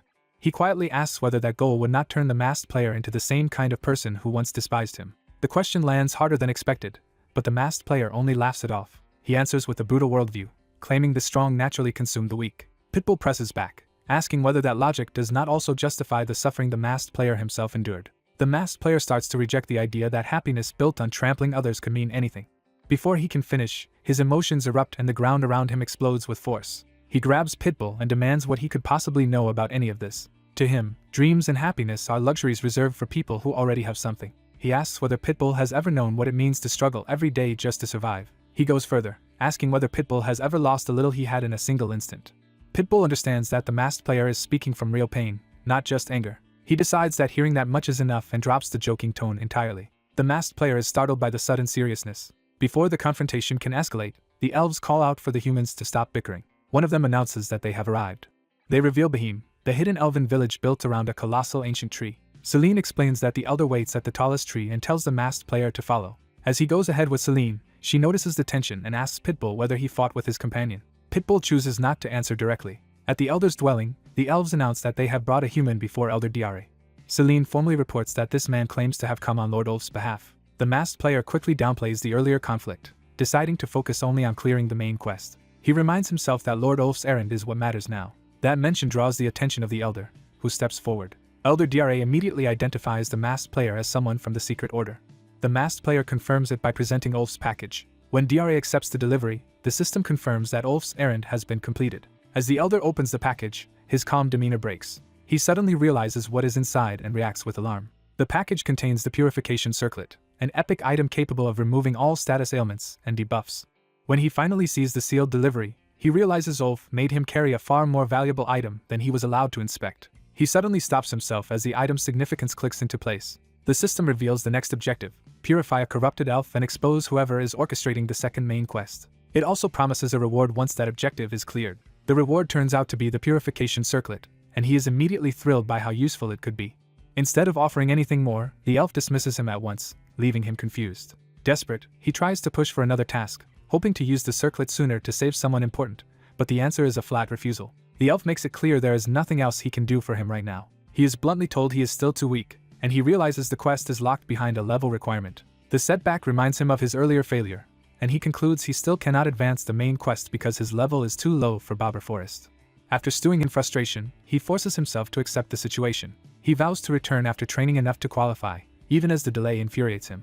Feeling like everything is going wrong, he throws himself back into grinding monsters. He keeps fighting in the battlefield, pushing through exhaustion. While training, he remembers that the Thunder Hunters are currently leading the race on the main quest. Since they already cleared the Helm Ogre and likely moved on to the Urgel Mountains, he realizes they no longer need to farm this battlefield. He blames himself for getting complacent and regrets not forcing himself to reach level 100 much earlier. Even as he keeps fighting, he worries he may already be too late to catch up. The enemies around him sense an opening as his focus slips. At his lowest point, he recalls a bitter voice suggesting that what happened to him was only natural. That memory drags out the question he still cannot let go of: why? He lashes out at the thought and swings harder, refusing to accept that judgment. His fatigue nearly gets him killed as his weapon flies from his hand in the middle of the swarm. Unarmed and exhausted, he is left hanging in immediate danger. He admits to himself that he is simply worn out. The monsters close in from every side while he has almost nothing left. He braces for the worst, too drained to respond properly. Elsewhere, a small rabbit-like creature sits innocently in someone's arms. An elf woman finishes hearing the story of what happened between a beast man and his former companion and admits she may have meddled too much. Even so, she still thinks the situation can be repaired. She softens before offering her advice. She suggests that the beast man should simply apologize honestly. He doubts it will be that easy. She gently argues that making peace is exactly what friends are supposed to do. That idea echoes over the battlefield just as the white-haired player remains on the verge of collapse. The beast man suddenly appears and smashes into the monsters, cutting through the crisis before the player can be overwhelmed. As he fights, the beast man reveals he really did come to apologize. But seeing the player in danger, he decides helping first matters more than words. The player is stunned by the unexpected rescue. The beast man plants himself between the player and the monsters, taking control of the battlefield. Once he has their attention, he addresses the masked player directly and demands to know what his problem is. He calls out the player for barging into his life and acting superior, warning that he will not tolerate another lecture. The player snaps back and tells him to leave if he only came to start a fight. The beast man ignores the hostility and stands his ground. He remains calm even as the tension around them rises. Caught off guard, the player blurts out an apology. The beast man clenches his fist, holding back his own emotions. The player raises his hand again, ready to fight if necessary while the undead soldiers crowd around the beast man. The beast man notices the blades at his throat but does not flinch. The player explains that his earlier words came from genuine concern, not contempt. The beast man answers that concern means nothing when it turns into judgment from someone who does not understand the situation. The player apologizes again, this time more sincerely, and waits for the response. The beast man studies him and decides to test that apology. He tells the player to prove it by helping him hunt. The player realizes that invitation means the apology has been accepted, at least in the beastman's rough way. He immediately answers with his usual shameless bravado, promising to work hard enough to be wrung dry. The beast man is left speechless by how absurd that response is. Then he starts to laugh despite himself. He admits he never truly forgave the apology on the spot, but the player's ridiculousness breaks the tension anyway. Before they can settle further, another monster charges, forcing them back into battle together. The beast man answers with a punch instead of more words. He commits fully, deciding to fight alongside the player. The two of them move in sync and counterattack as a team. Their combined assault wipes out the monsters one after another. Experience rewards begin pouring in from the rapid kills. At last, the player starts leveling up. The level gains continue as the grind finally pays off. Collapsed on the ground afterward, he realizes he has finally reached the threshold he was chasing. His status confirms he has hit level 100. Both men are completely spent, and the player admits the brutal training schedule nearly broke him. The beastman says he is logging out, and the player awkwardly accepts the abrupt farewell. Now that he is level 100, the player knows he can finally challenge the main quest, and he privately admits the beastman's help saved him a huge amount of time. Exhaustion starts to overtake him the moment the adrenaline fades. Before leaving, the beastman calls out to him one more time. The player tries to thank him, but embarrassment keeps tangling his words. The beastman struggles just as badly to say what he wants. He finally addresses the player by his masked name and gets his attention. Then, flustered by the awkwardness between two men, he tells him not to be shy. A moment later, the beastman logs out and vanishes from the field. The player is left staring at the empty spot in silence. His undead companion immediately curses the beastman for leaving behind that mortifying final impression. Later, the elf elder decides the player is capable enough to entrust with finding the missing child tied to the corruption problem. He explains that once beings are drunk on corruption, reason no longer works, and he hands over the circlet needed for the task. The player is barely listening because he is still obsessing over the beastman and swearing revenge if they meet again. Even so, the system confirms he has obtained the purification circlet and that the corrupted elf quest has officially begun. His mood flips instantly as he celebrates getting the quest item, while the elder dryly notes the circlet's effect should be reliable. The elder formally leaves the mission in his hands, and he eagerly accepts. He promises to clear the quest quickly and claim the circlet's benefits, then immediately asks where he is supposed to go. The elder admits he does not know. When the player protests, the elder points out that if he knew the location already, he would have taken him there himself. With that, the elder simply tells him to handle it and walks away, ignoring his plea for more guidance. Left alone again, he begs for at least a hint and gets nothing. He fumes at the game for giving him another impossible objective with no direction. Trying to think it through, he considers the scale of the world he has to search. He realizes the real problem is locating a randomly spawning corrupted elf in such a massive map. Since solving the level requirement only led to a new obstacle, he decides he has no choice but to return to information trading. He puts his mask back on and starts planning seriously. This time, however, he refuses to repeat the chaos of his last public trade. He reasons that openly advertising the words corrupted elf and main quest would draw a feeding frenzy of players, so he resolves to work indirectly and manipulate the market instead. Based on what he has learned, he concludes the corrupted elf's role is probably to raise armies of monsters. That means places with sudden clusters of newly spawned monsters are likely to reveal where a corrupted elf has appeared. His new plan is to pay for reports of recently spawned monsters without mentioning the real target. He expects ordinary players to bring in scraps of useless information, but enough scraps should still form a pattern. By gathering all those reports, he believes he can pinpoint the corrupted elf's location. Pleased with himself, he celebrates what he thinks is a brilliant strategy. But before he can enjoy it, someone approaches asking if he is the one buying monster information.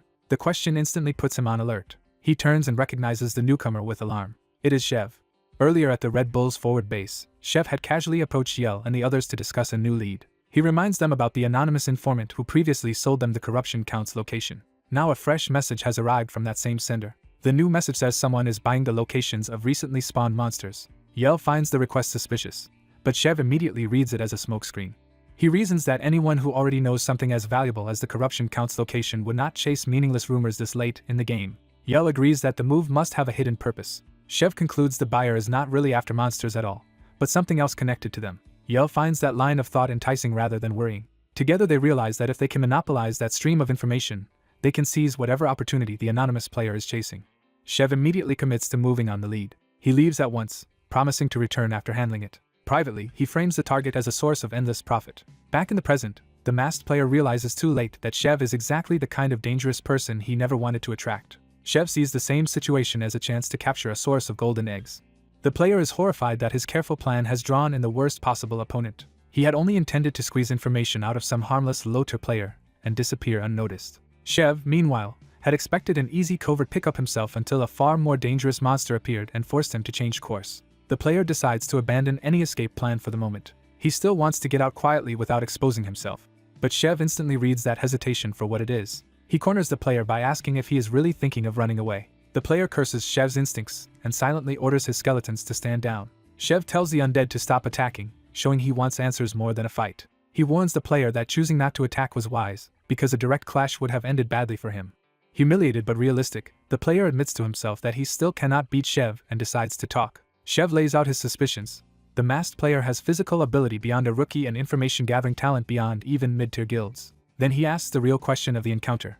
Who is this person, really? The player nearly blurts out his true identity before catching himself. Chev notices the slip and presses him on it. Panicking, the player loudly pretends he was only about to call for help from everyone nearby. He throws himself into a ridiculous act, painting himself as a clueless newbie being bullied by a major guild. Then he doubles down by shrinking into a pitiful ball and waiting to see if the performance works. He keeps whining that he was only looking for monster information and begs to be left alone. Chev pauses, visibly reconsidering. The player internally congratulates himself for looking pathetic enough to seem harmless. Chev asks if that is really all there is to it. Then he decides there has simply been a misunderstanding and says this trembling fool does not seem like the same person as the informant, which makes the player rejoice inwardly. He starts to celebrate the success of his deception and prepares to wrap up the act. Before he can finish, Chev abruptly offers him a 5 billion signing bonus, turning the encounter in a completely unexpected direction. A Red Bull's recruiter opens by offering an absurd 5 billion signing bonus and every luxury the guild can provide. He keeps piling on benefits, trying to overwhelm Haho Mask with money and status. The blonde recruiter acts as if refusal would simply mean the offer went to the wrong person. Haho Mask nearly breaks at the thought of joining his dream guild, the Red Bulls. The story shifts into the Red Bulls arc. Once the fantasy passes, Haho Mask laughs off the ridiculous scale of the offer. He insists people cannot just be bought, even as his face betrays how tempted he is. His resolve wobbles for a second as he calculates how much food that money could buy. The recruiter abruptly asks what Haho Mask would do in the same situation. He seriously asks whether Haho Mask would join the Red Bulls if offered the same deal. Haho Mask rejects the idea outright and demands to know why this is suddenly being asked. The recruiter drops the playful tone and warns that refusal means he will treat Haho Mask as an enemy. He makes the threat explicit, saying he would kill Haho Mask on the spot as a rival. Haho Mask stays silent even under the threat. The recruiter gets his answer anyway when Haho Mask calmly refuses again. Haho Mask declares he will not borrow anyone else's strength, and would rather die than abandon his solo path to become the strongest. That answer finally makes the recruiter take him seriously. Haho Mask promises that when he does become the strongest, the first people he will crush are the Red Bulls. Instead of fighting, the recruiter casually sits down and changes the subject to the scenery. When Haho Mask demands an explanation, the recruiter reveals the real reason he came, the Red Lake.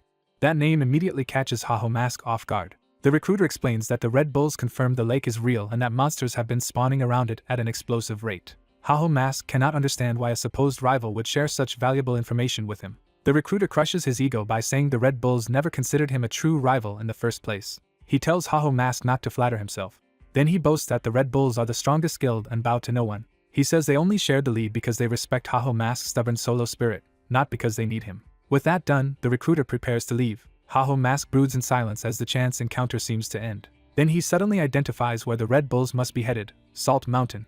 By tracing the main quest route and the territories they are avoiding, he deduces that Salt Mountain is their destination. He throws the guess back at the recruiter, trying to make him nervous. The recruiter snaps back, offended at being called younger and less experienced. Instead of getting angry, the recruiter bursts out laughing at how badly Haho Mask misread him. He says the outburst only confirmed how gullible Haho Mask is. He bluntly tells Haho Mask he looks like the kind of fool who gets scammed often. That insult finally hits a nerve. Haho Mask explodes in rage while the recruiter and his entourage retreat, still amused. Left alone, the recruiter admits to someone over a call that his recruitment attempt failed. He reports that Haho Mask would rather die than join them, so pushing harder would have killed him for real. Even so, the recruiter is not done thinking about him. He admits he is now curious to see how far Haho Mask can really go alone. Elsewhere, a red-haired superior dismisses the failure and tells him to let it go. He immediately starts trying to justify himself, insisting he was not being soft. The narration makes clear that when he returned, he was thoroughly scolded anyway.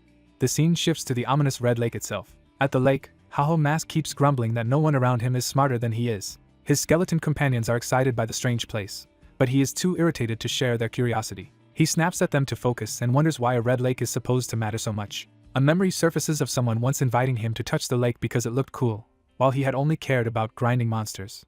He recalls dismissing the place as just another high-level hunting ground full of bosses to farm.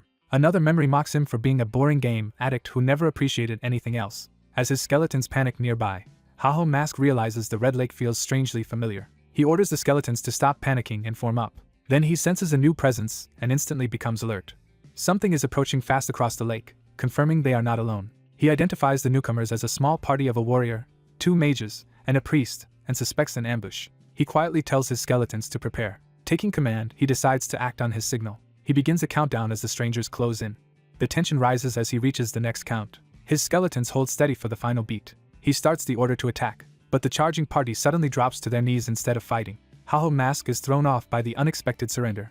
The terrified group recognizes him and begs him to save them. He demands an explanation. They reveal they need help hunting a level 120 corrupt grey cockatrice. When he asks for confirmation, they eagerly say yes. They explain they are only the 2nd division of the Golden Brothers Guild.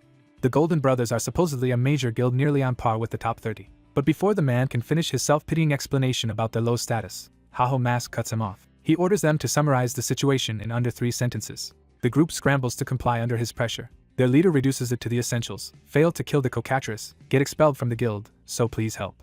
When Haho Mask refuses, the whole party clings to him and begs not to be abandoned. Desperate, they offer money. That finally makes him pause and ask how much. Their first offer is only 20,000 gold, and he dismisses it as worthless. They plead that it is everything they have and promise him all the monster rewards too, wearing down his resistance. He complains, but admits he needed to deal with corrupted monsters eventually anyway. He sets the terms clearly: 20,000 gold plus all rewards from the kill. The party erupts in gratitude, and he immediately tells them to transfer the money first. As he walks off toward the hunt, they can only stare at him in disbelief. Their leader thanks him with a smile that feels a little too eager. That gratitude triggers a darker memory. He remembers the same man once begging another master for more time to repay a debt. The memory reveals the truth behind their desperation. They were debt slaves working in Apollo's slave farm. Anyone who failed to repay Apollo was dragged there and brutalized into labor. Apollo coldly considered their plea and decided to offer them a different way out. He promised them another chance. That chance was to kill Haho Mask. When they protested that Haho Mask was too strong, Apollo offered them top-grade equipment. He made it clear he did not care how they did it, only that Haho Mask died. He added a final threat if they failed. Apollo promised they would rot in the slave farm forever if they could not kill him. With nowhere left to run, the trapped party hardened themselves for betrayal. Their plan was simple: wait until Haho Mask was busy fighting the monster, then rush him all at once and catch him off guard. Before they can act, the corrupt grey cockatrice crashes into the lake with overwhelming force. The party freezes as the monster's presence dwarfs their courage. The cockatrice dives straight at Haho Mask, forcing everyone into the real battle. The monster reveals itself fully as the level 120 corrupt grey cockatrice. Haho Mask dismisses it as an annoyingly loud chicken while the party nervously prepares their own scheme behind him. He tells them his plan is to strip away the monster's armor first, and that they must handle the rest afterward. He plants his hand into the lake and channels power through the terrain. Activating muscle modification, he launches himself forward with enhanced speed and force. He rockets across the lake straight into the cockatrice's attack range. He stays low and controlled as he closes the distance. The shockwave from the clash rattles the watching party. They realize too late that the monster is not a melee beast at all. The cockatrice is a ranged monster, and it counters by firing a barrage of spikes. Haho Mask slips through the volley instead of retreating. He schemes across the lake, using the momentum to reposition for a counterattack. He flips past the monster's line of fire and turns the exchange in his favor. Mocking the cockatrice as slower than he remembers, he declares that it is the one falling behind. His blade and blue energy begin shattering the monster's armor piece by piece. He carves across its limbs in a rapid sequence of cuts. Then he drives a heavier strike into its body, blasting more armor away. The cockatrice screams while Haho Mask repeats that it is too slow to catch him. A lattice of blue slashes tears through the remaining plating. Watching in disbelief, the party realizes he really is stripping the cockatrice's armor exactly as promised. Haho Mask remains calm in the middle of the chaos, completely in control. The party is stunned by how easily he is dismantling a monster that terrified them. Haho Mask judges that the body armor is nearly gone, and only the head remains protected. He moves in for the finishing blow, jokingly saying farewell to the chicken. At that exact moment, the party leader gives the betrayal signal. The mages and priest unleash a coordinated blast toward Haho Mask's back. He notices the attack a split second too late. The explosion engulfs him and the cockatrice together. Believing the trap worked, the party immediately calls for a second strike. Another blast slams into the same spot. They follow with a third hit without hesitation. Then a fourth explosion pounds the area, as if trying to erase him completely. Smoke and dust swallow the battlefield, and the party wonders if they finally killed him. For one brief moment, they celebrate, convinced they are free from slavery at last. But Haho Mask had expected the betrayal all along. He reveals he suspected them from the beginning. Their story never matched their equipment, because people claiming poverty should not have been carrying such high-grade gear. He also points out the absurdity of being forced to fight like a frontline warrior despite being a necromancer. Because he anticipated treachery, he had already prepared defensive measures in advance. His emergency skills activate at once, restoring armor, health, and recovery through skin stitching, fake heart, and boiling blood. Wrapped in dark blue power, he emerges from the blast stronger and still battle-ready. He tells the Golden Brothers he does not care who they are, only that they should prepare themselves. Then he declares that every one of them is already dead. The party panics and tries to order another spell before he can move. Haho Mask answers by summoning a far worse possibility, warning that even the cockatrice may not like what comes next. He mocks the traitors for finally realizing how doomed they are and tells them to accept death. Before he can finish them, a system alert interrupts him with news that a corrupt elf has appeared nearby. Haho Mask halts in confusion as he and his skeletons turn toward the new threat hidden beyond the lakeside brush. A corrupted elf bolts through the forest, already desperate to escape. A system alert identifies her as the target and turns her flight into an urgent pursuit. With barely 3 minutes on the clock, the masked player realizes catching her now could also help with his separate cockatrice objective. He shouts for the trembling debtors he controls, dragging them into the crisis. Without slowing down, he orders them to stall cockatrice with his skeletons until he returns, and bluntly confirms that yes, he means risking them. When they hesitate, he threatens them with a painful death if they run. As the countdown keeps falling, he sees the chase as a chance to seize first place in the main quest. He throws everything into pursuit, convinced that catching the elf now will save him enormous time later. Certain victory is only a matter of time, he closes in with growing confidence. His ambition swells as he imagines this quest securing him the top rank. With less than a minute left, he accelerates even harder. He unleashes a fast attack to bring her down before the timer expires. The strike nearly reaches her, but she still slips away. That failure unsettles him, because even after activating every enhancement he has, he still cannot overtake her. He finally admits he simply cannot catch up. Forced to change tactics, he gathers necromantic energy in his hand. The elf counters by hurling a skeleton bomb back at him. The blast tears through the path between them and forces him to evade. He is stunned that she dodged his pressure and turned the attack around so cleanly. He realizes the game was never going to hand him an easy win. Then the real danger hits him. The timer is almost gone. With only seconds left, panic replaces confidence as he refuses to accept failing the main quest. He desperately forms another spell while the deadline closes in. He throws himself into one last reckless attempt to finish the quest before time runs out. The elf suddenly dives straight toward him instead of fleeing. She coldly tells him this is no time for laughter, revealing she has been planning something. As the timer drops to 3 seconds, she explains the skeleton bomb had another purpose. The explosion's force boosts his movement, slinging him directly into her range. He reaches her shoulder before he fully understands the trap. For one instant, he thinks he has finally secured the capture.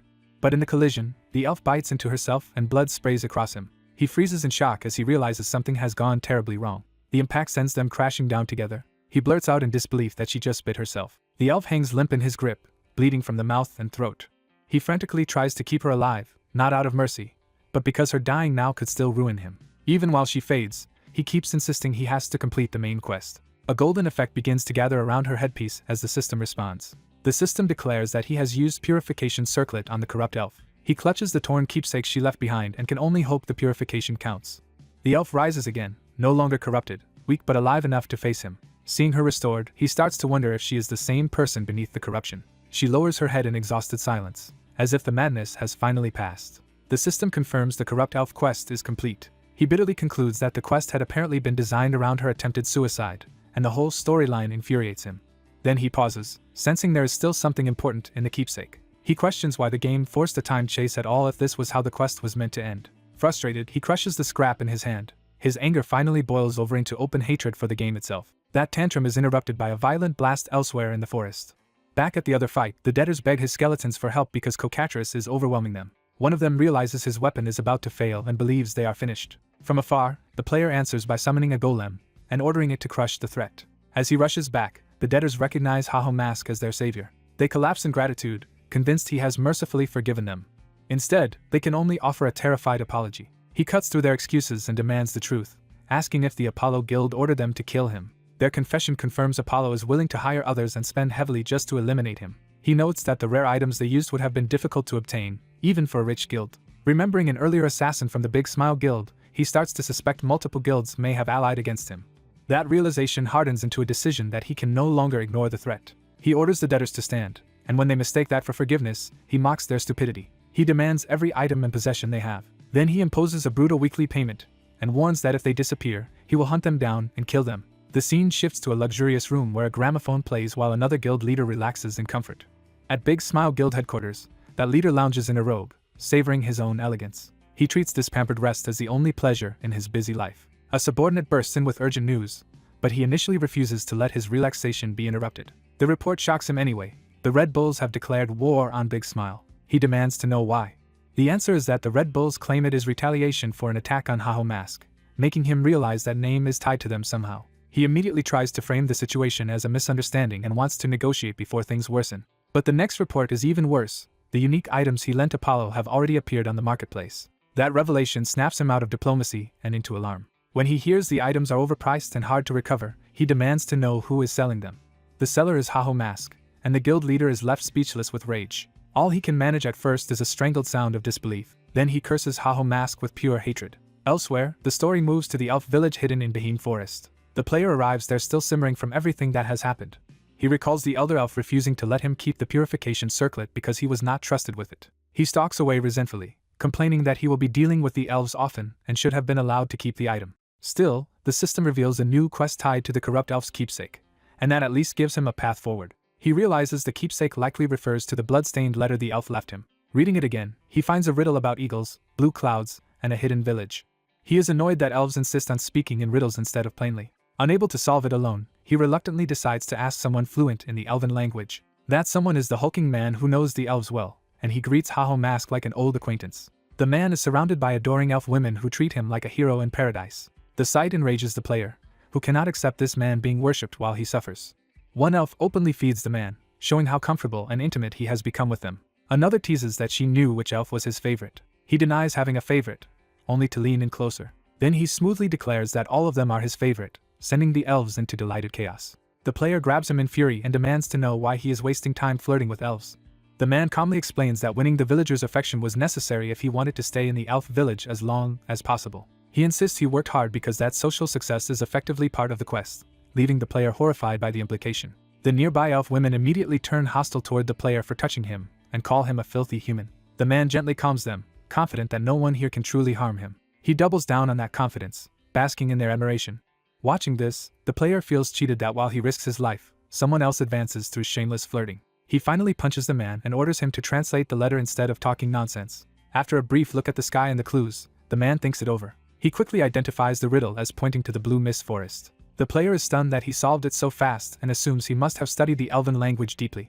The man explains the logic simply: eagles imply a high place, and blue clouds point to the forest's mist. He even mocks Haho Mask for gaming too much and not reading enough to see the obvious. Still surrounded by swooning elves, he smugly suggests the player should try books sometime. One elf praises intelligent men, which only makes the player's humiliation worse.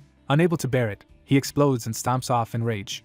Later, while fighting alongside his skeletons, He keeps ranting that elves are supposed to hate humans, not adore that man. One skeleton silently taps his shoulder to warn him of danger. The skeletons try to comfort him in their own way, but he is too furious to appreciate it. He insists his anger is not jealousy, and boasts that he could build his own harem if he wanted. Before he can keep ranting, a dark creature erupts from the ground in the blue mist forest.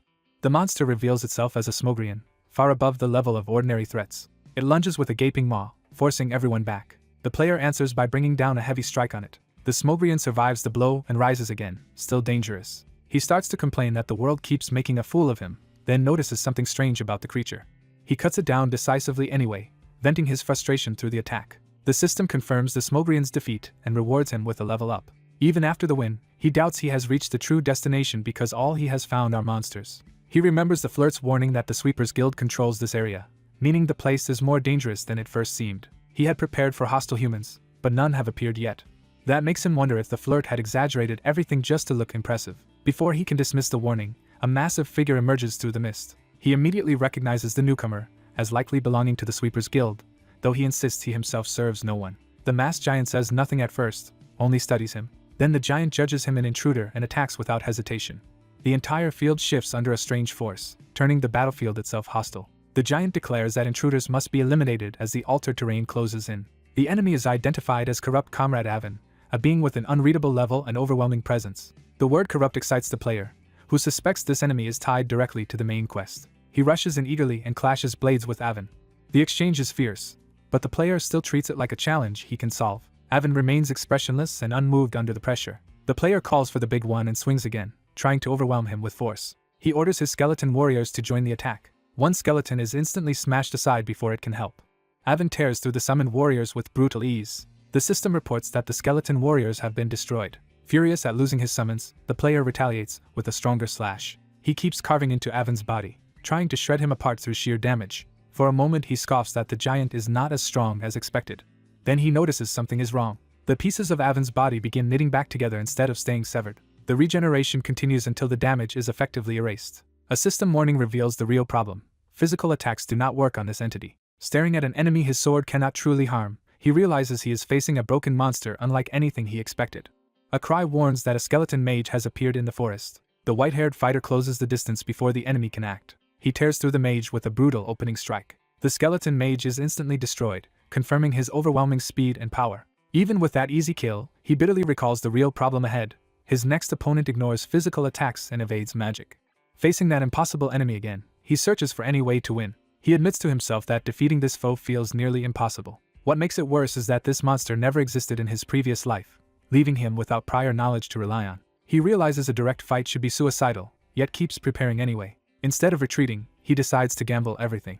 He commits to going all out, and launches himself into battle. To force an opening, he summons red skeleton warriors empowered by the Madness Helm. He layers on curse abilities meant to slow and corrode the target. The summoned warriors swarm the masked brute from every side. The enemy remains unreadable under the assault, showing no panic. With one sweeping counterattack, the brute annihilates the entire squad. The hero is stunned that all of his skeleton warriors were erased in a single blow. The monster plants himself and prepares to crush the real threat next. He dives in from above, forcing the hero to block a crushing strike. The hero answers with a wide slash, but the brute still presses forward. Realizing summons are useless, he decides he has to create the opening himself. He charges directly at the monster, abandoning caution. Their weapons collide in a violent exchange at close range. He narrows his goal to a single successful hit. He keeps repeating that one clean strike is all he needs. He shifts his body to bait the enemy into overcommitting. The brute's blade passes close as the hero slips into position. The hero gathers cursed energy around his weapon for a decisive trap. He drops from above in a furious attack, trying to pin the monster down. At the last moment he calls for a golem to assist. A stone barrier rises beneath the brute and locks him in place for an instant. Using that opening, the hero brings his cursed blade down. The brute counters by stabbing himself through the body to catch the hero at point-blank range. The hero is badly hurt and coughs blood from the exchange. The damage leaves him reeling and nearly spent. But he reveals that the self-inflicted wound was exactly the opening he wanted. His curse finally takes hold, temporarily restricting the brute's movement. With the target bound, he follows through on his promise to fight without holding back. He calls in multiple skeleton mages to unleash a concentrated bombardment. The trapped brute is engulfed by overlapping blasts of fire. The hero clenches his fist, betting everything on the explosion finishing the job. He coldly seals the attack with a final command to detonate. The bombardment erupts into a massive inferno that tears through the battlefield. When the flames peak, both fighters are left gasping in the aftermath. The hero admits the attack is killing him too, but he endures it to end the fight.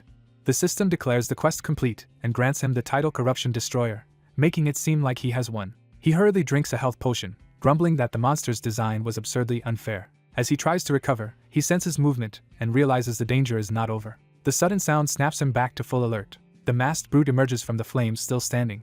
The hero is horrified that even that attack failed to kill him. Knowing he can barely continue, he sees the enemy preparing one last strike. Before the brute can finish him, a precise blow destroys part of the monster's head. The ruined giant staggers while the hero and his red skeleton companion stare in shock. The hero can hardly believe the monster just stabbed himself, and then survived the fire.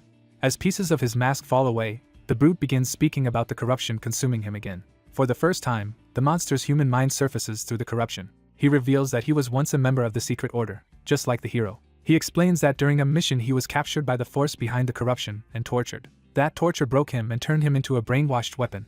He confesses that after becoming a monster, he slaughtered countless people despite once joining the order to protect them. Overwhelmed by guilt, he begs to be punished for his weakness and failure to keep his honor. The hero stands over him in silence as the confession sinks in. Instead of condemning him, the hero tells him he was the strongest opponent he has ever faced. He adds that this means the man must have been extraordinary even before becoming a monster.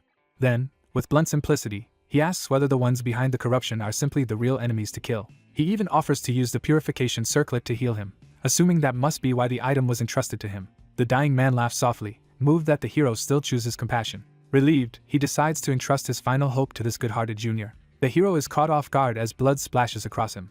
A blue spectral figure appears, entrusting the rest to the hero. The spirit addresses him as Junior, confirming their shared order lineage. The fallen man's sword drops to the ground as the system announces a new quest called Inheritance. The hero realizes that even this dying request was hidden inside the game as another quest. Fed up with how cruelly the world gamifies tragedy, he curses the game itself. Elsewhere, a woman begins questioning why Haho Mask is working with the Red Bulls instead of her. She stands over a bloody battlefield, already treating him as something she should possess. She resents that he chose another side when she believes she could have given him everything he wanted. Her subordinates nervously address her as they watch her fixation deepen. One of them asks why she cares so much, having assumed she was only recruiting talented players. A hidden observer explains that this is not recruitment at all, but obsession with Haho Mask himself. The subordinate senses danger in her mood and tries to suggest retreat, addressing her as Thunder Queen Shiru. Before he can finish, another armored man appears beside her and asks to speak privately. The nearby subordinates are startled that he approached without any of them sensing him. The newcomer calmly adjusts his glasses, unfazed by their alarm. When Shiru questions why she should talk to a stranger, he immediately takes control of the conversation. He leans in close enough to unsettle her and force her attention. Then he offers exactly what she wants most, the chance to get rid of Haho Mask. That promise finally makes her smile. Her expression turns openly predatory as she considers the offer. Back with the hero, he is given Abin's sword as the dead man's keepsake. He reaches for the blade and quietly repeats Abin's name. Elsewhere, another order member mourns Abin as a good friend. The hero reflects that he had been worried because he could not contact him. The grieving comrade thanks the hero for at least bringing back the truth of what happened. He insists the hero keep the sword. The hero hesitates, feeling awkward about using a dead man's keepsake. Then the item window appears and reveals that Abin's sword is a unique weapon with exceptional stats and a defense-piercing effect. The hero's grief instantly gives way to stunned excitement at how absurdly strong the weapon is. The owner gently tells him to accept it for Abin's sake, and the hero awkwardly agrees. He clenches his fist, thrilled by the unexpected windfall. His restraint breaks and he celebrates like he has hit the jackpot. He thanks Abin enthusiastically and jokes that this sword will save him from buying one for a long time. He starts happily planning what to do with the money he no longer needs to spend. That celebration is cut short when a crowd suddenly surrounds him outside. The mob immediately attacks, shouting for Haho Mask to die. While blocking their blows, he protests that he is not even wearing the mask and has no idea who these people are. His companion Roman contacts him through the system and checks if he is still alive. Roman bluntly explains that a dark web bounty has been placed on him for 100 million gold. The sheer amount leaves the hero stunned. Elsewhere, the mysterious negotiator repeats the phrase about getting rid of Haho Mask, pressing Shiru for her reason. He explains that Haho Mask is dangerous because he is a variable. To make his point, he compares the situation to chess. In his analogy, Haho Mask is a pawn that ignores the rules and moves however he wants. Because he breaks the system's order, the man argues that eliminating him is only logical. He adds that several guilds have already joined the hunt and claims that if the Thunder Hunters join too, Haho Mask can be removed easily. As he tries to treat her silence as agreement, Shiru abruptly attacks him instead. She slams him into the ground before he can finish speaking. The blow leaves him coughing blood and shocked by her answer. Back in the chase, the hero accuses these hunters of being tied to the same people who stole his previous boss kill. Shiru dismisses his complaint with mocking pity. She declares that she does not work with thieves who steal what belongs to her, making clear she sees Haho Mask as her property. The negotiator realizes his attempt to recruit her has completely failed. He activates a defensive skill to recover from her attack. Using that opening, he sweeps out a powerful counter to force space between them. He retreats at high speed while the others watch from above. Shira tries to pursue him immediately, but she stops her people, saying the chase would be pointless and ordering Hatch to contact every guild instead. Meanwhile, the hero briefly appears again in his Haho mask persona, still moving ahead of the hunt. Shira notes with interest that there are many competitors after him now. She openly claims Haho mask as hers and warns that anyone who touches him dies. She tells her subordinates to spread that threat to everyone. The negotiator apologizes while continuing his escape. He reports that the talks with the Thunder Hunters failed and offers to accept punishment. He even asks whether he should go kill Haho mask alone to make up for it. His superior refuses, saying it is no longer good for them to act so openly because they are meant to remain hidden trump cards. The superior says the pieces are already in motion, so they only need to wait and watch. He adds that time itself is on their side. Surrounded by screens of past incidents, the mastermind concludes that time ultimately favors them. He turns his attention back to the board and wonders what their pawn will do next. As the hero keeps running, Roman urges him not to let the pursuers catch him. The mastermind watches with quiet amusement. The hero snaps that the endless pursuit is getting infuriating. Roman reminds him that of course people keep coming, because anyone who catches him stands to gain 100 million gold. The hero demands to know who he could possibly have offended badly enough to trigger this. After a moment of thought, he admits there are actually quite a lot of people who might want him dead. Still, he concludes that the most likely culprit is Chai Seol-yin. He reasons that she is rich enough to ignore the money, but too prideful to hire others for something personal, which makes the situation even more frustrating. Roman panics that they cannot keep playing this game at this pace and demands the hero take responsibility for the commissions he accepted. The hero refuses to back down, answering that no one is stopping him from continuing. Faced with an auction prompt for a wyvern skull, Jaehyun spends what he has anyway because he would rather risk everything than die without learning who is targeting him. He throws himself back into the chase, driven by the need to uncover the mastermind behind the attacks on him. When danger erupts, he immediately calls for his golem. A massive stone golem rises, startling the nearby hunters and confirming the fight has escalated. Even as others panic, Jaehyun stays focused, deciding to strengthen Clay Play and use Haho Mask to escape the pressure closing in on him. His investment pays off as Clay Play reaches A rank, and he feeds the newly bought wyvern skull into the skill to trigger a transformation. The golem begins reshaping itself into something far more formidable. As the change takes hold, Jaehyun grimly realizes he has just burned through luxuries and his future living expenses for this gamble. The cost hits him all at once, but he has already committed everything to this move. With his balance empty to zero, the transformed golem emerges as a wyvern-like mount wrapped in ominous power. Now armed with a terrifying new form and his mask, Jaehyun openly dares anyone hunting him to make the first move. Elsewhere, the story shifts to Ramani, the woman who edits Jaehyun's videos. Though officially just an editor, she has gradually taken over much of Haho Mask's channel, email, and sponsor management. She resents the extra workload and vents that she never signed up to be a full manager. Still, she genuinely enjoys the job because Jaehyun's content is strong enough to win fans and attract ads. Back in the game, Jaehyun cools down slightly while riding his transformed golem, though the situation still irritates him. The hunters below keep shouting for Haho Mask to come down, convinced they can eventually corner him. Jaehyun dismisses them as leeches who are too weak to matter individually but numerous enough to keep stalling his progress. He admits he will have to deal with the root cause eventually and starts considering a more direct solution. He decides to send a message instead of continuing to be chased. The recipient is the Thunder Hunters Guild. He formally requests a private audience with their leader, the Thunder Queen Shiru. The woman who answers that summons is Chai Seol-yin. Her arrival is heralded by glowing butterflies, giving the meeting an eerie, controlled atmosphere. The butterflies gather as if the forest itself is making way for her. Jaehyun waits atop his wyvern golem as Seol-yin approaches through the moonlit woods. He notes that she finally came, making clear this meeting has been overdue. Seol-yin reminds him that when he sought her out before, she ignored him, and Jaehyun immediately recognizes her as Chai Seol-yin. Seeing her again drags up memories of the woman who tormented him before his regression. Her calm smile only sharpens the contrast with the hatred he still carries. He remembers her as someone who also pushed his former party into betraying him. Although he wants to kill her on the spot, he forces himself to hold back long enough to get answers. He asks directly whether she is the one who placed the new bounty on him. Seol-yin treats the question as absurd and flatly denies being behind it. Jaehyun refuses to accept that easily, convinced only someone like her would pull a stunt this ruthless. He accuses her of abandoning her guild and taking everything for herself, exposing how deeply personal his resentment runs. His anger finally spills over as he charges her with always ruining other people for her own gain. Seol-yin remains still under his rage, letting him reveal how badly he wants someone to blame. Then she coolly asks whether her answer would matter to him at all. She points out that he had already decided not to believe her, no matter what she said. Her words strike Jaehyun because they echo something he heard before his regression. That familiarity makes him hesitate and realize this conversation may connect to events that happened before his timeline reset. Seol-yin gathers herself, as if deciding how much to reveal. She tells him that not long ago an unknown ranker came to see her. That person claimed Jaehyun was disrupting the situation and proposed that the top 30 guilds should exclude him. Seo-yeon recalls the demand clearly, including the threat to erase him from the game entirely. Jaehyun is shaken because this proves the conspiracy against him existed even before his regression. Seo-yeon insists she would not bother with something so petty and notes that whoever interfered with his main quest was targeting more than just him. Jaehyun quickly concludes that the same hidden group must be bold enough to obstruct Thunder Hunters as well. His suspicion settles on the pair he has already been tracking in the shadows.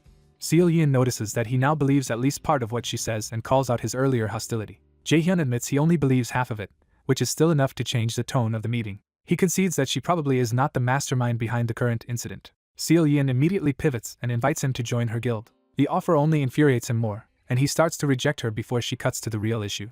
She admits she does not know why people so often hate her, but she is used to it. Jaehyun listens in wary silence as she frames herself as someone constantly misunderstood. Then she says she is making this offer for his sake, not hers. She warns that he cannot stand alone against someone rich enough to place 100 million gold bounty on his head. Her solution is simple. If he comes under her banner, she can officially protect him without forcing him to obey her. Jaehyun almost laughs at the audacity of the proposal. He rejects her outright, saying he would rather die than join her guild. Seo-yeon presses him, arguing that this is not the time for stubborn pride, but he refuses to bend. He declares that he will become the strongest through his own power because that is a promise he made to himself. For the first time, Seo-yeon looks genuinely caught off guard by his conviction. She mocks the dream as childish, and Jaehyun snaps back that it changes nothing. Instead of arguing further, she tells him to do his best. Smiling, she warns that she is also one of the contenders for the top and that he should prepare himself. Jaehyun leaves unsettled, realizing she just declared herself both a rival and a threat with perfect composure. He flies away on the wyvern golem, putting distance between himself and her unnerving offer. Seo-yeon watches him go with a cheerful wave, as if the confrontation had been pleasant. As he departs, Jaehyun reflects that Seo-yeon had also seemed normal before his regression, which means something changed before that point. He concludes that some hidden event must have happened before his original timeline collapsed. For now, he pushes that mystery aside and decides to crush the people behind the bounty first. That resolve is interrupted when Ramani urgently contacts him about a wanted poster.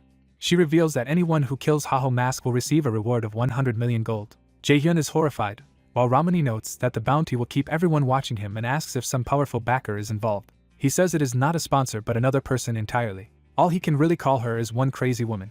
The scene shifts to Missandra Castle, where another thread of the story begins. A weak young player is being beaten down in an alley, already on the verge of collapse. The thugs demand he hand over his quest, making clear they intend to steal his progress. They justify it by saying he cannot clear it anyway and that they will simply take the reward for themselves. When he protests, they answer with more violence. Their leader decides a few more hits will make him surrender. Before the blow can land, someone catches the attacker's fist. The gang turns in confusion and finds a white-haired stranger standing between them and their victim. The stranger asks the trembling boy if he is questman Git. The boy confirms his name is Git but has no idea what that title means. The stranger realizes the future he remembers has not happened yet, but decides that does not matter. He tells Git that he is coming with him for a while. The gang objects, butting in with threats and demanding to know who this newcomer thinks he is. The stranger answers by knocking all three of them away in a single sweeping strike. With the thugs flattened, he casually adjusts himself as if the fight barely counted. Git stares in shock, realizing the man saved him effortlessly.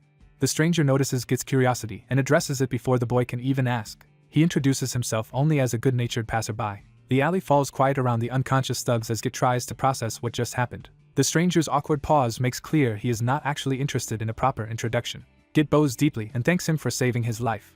But even in relief, Git's hands still shake from how close he came to losing everything. He admits that without this intervention, his quest would definitely have been stolen. Overwhelmed, he thanks the stranger again, only for the man to cut straight to the point. He identifies the stolen target as the Ruins Dungeon Exploration quest and explains that clearing it dispels the block field behind the dungeon. Git is stunned that a stranger knows the details of his quest better than he does. The stranger immediately demands that Git hand the quest over to him. Git is dismayed to realize his savior may be the same kind of opportunist as the thugs. Ignoring the boy's feelings, the stranger enters the Missandra Ruins dungeon with Git in a mandatory two-person party that will fail if either leaves or dies. The stranger breaks down in exaggerated frustration at being dragged into this arrangement. As they move through the ruins, Git sobs that he finally thought he could clear a quest for once, only for it to be taken from him again. The stranger loses patience and tells him to stop crying already. He harshly says that if Git hates being robbed, he should become strong enough to stop it himself. Git tries to answer through tears, struggling to explain himself. Then he suddenly lashes out and strikes the stranger, insisting the quest is useless anyway. He explodes in frustration, saying he has tried everything and none of it ever mattered. The stranger falls silent, recognizing something painfully familiar in that despair. He admits he knows that feeling too, including the shame of looking pathetic while suffering. Git finally says the truth plainly. No matter how hard he tries, he is simply weak. He recounts how raids always end with him being blamed and cursed at. Even when he goes out alone, he only ends up running for his life and dying. So he gave up on greatness and drifted through minor village errands until he accidentally met the hidden conditions for this quest. That is how he obtained a rare dungeon quest that dispels a blocked field and likely grants a title, making it the first thing in the game that ever felt meant for him. For the first time, Git felt chosen instead of discarded. To him, the quest was proof that even someone like him could still matter. The stranger asks whether Git thinks he wanted to have a quest like that stolen from him too. He points out that Git is not the only one who has been pushed around by stronger people and impossible odds. Git insists the stranger cannot understand how hopeless his life has felt. The stranger responds by throwing him down and telling him that if he wants to live crying forever, that is his choice. Then he declares that he will clear the dungeon no matter what happens. He starts to walk away, but stops before leaving Git behind completely. Without turning around, he tells Git that a weak life up to now does not mean he has to stay weak forever. Git can only stare after him, caught between humiliation and the first spark of hope. He realizes the stranger never truly intended to kill him for the quest, and had only been acting like a brute to force a reaction out of him. Left alone for a moment, Git wonders what he is supposed to do now that the stranger has really gone ahead. He considers logging out and abandoning everything again. But the memory of the stranger's terrifying pressure convinces him that running away will only leave him with more regret. He decides he has no choice but to keep going. Trying to stay out of the way, Git heads toward the dungeon entrance, and promises himself he will wait quietly. Instead, he comes face to face with a giant insect monster. He freezes in total panic, unable to move or think.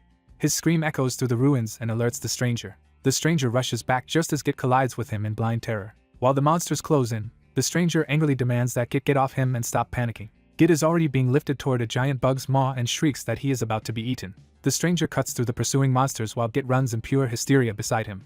Git finally begs him outright to save him. After a brutal struggle, an hour passes with both of them exhausted inside the dungeon.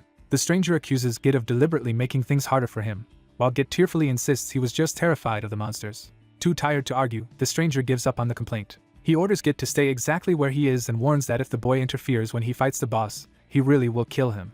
After running without thinking, the blonde player realizes he has already reached the boss room and nervously asks whether the white-haired player can really handle what comes next alone. The white-haired player explains that this giant ant den is notorious because even reaching the boss is extremely difficult. He warns that the endlessly respawning spiderlings explode on contact, making the room deadly before the boss even acts. He adds that the giant spider boss itself has a hide as hard as metal, so bringing it down is no simple matter. When the blonde player offers to help if soloing fails, the white-haired player flatly refuses and tells him to leave the fighting to him.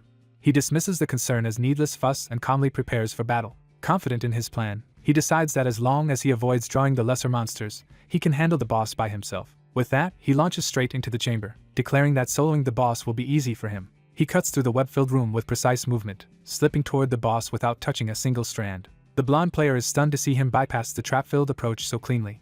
The giant spider reacts at last and lashes out to intercept him. The white-haired player stays composed, reading the attack without panic. He counters with a rapid series of glowing sword strikes that carve into the boss at close range. The spider shrieks as his assault lands hard enough to stagger it. Seeing the opening he created, he starts to explain his method. He coolly counts the first phase as complete, having already taken down one major threat. He keeps pressuring the boss, batting aside its attacks and driving it back across the room. Watching from the side, the blonde player is amazed that the giant spider is being completely overwhelmed and begins to believe victory is possible. That hope collapses when he accidentally steps onto a web. He realizes too late that he has triggered the very danger he was warned about. A spiderling reaches him and detonates against his body. The blast drops him to the floor in agony as more spiderlings close in. Racked with pain and bleeding, he panics as the damage overwhelms him. His first instinct is to flee before the next explosion kills him, but he is already surrounded by a swarm of spiderlings crawling over him from every direction. Faced with certain death, he freezes and accepts that this may be the end. Another explosion erupts around him, and he braces for death. Instead, the white-haired player appears over him, having rushed back to shield him while insulting him for being dead weight. The blonde player cannot understand why the man he burdened would still come back for him, but he is ordered to stop talking and run for the entrance. Pinned under exploding spiderlings, the white-haired player snarls that if the quest fails because of this, he will not forgive him.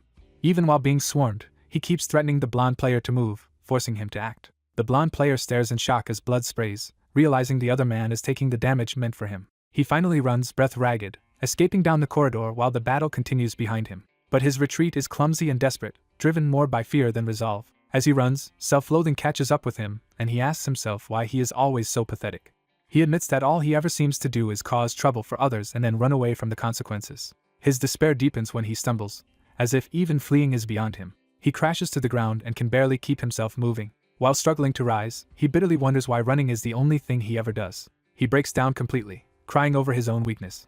Yet even through the tears, he tells himself he has no choice because he believes there is nothing else he can do. Old insults resurface in his mind, reminding him how others have always treated him as useless. He remembers being told to quit entirely because he would never amount to anything. The memory sharpens into a cruel lesson that he should know his place and live as a failure. Crushed by that history, he can only apologize to no one in particular for being what he is. Then another remembered voice cuts through the self-pity, mocking him for apologizing while continuing to live weakly. That voice challenges the idea that a weak past has to define the rest of his life. The words leave him silent, forcing him to confront himself instead of his fear. He slowly lifts his head, beginning to consider a different choice. His eyes catch on a cocoon hanging in the spider nest, and an idea forms. A spiderling crawls over the cocoon, confirming the danger is still active around it. Before it can matter, the white-haired player slices the cocoon open. He complains about the nuisance even as he cuts through the webbing and clears the way. He reveals that he had no real option but to save the trapped player, because the quest would have ended if that person died. Deciding to turn the situation to his advantage, he prepares to summon skeletons to hold the room. He is interrupted by a sudden shout from the blonde player. The blonde player, now holding a torch, deliberately calls the spiders toward himself instead. Though terrified and shaking, he commits to becoming the bait. He tells the white-haired player to stop worrying about him and use the opening to kill the boss. The white-haired player tries to dismiss the plan and send him away, but the blonde player refuses to back down. For the first time, the blonde player decides to use the one thing he has always been good at, running away, for someone else's sake. He frames it as repayment, saying that if the boss dies because of this, their debt will finally be even. The white-haired player is left momentarily speechless by that answer. He reminds the blonde player that one rescue does not erase all the times he had to save him before, but the point still lands. Even while mocking him, he admits that this reckless courage is better than watching him collapse in tears again. The blonde player takes that as permission and charges in, confessing that he is still terrified but moving anyway. While the white-haired player resumes his assault on the boss, the blonde player begins drawing the spiderlings away with fire. He gets hurt almost immediately, proving he is still weak and vulnerable. But instead of breaking, he accepts that weakness and keeps going. The fear in his body turns into exhilaration as he swings the torch through the swarm and realizes this trembling finally means he is fighting, not fleeing. After the chaos peaks, he collapses from exhaustion. Barely able to breathe, he waits for the result. A system message appears announcing that the Masanda Ruins dungeon has been cleared. The blonde player is stunned that he actually made it through, even if he feels he only handled the dirty work. Still, the victory leaves him with a quiet sense of pride. He dares to think that maybe he really has grown a little. The white-haired player glances back at him amid the fading blue system effects. He admits he did not expect the two of them to clear the dungeon together, and concedes that the blonde player has some real ability after all. That unexpected praise embarrasses the blonde player even as the white-haired one keeps his usual teasing tone. The mood shifts when a hostile player appears, mocking them and implying that any reward should be shared by force. He demands the dungeon reward, specifically the Dispel Block Field title. The white-haired player answers the threat with a calm question about what happens if he refuses. The thug makes it clear there is only one consequence. He grabs the blonde player and threatens to kill him if the title is not surrendered. Instead of begging for his life, the blonde player shouts for the white-haired player never to hand over the reward they earned. The thug answers that defiance with a brutal punch. The blonde player is thrown aside, but the attack does not break his resolve. The thug looms over him and insists he should understand his place and obey. Even bloodied, the blonde player barely reacts, as if this kind of violence is nothing new to him. He taunts the thug by saying that compared to the spiders from earlier, these punches feel like nothing. Enraged, the thug swings again. The white-haired player suddenly interrupts, offering to hand over the title himself. The blonde player is shocked, unable to believe what he just heard. The white-haired player clarifies that the thug can have the title only if he is strong enough to take it. The thug laughs at what sounds like an impossible challenge. He starts mocking the idea that one person could oppose them all, but is cut off mid-sentence. He realizes too late that something has appeared behind him. A summoned skeleton army materializes, surrounding the hostile group in an instant. The blonde player finally understands where the sudden reinforcements came from. He identifies the white-haired player as Haho Mask, the famous solo player known for skeleton summons. The others immediately connect the dots and realize they are facing the only solo player with that signature power, a fighter said to rival entire guilds alone. The white-haired player stands revealed in full, no longer hiding the aura of a named player. When one enemy asks why someone of that rank would be here, he dismisses the question as none of their concern. Then, with a smile that makes the threat worse, he tells them to hand over everything they have. Their confidence breaks into panic. A system reward appears in his hand, showing he has obtained an ownerless war watch from the defeated enemies. As he walks away with the spoils, he mocks them as nobodies who always try to act tough. The blonde player watches him leave and realizes the man he took for merely strong is actually a famous named player. Awkwardly, the white-haired player finally responds to the gratitude still hanging between them. The blonde player bows and sincerely thanks him for both the rescue and the shared dungeon clear. He admits that without that help, he never would have completed the quest, not in body or in spirit. Having said what he needed to say, he tries to leave the title behind for the one who truly carried the fight. The white-haired player stops him and insists that the title belongs to him. When the blonde player protests that he does not deserve it, he is told he needs at least that much if he wants to stop getting beaten down so easily. He presses further, asking whether the blonde player intends to keep playing the game. The question hits hard enough to leave the blonde player speechless and emotional again. He wipes at his face, trying and failing to hide the tears. At last he answers that he will keep going and work hard, while the white-haired player dryly points out that he is crying again. The story then shifts, hinting that what looked like a clean ending is about to lead into a new complication. In a comedic aside, the white-haired player is suddenly treated like someone's pet, and he reacts with immediate disbelief and outrage. Back outside, he changes clothes and shakes off the dungeon tension. He decides his darker outfit is more comfortable and better suited to what comes next. He reflects that he had considered lying low because of the bounty on him, but after revealing himself, he concludes that hiding is pointless now. Instead, he focuses on what he gained from the whole incident. He judges that the newly titled Rare Quest Collector, Questman Git, may become useful to him later.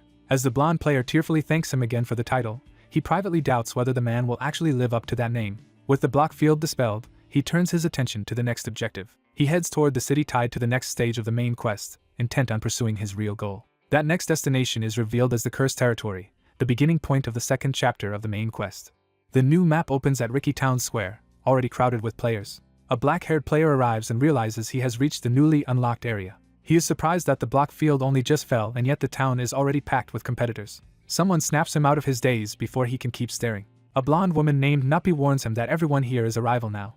She points out the major forces already gathered in town. First she identifies the second squad of Cares, one of the top 30 guilds. Then she points out elite members of Triple Wing, another top 30 guild. She also notes Hydra, another top guild and one of the factions most likely to clear the main quest. Because everyone knows the next main quest starts here, the strongest groups have all rushed in at once, leaving smaller guilds uncertain they can survive the competition. Into that tense crowd, a new figure steps forward with quiet confidence. He orders people to move aside, immediately drawing attention. The crowd recognizes him at once as Haho Mask. Rumors spread through the square that he was the one who brought down the block field and that he always clears things alone. Hearing the whispers, he notes to himself that there are already plenty of people here. He also realizes that news of his role in dispelling the block field has drawn every opportunist and scavenger in the area. Some onlookers insist no one could be that capable without secret backing from the admin. Others agree that someone this effective must be supported by a hidden patron rather than talent alone. He dismisses the gossip internally, knowing he really did come this far through his own skill. Then the rumor takes an absurd turn when someone calls him Chai Sil-Yian's pet, leaving him too stunned to respond. As rumors spread through the crowd, people conclude that two powerful guild masters are both fiercely protective of Haho Mask, turning him into the center of a dangerous rivalry. The gossip escalates into disbelief that someone could make two top guild leaders fight over him at all. In everyone's imagination, Haho Mask becomes an absurdly coveted figure whose value seems high enough to drive elite leaders mad. When the rumors turn crude, Haho Mask snaps and violently shuts them down. He keeps beating the source of the gossip while furiously denying that he belongs to anyone. Still enraged, he demands to know who started spreading the rumors in the first place. Before he can continue, a stern stranger cuts in and forces the scene to stop. The newcomer identifies himself as Sarabo of the Secret Order and warns everyone not to interfere with an important quest. Haho Mask immediately recognizes Sarabo as a hidden story NPC and realizes this must be the trigger for the next main quest. He calms himself at once and shifts from brawling to listening, deciding to follow the quest instead. Sarabo waits for the crowd to settle, then prepares to formally begin the event. He reveals that this cursed territory is being used by a corrupted being for experiments. Because of those experiments, monsters and parts of the land itself have been cursed, so the first objective is to lift the curse. Haho Mask realizes the setup matches what he knew before regressing, confirming he has reached a familiar turning point. He recalls that the next step should be a hunt for a cursed monster called the goat-headed chimera. Confident in his prior knowledge, he tells himself the monster is manageable because he already knows its spawn point and fighting style. Sarabo prompts the crowd to identify the target needed for the quest. Haho Mask answers immediately, certain he is ahead of everyone else. Sarabo continues the formal announcement, building suspense around the monster's true name. Then the name lands wrong for Haho Mask when Sarabo reveals the real target is the Evil Eye. The crowd panics at the revelation that the Evil Eye is level 150 and carries a passive area curse, making the quest seem nearly impossible. Sarabo adds that not everyone present will get to bring the target back. He raises 4 fingers, setting a hard limit on who will be allowed to continue. Only 4 teams will be chosen for the opportunity. The restriction shocks the players, who realize most of them will be shut out no matter what. Sarabo makes the stakes harsher by declaring that anyone not on a successful team will be excluded from the Secret Order's future plans. The crowd erupts because failing here would also mean losing access to the main quest line. Sarabo remains cold and tells them participation is optional, but anyone who refuses can forget about future progress. The players hesitate, trapped between fear of the quest and fear of being left behind. That hesitation breaks as people start moving, ready to compete for a place. The whole crowd surges forward at once, desperate not to miss the chance. Everyone tries to claim the first move, turning the quest into a scramble. One overeager player crashes into Haho Mask while trying to push past him. The collision jolts Haho Mask into sudden alarm. He senses immediately that something is wrong with the flow of events. For the first time, he seriously considers that the future may have changed and that his old knowledge may no longer be reliable. That possibility terrifies him because his greatest advantage has always been knowing what comes next. He forces himself to stop panicking and think instead of spiraling. Regaining control, he decides there are only two explanations for the discrepancy. He narrows the problem down to either his regression changing events or his past information having been wrong from the start. The first possibility is that his very return altered the future. The second is that the information he trusted from his previous life was inaccurate. He starts searching for which explanation fits this situation. His attention shifts to the teams already rushing toward the cursed territory. He watches the leading group move out ahead of him. One of those teams reports that they have already reached the cursed zone and are beginning the main quest immediately. At the same time, another faction quietly declares its own objective, eliminating Haho Mask. A hostile presence closes in on him before he can react. A goat-headed chimera suddenly appears and roars into the battlefield. A nearby player panics at the monster's arrival. The front line buys time while urgently asking the mages whether their spell is ready. The mages answer that they need only a little longer to finish charging. The chimera barrels forward as the countdown tightens. The defenders cling to the last second they need to survive. The spell finally reaches completion. A full-charge lightning strike slams into the chimera with overwhelming force. The monster convulses under the blast. It collapses, and the system confirms the goat-headed chimera has been eliminated. The team leader immediately orders everyone back into formation for the next target. One frightened player breaks down, begging to go home rather than face more chimeras.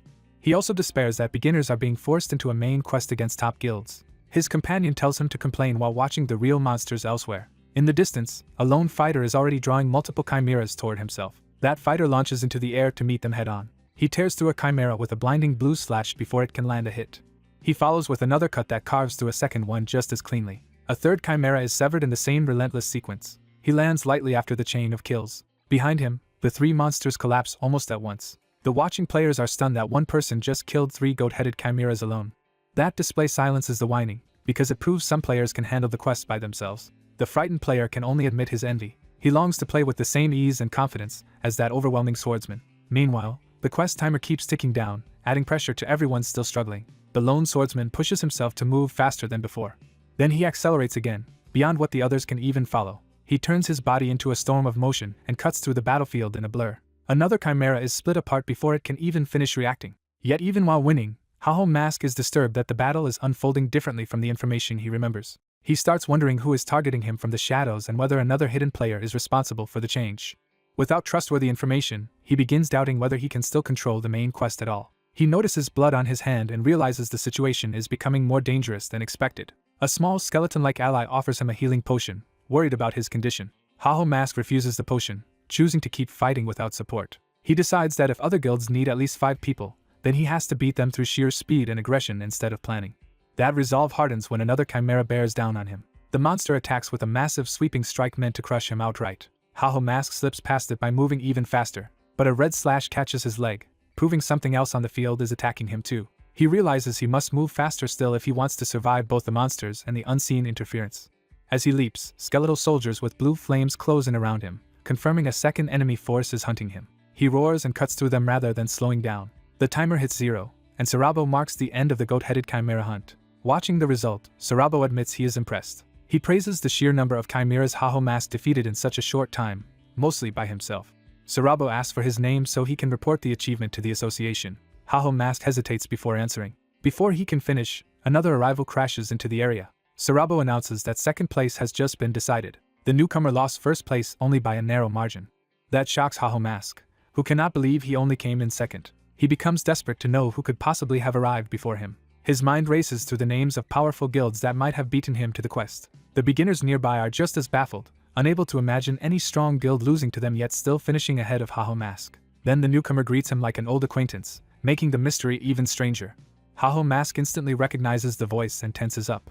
A heavily armored man steps toward him and asks for a moment of his time. When he addresses him by the full name Haho Mask Herkin, the recognition becomes undeniable. The armored man apologizes for interrupting, but makes clear he came here for Haho Mask specifically. A woman explains that an unidentified ranker had approached them earlier, setting this encounter in motion.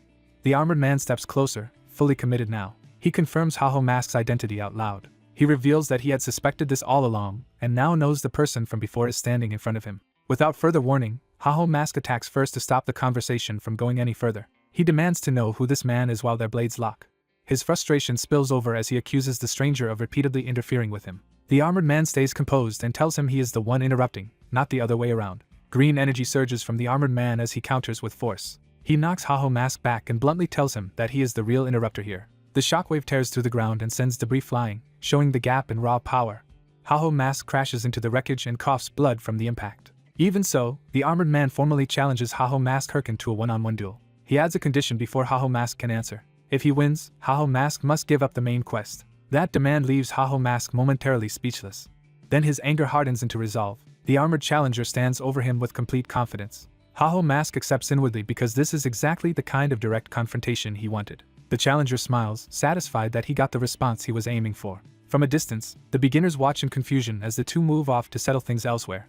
The duelists relocate to an open ruined plaza, leaving the others behind. Haho Mask steps into the arena space and prepares himself. The armored man's hostility is driven by the humiliation he suffered because of this very opponent. He remembers the earlier moment when Haho Mask cut into his pride. Haho Mask remembers it too, realizing how deeply that encounter must have stung. The armored man addresses him with contempt, calling him a mere single player. A distorted woman mocks the challenger for having failed, deepening his need to reclaim his honor. He rejects that humiliation and vows to settle everything here. To wash away that shame, he commits fully to defeating Haho Mask in this duel. When Haho Mask starts stripping off his gear, the challenger is baffled by what he is seeing. He cannot understand why someone preparing for battle would start undressing instead. Haho Mask is genuinely surprised that the man does not recognize what he is doing. He introduces his answer as Watchman style. He explains that Watchman is a savage fighting method built around abandoning defense and devoting everything to attack while wearing only a watch. The challenger is horrified that such a ridiculous and indecent technique could exist at all. He protests in disbelief. Haho Mask takes the explanation seriously and warns him not to insult what he considers a sacred style. He adds that Watchman style rejects dependence on equipment and stat adjustments. Instead, it is meant to test nothing but raw talent. Standing barefoot in nothing but his watch and skull-patterned shorts, Haho Mask declares the style as a vow to accept death if he loses. The white-haired challenger mocks his opponent for demanding a duel without the resolve to back it up. He presses harder, taunting the glasses-wearing man for relying on equipment instead of confidence in his own strength. The insult lands, and the other man rejects the provocation with cold contempt. To answer the challenge, the glasses-wearing fighter strips off his gear and stands ready with only his sword and body. Seeing that, the white-haired man finally treats the duel seriously. The two face each other in the ruined arena, both now committed to settling it head-on. The glasses-wearing swordsman invites the attack first, confident he can handle it. He plants his foot and prepares to burst forward. With a violent push, he launches himself into motion. He closes the distance instantly and crashes into the white-haired fighter before he can properly react. Their weapons meet, but the white-haired man is immediately forced onto the defensive. As he strains to hold the blade back, he realizes his opponent's raw power is far beyond what he expected. The swordsman's focus sharpens, and he shifts from brute force to precise control. He follows with a fast, disciplined sword sequence that keeps the white-haired man pinned and reading only one losing exchange after another. The white-haired fighter is driven back and curses as he struggles to keep up. His opponent slips behind his timing and dismisses him as too slow. A heavy green-tinged strike slams him into the ground and tears up the arena floor. The swordsman advances through the dust, already convinced the fight is one-sided. From the rubble, the white-haired man laughs weakly, but the swordsman reads it as empty bravado from someone cornered. Standing over him, the swordsman ridicules the resolve he boasted about and declares that his talent is nowhere near enough. The white-haired fighter admits to himself that the problem is not just level or stats, but his opponent's battle sense. He realizes the swordsman is reading every move and applying pressure like a true veteran. That pressure reminds him of the terrifying level once shown by two monsters he had faced before. He concludes that he probably cannot win in a straightforward fight. So instead of matching strength, he quietly prepares a curse-based trick through his weapon. He unleashes a purple arc as a desperate counterattack meant to create an opening rather than finish the duel. The attack grazes the swordsman's face before he can fully avoid it. A second curse mark catches his leg as well, drawing blood and finally landing the debuff. The white-haired man realizes his plan worked and immediately commits to it, cursing his enemy with everything he has. But the swordsman answers by dropping down with overwhelming force, smashing him back into the ground before the curse can turn the tide. He dismisses the tactic as boring the moment he recognizes it. While the white-haired man coughs blood, the swordsman sneers that a mere debuff is nowhere near enough to challenge him. He raises his massive sword and declares the duel finished. Even so, the white-haired fighter refuses to accept defeat. Still smiling through the pain, he reveals a hidden skeleton bomb as his real last move. The bomb detonates in a burst of purple smoke and force. The swordsman shields himself and immediately recognizes it as a final attempt to blind him and steal one more chance. He assumes the white-haired man will use the smoke to attack from concealment. But when the smoke spreads, he cannot find his opponent anywhere. He lunges toward a suspicious point in the haze, thinking he has located him. Instead, he finds only one of the summoned skeletons left behind in the confusion. The skeleton hurriedly gathers the stolen equipment and obeys its master's escape plan. The smoke clears without revealing the white-haired man. The swordsman is left standing alone, baffled by the sudden disappearance. He realizes his opponent is gone and starts to suspect something is wrong. A call comes through his device asking what he thinks he is doing, and he answers as if he is still fighting Haho Mask. The caller tells him to check Haho Mask's WTube channel immediately. The truth is framed like a joke. The so-called duel was really a performance built around his half-naked appearance. His own taunting line is replayed online, but the stream turns it into ridicule over him acting tough in only underwear. The broadcast reveals that while he was distracted, the skeleton simply took his equipment and ran.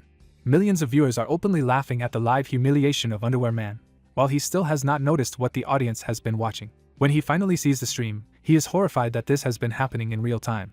Haho Mask cheerfully explains that the whole thing was a trick from the start because he would never fight a rancor head-on if he could avoid it. The swordsman protests that he had been promised a fair duel in some supposed Watchman style. Haho Mask casually admits that he invented that rule on the spot and the swordsman foolishly believed it.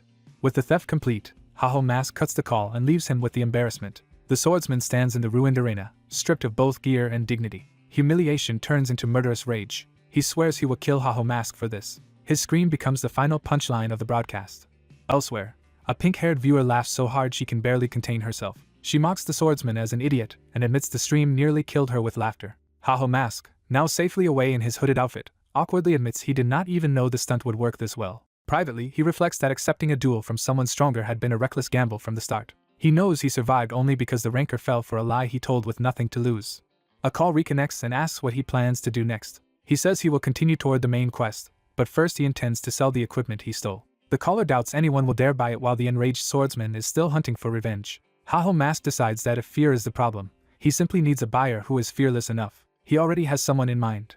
That buyer is Red Bull's Matador Shev. Shev appears in full red armor, the kind of rancor who would welcome dangerous gear instead of avoiding it. At the same time, the Salt Mountain raid is completed elsewhere, confirming the larger quest has moved forward. Shev's forces gather around the fallen raid target as the battlefield settles. His people call out to the Red Bulls, rallying around their victory. Shev answers with his usual swagger, basking in the triumph. A red-haired ally praises the result and says they can finally leave the tiresome mountain behind. Shev confirms that his trade with Haho Mask also concluded successfully and that the timing was perfect because he needed equipment. His ally worries that buying such gear could drag him into needless trouble. Shev only grins, saying a little danger makes things more fun. That thrill is interrupted by a sudden attack from a new arrival. The red-haired woman shouts Shev's name as the strike lands. Shev recovers quickly enough to recognize that his own appetite for excitement has invited exactly this kind of problem. The attacker reveals herself by dropping in with overwhelming force. It is the Queen of Thunder, and Shev immediately understands that she has come over the equipment. Shev asks whether this random attack is meant as a declaration of war. The Queen of Thunder ignores the framing and demands the item outright. She states that the equipment Haho Mask stole from the glasses-wearing rancor was sold to Shev. Because the item is expensive and its origin is obvious, she reasons that only she or Shev could have been the buyer, and since no one contacted her, Haho Mask must have chosen him. She presses him to confirm it. Shev admits she figured it out, though he treats her deduction lightly. He refuses to hand it over and tells her that if she wants it so badly, the Thunder Hunters can try to make their own deal elsewhere. He adds that Haho Mask contacted him first, so the choice was never hers to begin with. That jab hits a nerve, and he realizes he has touched on something personal. Shev mockingly tells her to stop complaining to him, and asks Haho Mask herself if it matters that much. Her strange answer catches him off guard. She quietly admits the problem is exactly Haho Mask. She cannot approach him because he dislikes her, and resented her involvement with the reward before. Shev starts to react, only now understanding the implication. Then he bursts out laughing, and she coldly warns him that if he keeps laughing she will kill him. Shev struggles to stop, still amused by the rare sight of her flustered side. Once he calms down, he says he still cannot give up the trade because he also needs the equipment. She tries to object, but he cuts in with another idea. Instead of surrendering the item, he offers to help her in a different way. He sends Haho Mask a gift, the skeleton armor set itself. Haho Mask receives the present from an anonymous sponsor, and is thrilled by the unexpected windfall. When he asks who would give away custom equipment for free, the caller refuses to reveal the sponsor and changes the subject. The caller suddenly asks Haho Mask about his ideal type. He is baffled by the abrupt question, but the caller insists it is simple curiosity from his sponsor. After thinking about it, he admits he has never really considered the question before.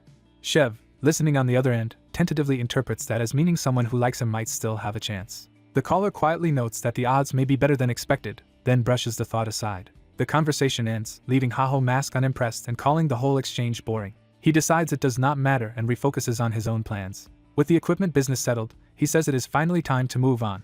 His attention turns fully toward the main quest and the ominous castle waiting under a blood-red sky. Soon after, a quest guide announces that 4 teams have finally assembled. The Nuppy family is one of the groups present. Haho Mask stands among the competitors as another key participant. The Hydra main quest task force arrives as a dangerous rival team. Triple Wing First Corps also joins the race. Once everyone is gathered, the guide begins explaining the next mission. Their target is Evil Eye, a mutant of the Voodoo Chimera, and whoever eliminates it will earn a special reward. That reward is a curse protection amulet. The guide explains that the amulet grants access throughout the territory. Haho Mask immediately understands how valuable that is, because it would let him search every possible clue site for the main quest before anyone else. He realizes the true objective may not be killing Evil Eye but capturing it first. To do that, he would have to beat veteran raid specialists to the prize, which he knows is almost impossible. The guide confirms that the challenge is meant to feel nearly impossible and ends the introduction there. The mission begins at once, and Haho Mask rushes forward the moment the signal is given. As he runs, he starts considering a risky fallback plan if things become desperate. Elsewhere, Nuppy and her teammate Singlet worry that the two of them may not be able to secure Evil Eye alone. Before they can give up, someone interrupts them.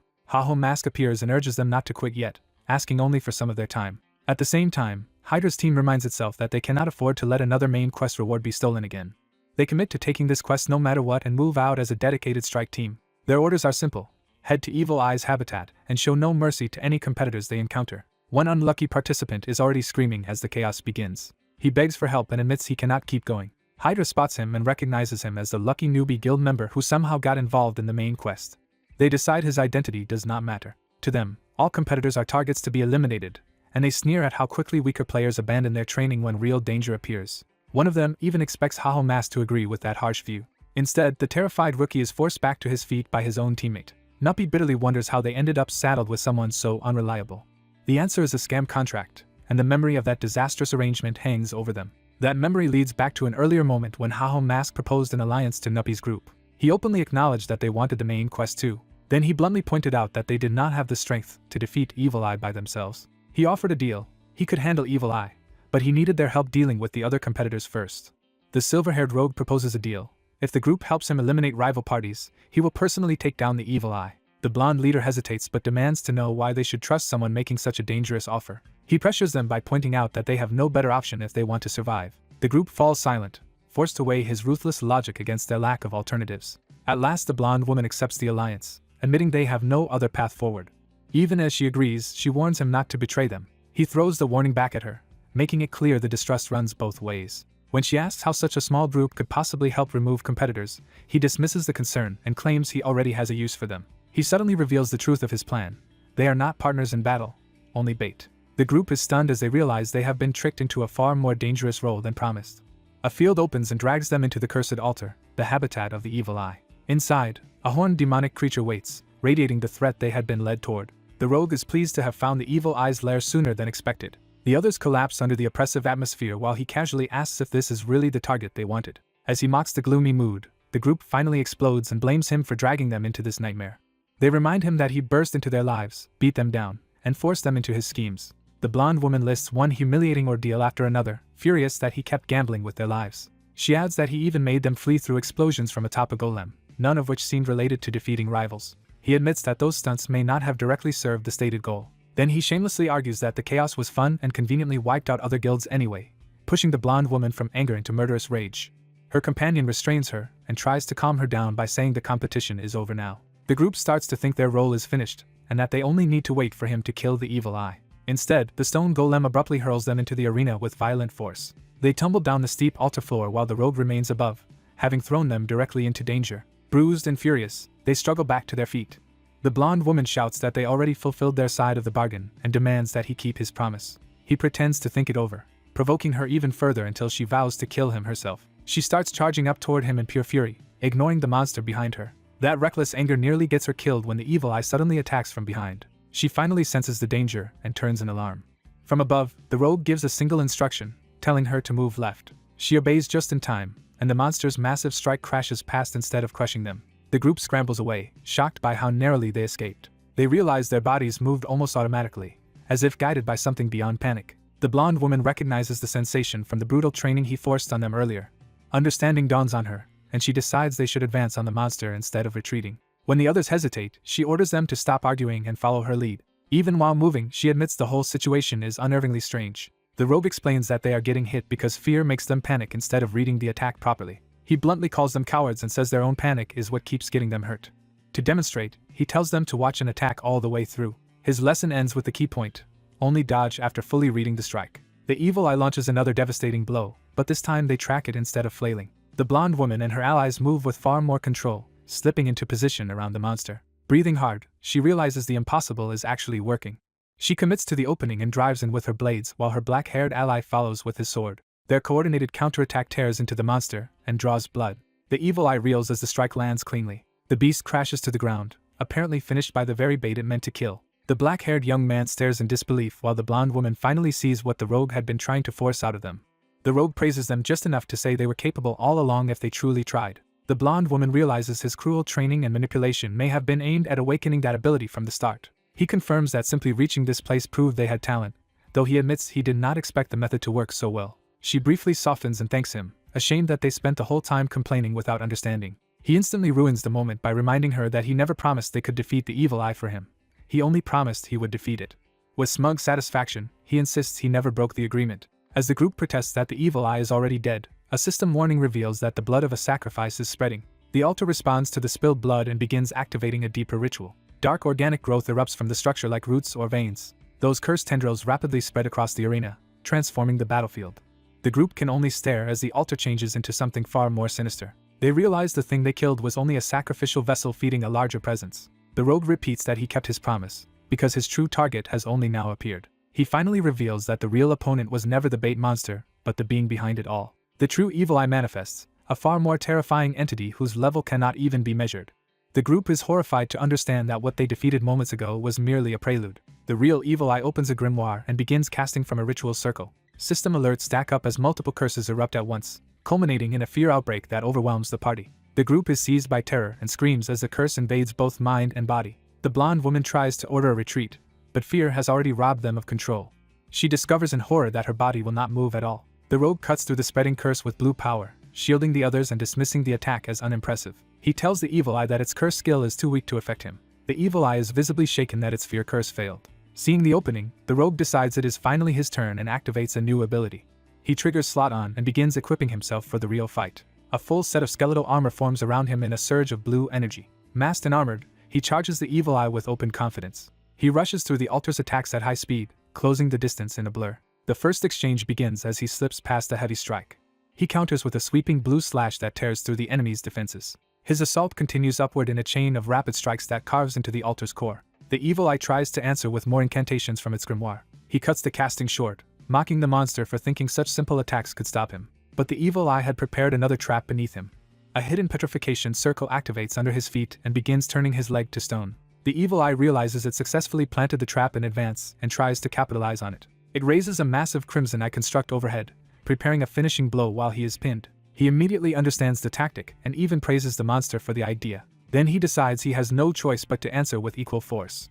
He channels overwhelming blue mana into his sword and prepares a direct counterattack. A colossal blue blade of energy erupts upward from his position. That strike collides head-on with the descending Crimson Eye attack. He remains calm in the middle of the clash, confident his power will break through. Blue and red energies grind against each other in a violent deadlock. The evil eye strains to hold its attack together as the balance starts to shift. His blue power finally overwhelms the Crimson Curse. The red construct collapses under the pressure of his counter. His sword thrust pierces straight through the evil eye's final defense. The finishing blow tears into the true evil eye itself. The monster explodes in a violent blast, ending the battle. Watching from afar, the group can barely believe he truly fought and defeated the real evil eye alone. The blonde woman is left wondering who Haho Mask really is. A system notice confirms that he has defeated the altar's master, Evil Eye. More notices follow as he gains experience, levels up, and completes the Evil Eye subjugation quest. He tests his hand afterward, calmly checking the new armor's performance. Satisfied, he concludes that the skeleton armor is far better than expected and can reproduce much of his former combat ability. The armor's set bonuses thrill him so much that he compares it to driving a sports car and decides he no longer fears the main quest. Overjoyed by the reward, he jokes that he wants to thank whoever gave it to him in person. His celebration stops when he senses someone rushing at him. The black-haired young man charges in, crying his name in panic and relief. The group piles onto him, admitting they were certain he would die once the petrification trap was sprung. The black-haired youth gushes over how impossibly stylish the whole fight looked. He even begs for more training, now fully converted from victim to admirer. He declares that the rogue fought like a movie hero and says he has become his fan. Still clinging to him, he asks to be trained more and promises he can endure extra hardship if it comes from him. The blonde woman, disgusted by the shameless devotion, kicks the clingy admirer off him. Far away, hidden observers review the entire battle through a wall of surveillance screens. A composed white-haired man reports that Haho Mask has defeated Evil Eye and asks for an assessment. A cold voice from a glowing device addresses another subordinate named Singlet. That subordinate apologizes for failing to prioritize interference with the main quest over dealing with Haho Mask. He tries to justify himself while nervously moving a chess piece, searching for any excuse. The unseen superior cuts him down, asking why a disobedient tool should be kept at all. Instead of immediate punishment, the superior orders him to spend time in self-reflection. When he begs for another chance, the superior coldly informs him that he will be sent against them again. The command is absolute, leaving no room for refusal. Terrified, the subordinate submits and promises obedience. He bows deeply while another cloaked figure watches in silence from the side. That watcher asks what should be done about Haho Mask now that he has become such a problem. The superior orders tighter surveillance, noting that Haho Mask is advancing through the main quest far too quickly and with disturbingly effective methods. He goes further and voices a chilling suspicion. It is almost as if Haho Mask already knows the main quest scenarios. The subordinate objects that such foreknowledge should be impossible, but the superior agrees that it should be. He explains that the Warlord main quest is not fixed in advance but generated by the AI MIA. Those scenarios are built in real time from the actions of all players. Because of that contradiction, the superior resolves to investigate exactly what trick Haho Mask is using. He becomes convinced that some hidden method is letting Haho Mask act with impossible precision. Back in the game world, the altar chamber suddenly cracks open from above. A hole tears through the ceiling, letting daylight pour into the cursed ruin. The rogue drops through into a deeper chamber, landing among skeletal minions and a looming undead figure. He coughs through the dust and immediately complains about whoever designed such a miserable map. System rewards grant him the titles Catacomb Visitor and He Who Awakens, confirming he has reached the next stage. He recognizes the place at once as the catacombs. Without hesitation, he calls his skeletons to move out with him. He leads them onward, intent on finishing the final chapter of the main quest. A brief flashback returns to the reward he had been promised for clearing the evil eye. The mustached NPC presents Sarabo's Curse Protection Amulet, an item that allows safe travel through cursed territory. The rogue celebrates wildly, thrilled to have secured the free pass he needed, and offers sincere thanks. The NPC credits him with making the reward possible by defeating the evil eye and praises his work. But the NPC immediately warns that the danger ahead is far from over. He explains that the catacombs are a place where the Corrupt One once conducted numerous experiments, setting up an even darker stage ahead. A hidden superior concludes that the Corrupt One must have left traces behind. They suspect those traces could expose the Corrupt One's identity. An order is issued to investigate Haben Castle's cursed land, recover any clues, and return them to Sarabo in exchange for his trust. The mission is accepted at once. At the castle, the white-haired player ignores the obvious route and heads elsewhere despite being questioned. He insists the real evidence is not at the entrance, but in an outlying basement beneath the castle. He leads his undead companions into the catacombs, convinced the key to the chapter lies there. Seeing the enemies ahead, he celebrates that clearing this place should finish the second main chapter and push him closer to the end. He starts fantasizing about beating every other player to chapter 2 and securing the top spot for himself. His ambition expands into dreams of wealth and status once no one can challenge his lead. The fighting begins, and his summoned skeletons cut down the first monsters while the system confirms the kill. He calmly urges his summons onward, pleased with the pace. More enemies fall in quick succession, bringing him experience as his army tears through the catacombs. Watching their performance, he praises their movements like a coach refining a winning team. His undead formation keeps carving through the dungeon, while a robed skeleton supports them from behind. With momentum building, he throws himself fully into the run. He becomes absurdly proud of his skeletons, treating their progress like proof that his harsh training paid off. The skeletons bask in his approval and eagerly want more praise. Still, he reminds them that if they truly learn from him, they should perform even better. He orders them to keep moving and not slow down. As they rush ahead, he boasts that at this rate the catacombs will be cleared in no time. He laughs at his own confidence, certain the run is under control. Almost immediately, he senses he may have spoken too soon. Half an hour later, the maze-like catacombs have him doubting whether they are circling the same area. An hour later, he is still forcing confidence, pushing the group onward even though he is no longer sure of the route. 3 hours pass, and the joke becomes clear. He is hopelessly lost. Frustrated, he starts smashing through walls to force a path forward. As he tears through stone, he rages that the route he expected still refuses to appear. He panics that all this wasted time will let rival guilds catch up to him. He bitterly reminds himself that this is exactly why he formed alliances against stronger competitors in the first place. He regrets not bringing a mage, realizing detection magic would have solved the navigation problem. Even so, he refuses to share this dungeon with others and decides to keep struggling alone. While he hesitates, enemy skeletons start dismantling his own summons piece by piece. He explodes in anger, less over the danger than over the cost of the equipment his summons are dropping. After venting, he forces himself to calm down and think instead of raging. He decides to retrace the situation from the beginning and look for a rational answer. At that moment, the system announces he has earned a new title, which catches him off guard. The title turns out to be directionally challenged, and the insult only deepens his fury. Before he can dwell on it, a sealed door begins to open deeper in the catacombs. His group approaches the newly revealed chamber, and finds a far more ominous presence waiting inside. A monstrous undead stirs and demands to know who has disturbed it. The armored jailer rises fully awake, furious that its rest has been interrupted. Instead of fear, the player recognizes the boss as the fool responsible for his misery and locks onto it with hatred. The jailer begins threatening him, but he cuts the speech off before it can finish. He slams down into the chamber and tells the boss to stop talking. The jailer tries to continue its introduction, only to find itself ignored again. He shuts it down a second time and closes the distance without hesitation. Now certain this boss is behind the terrible map design, he vents every hour of frustration at it and declares it dead. The jailer tries to warn him not to interrupt again. Instead, it retaliates with a burst of purple power that blasts him backward.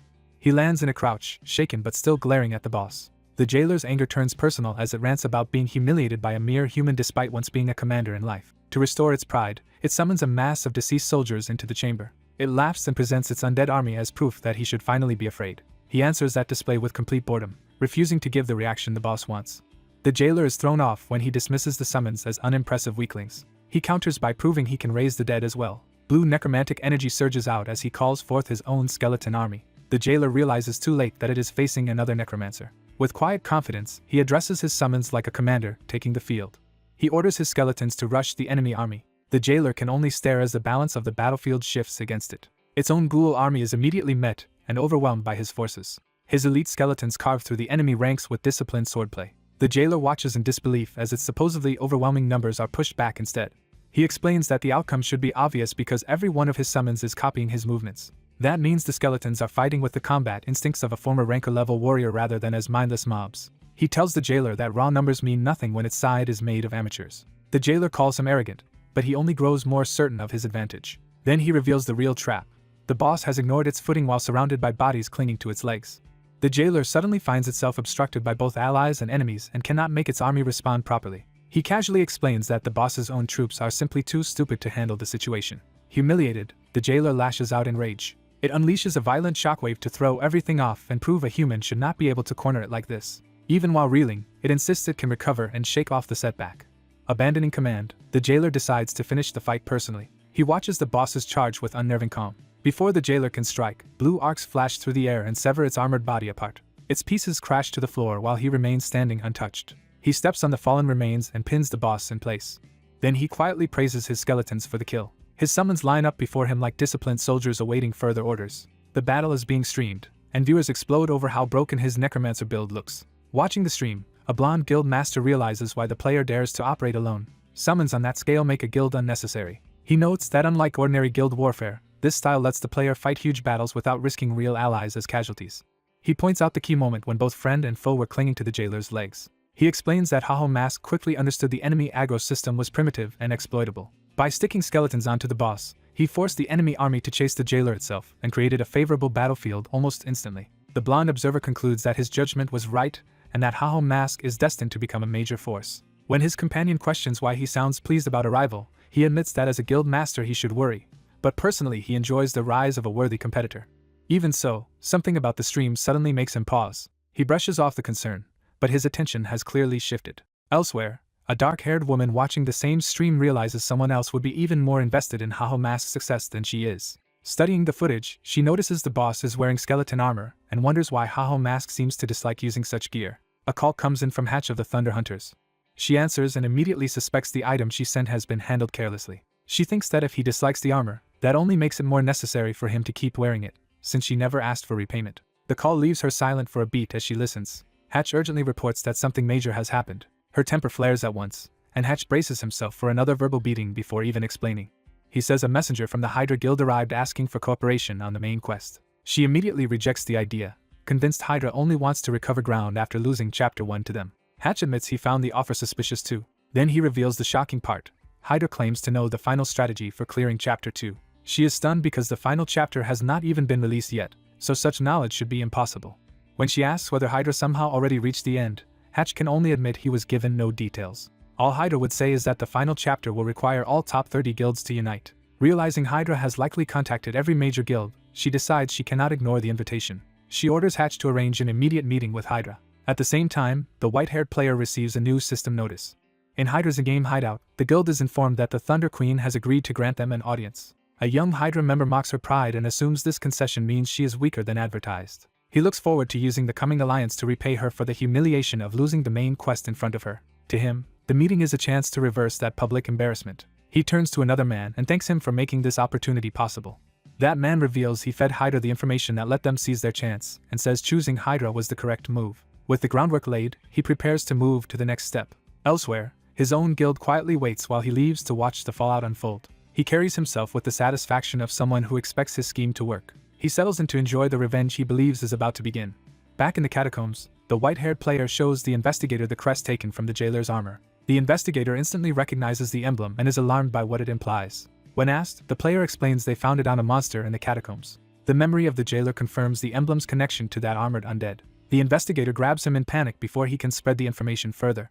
He urgently orders the player never to tell anyone else about the crest. The player agrees, but demands to know why this symbol matters so much. The investigator reveals that the crest belongs to the third prince of the Hybin Kingdom. Specifically, it is the emblem of Prince Bayan Din of Northland. He explains that although the prince lacks succession rights, he is still deeply respected.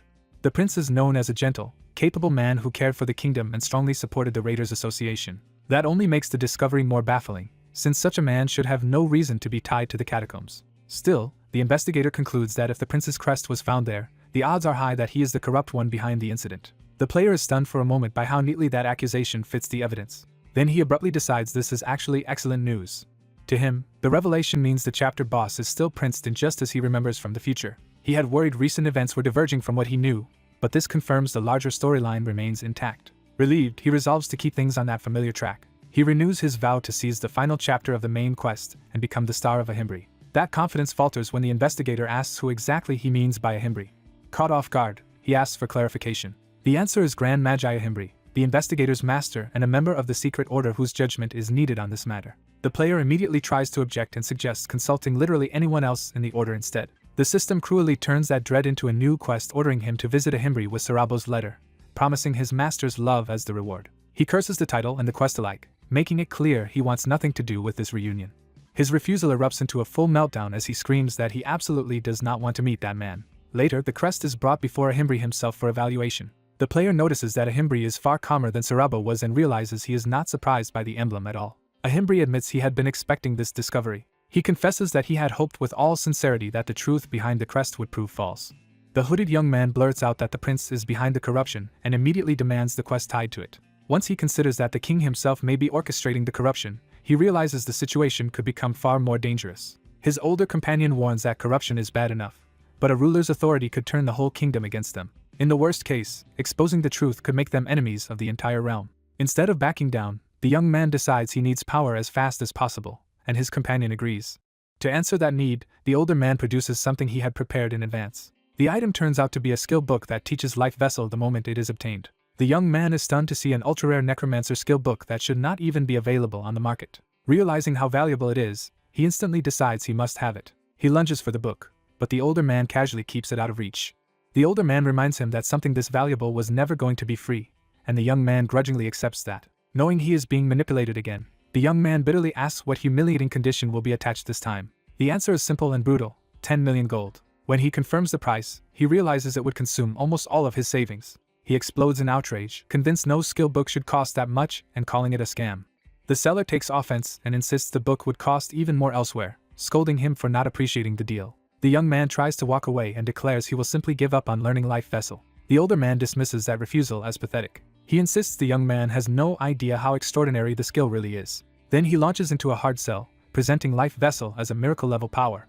He claims it can revive someone instantly even if only a single drop of blood remains. He pushes further by asking whether Prince Din's army would matter at all if the young man had such a skill. According to him, Life Vessel would let the young man crush that entire force alone, making the temptation even harder to resist. He paints it as the perfect path to becoming the kingdom's savior while wealth and fame pour in automatically. At the height of the pitch, he reveals that all of those miracles are exactly what Life Vessel offers. When the young man hesitates, the seller needles him for pretending he does not need it. He downplays the absurd price by calling 10 million gold practically free for something like this. The young man tries to hold firm, but the pressure clearly starts breaking his resolve. His resistance finally collapses under the weight of desire and fear. In the end, he buys the skill book anyway and mourns the loss of his entire fortune. The seller gleefully thanks him for the purchase while the young man desperately tells himself it was a necessary expense, not a scam. He keeps rationalizing that he would have needed the skill eventually to reach the end of the story, so the purchase was really an investment. Still half crazed by the loss, he convinces himself he can earn the money back if he grinds hard enough without rest. Collapsed in misery afterward, he is interrupted by an incoming call just as he is about to cry over his ruined finances. The caller is Pitbull Singh, and the young man immediately recognizes the voice. Singh apologizes for the sudden contact and asks for help hunting a black tree. The young man first questions why Singh wants that target and tries to refuse because he is busy. Singh quickly sweetens the offer by promising to transfer the entire quest reward. That promise instantly changes the young man's tone, and he asks what the reward is while pretending not to care. When Singh says the reward is a rare purification circlet, the young man is jolted into full attention. Singh adds that the circlet could fetch any price at auction, making it even more tempting. The young man immediately drops the act, claims he hates black trees anyway, and volunteers to smash it at once, which makes Singh note how transparent he is. With his greed reignited, the young man snaps back into action. He regains his confidence and prepares to head out. When he arrives, he finds Singh lounging in a forest pool while elf women play around him. The scene makes it clear Singh has been enjoying himself rather than urgently waiting for help. The young man remembers too late that Singh's surroundings are always this indulgent. Singh casually greets him as if nothing is wrong. Already furious, the young man demands an apology for being summoned while Singh relaxed with elves. He accuses Singh of wasting his time, and Singh brushes it off as harmless leisure until the young man forces him to explain the quest.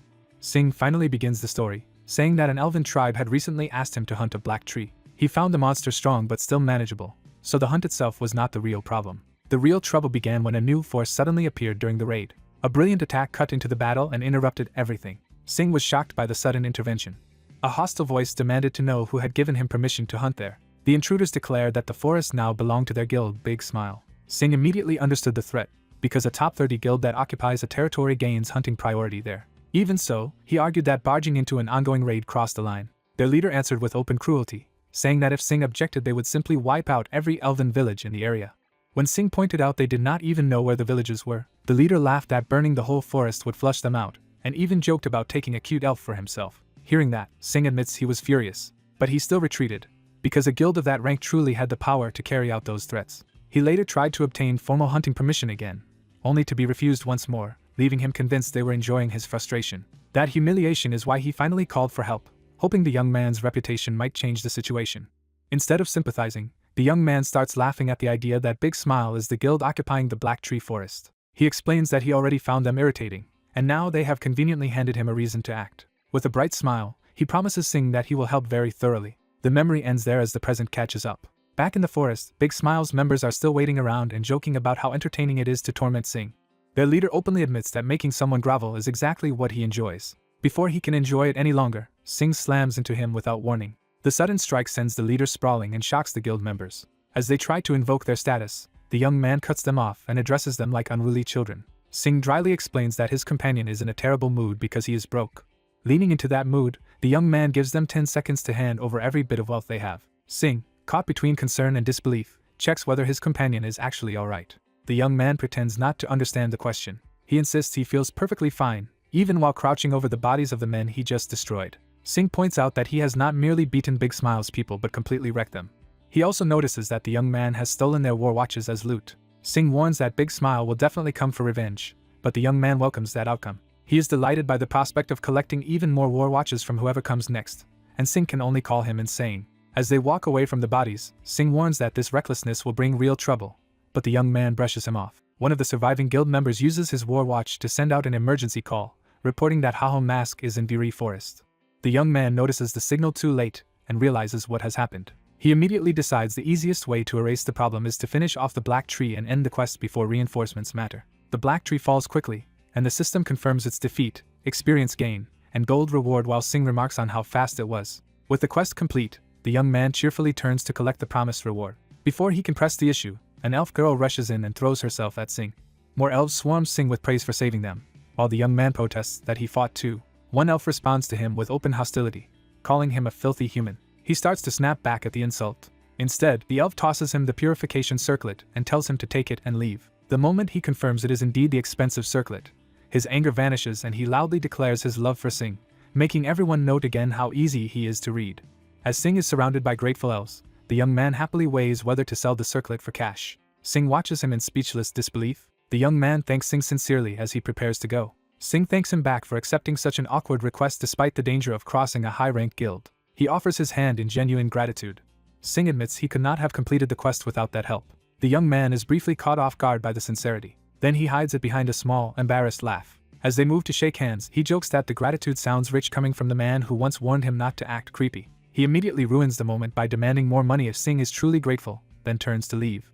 Sing watches him go, still surrounded by the elves he protected. One elf asks whether this is the same man Sing fought before and assumes they must have reconciled. Sing denies they are friends, but quietly admits he is glad things turned out this way. The young man walks off feeling reassured by the profit he made. With multiple war watches and a purification circlet in hand, he thinks he will not need to worry about money for a while. Then one of the stolen war watches lights up with another call from Pitbull Sing. Annoyed, he asks what Sing wants now and starts to demand payment before hearing anything. Instead of Sing, a panicked voice screams through the device. The caller begs Haho Mask not to come, but someone else silences him and reveals that Sing had been forced to summon Haho Mask in exchange for his life. The young man realizes something is very wrong just as a new speaker calmly greets him by name. That speaker orders him to come at once if he wants to save his friend. Without another word, the young man bolts toward the trap. When he arrives, he finds Sing being struck in the face by a heavily armored man. The beating continues with brutal body blows. A final kick sends Sing flying back across the clearing. The elves cry out in alarm as Sing is battered in front of them. The young man sees a group of armed men surrounding the area and understands the ambush has already been set. A smug new enemy mocks the depth of Sing's loyalty, marveling that he would endure this much just to protect Haho Mask. Sing, trembling and bloodied, insists that this was his responsibility from the beginning. He demands that the attackers keep their promise and leave Haho Mask untouched. The leader's expression hardens at Sing's defiance. He answers by kicking Sing down again instead of honoring any promise. When Sing protests that how he handles matters is his own choice, the leader takes offense at being judged. Sing can barely breathe under the abuse, but he still refuses to submit. The leader brands him disgusting and charges in for more violence. At that moment, the young man launches himself into the fight. He descends from above with his sword raised, aiming straight for the attacker. The leader finally notices the strike too late. A blue arc of power crashes down, and Sing blocks it with his bare hand to stop the blow from landing. Both men freeze in shock at what Sing just did. Sing tells Haho Mask to leave, insisting he should not get involved any further. Even injured and surrounded, Sing claims he can still handle the situation himself. The young man cannot believe what he is hearing. Then the enemy leader laughs at the absurd scene unfolding in front of him. He mocks the famed Haho Mask as nothing special after all.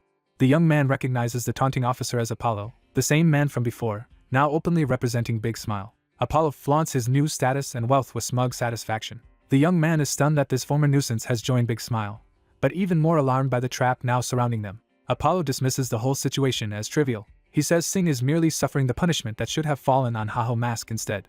Dragging Sing along, Apollo explains that Sing was warned to pay for crossing Big Smile, yet still insisted on bearing the consequences alone. The young man realizes Apollo deliberately twisted Sing's request for help into an excuse to torture him. Apollo notices the rage on Haho Mask's face and taunts him for it. Then he offers a cruel bargain. If Haho Mask wants to save Sing, he can take Sing's place and be beaten instead. Faced with that demand, the young man falls silent as the choice is forced onto him. Apollo begins by recalling the life of privilege and authority he once took for granted. Born into wealth, status, and influence, he grew up as someone who possessed everything others could only bow to. That power made him feared, because he believed a casual decision from him could decide other people's futures. But that certainty shattered on the day his dominance was publicly overturned. A viral video spread Apollo Guild's humiliation across the network, and the public eagerly mocked the guild's arrogance and weakness.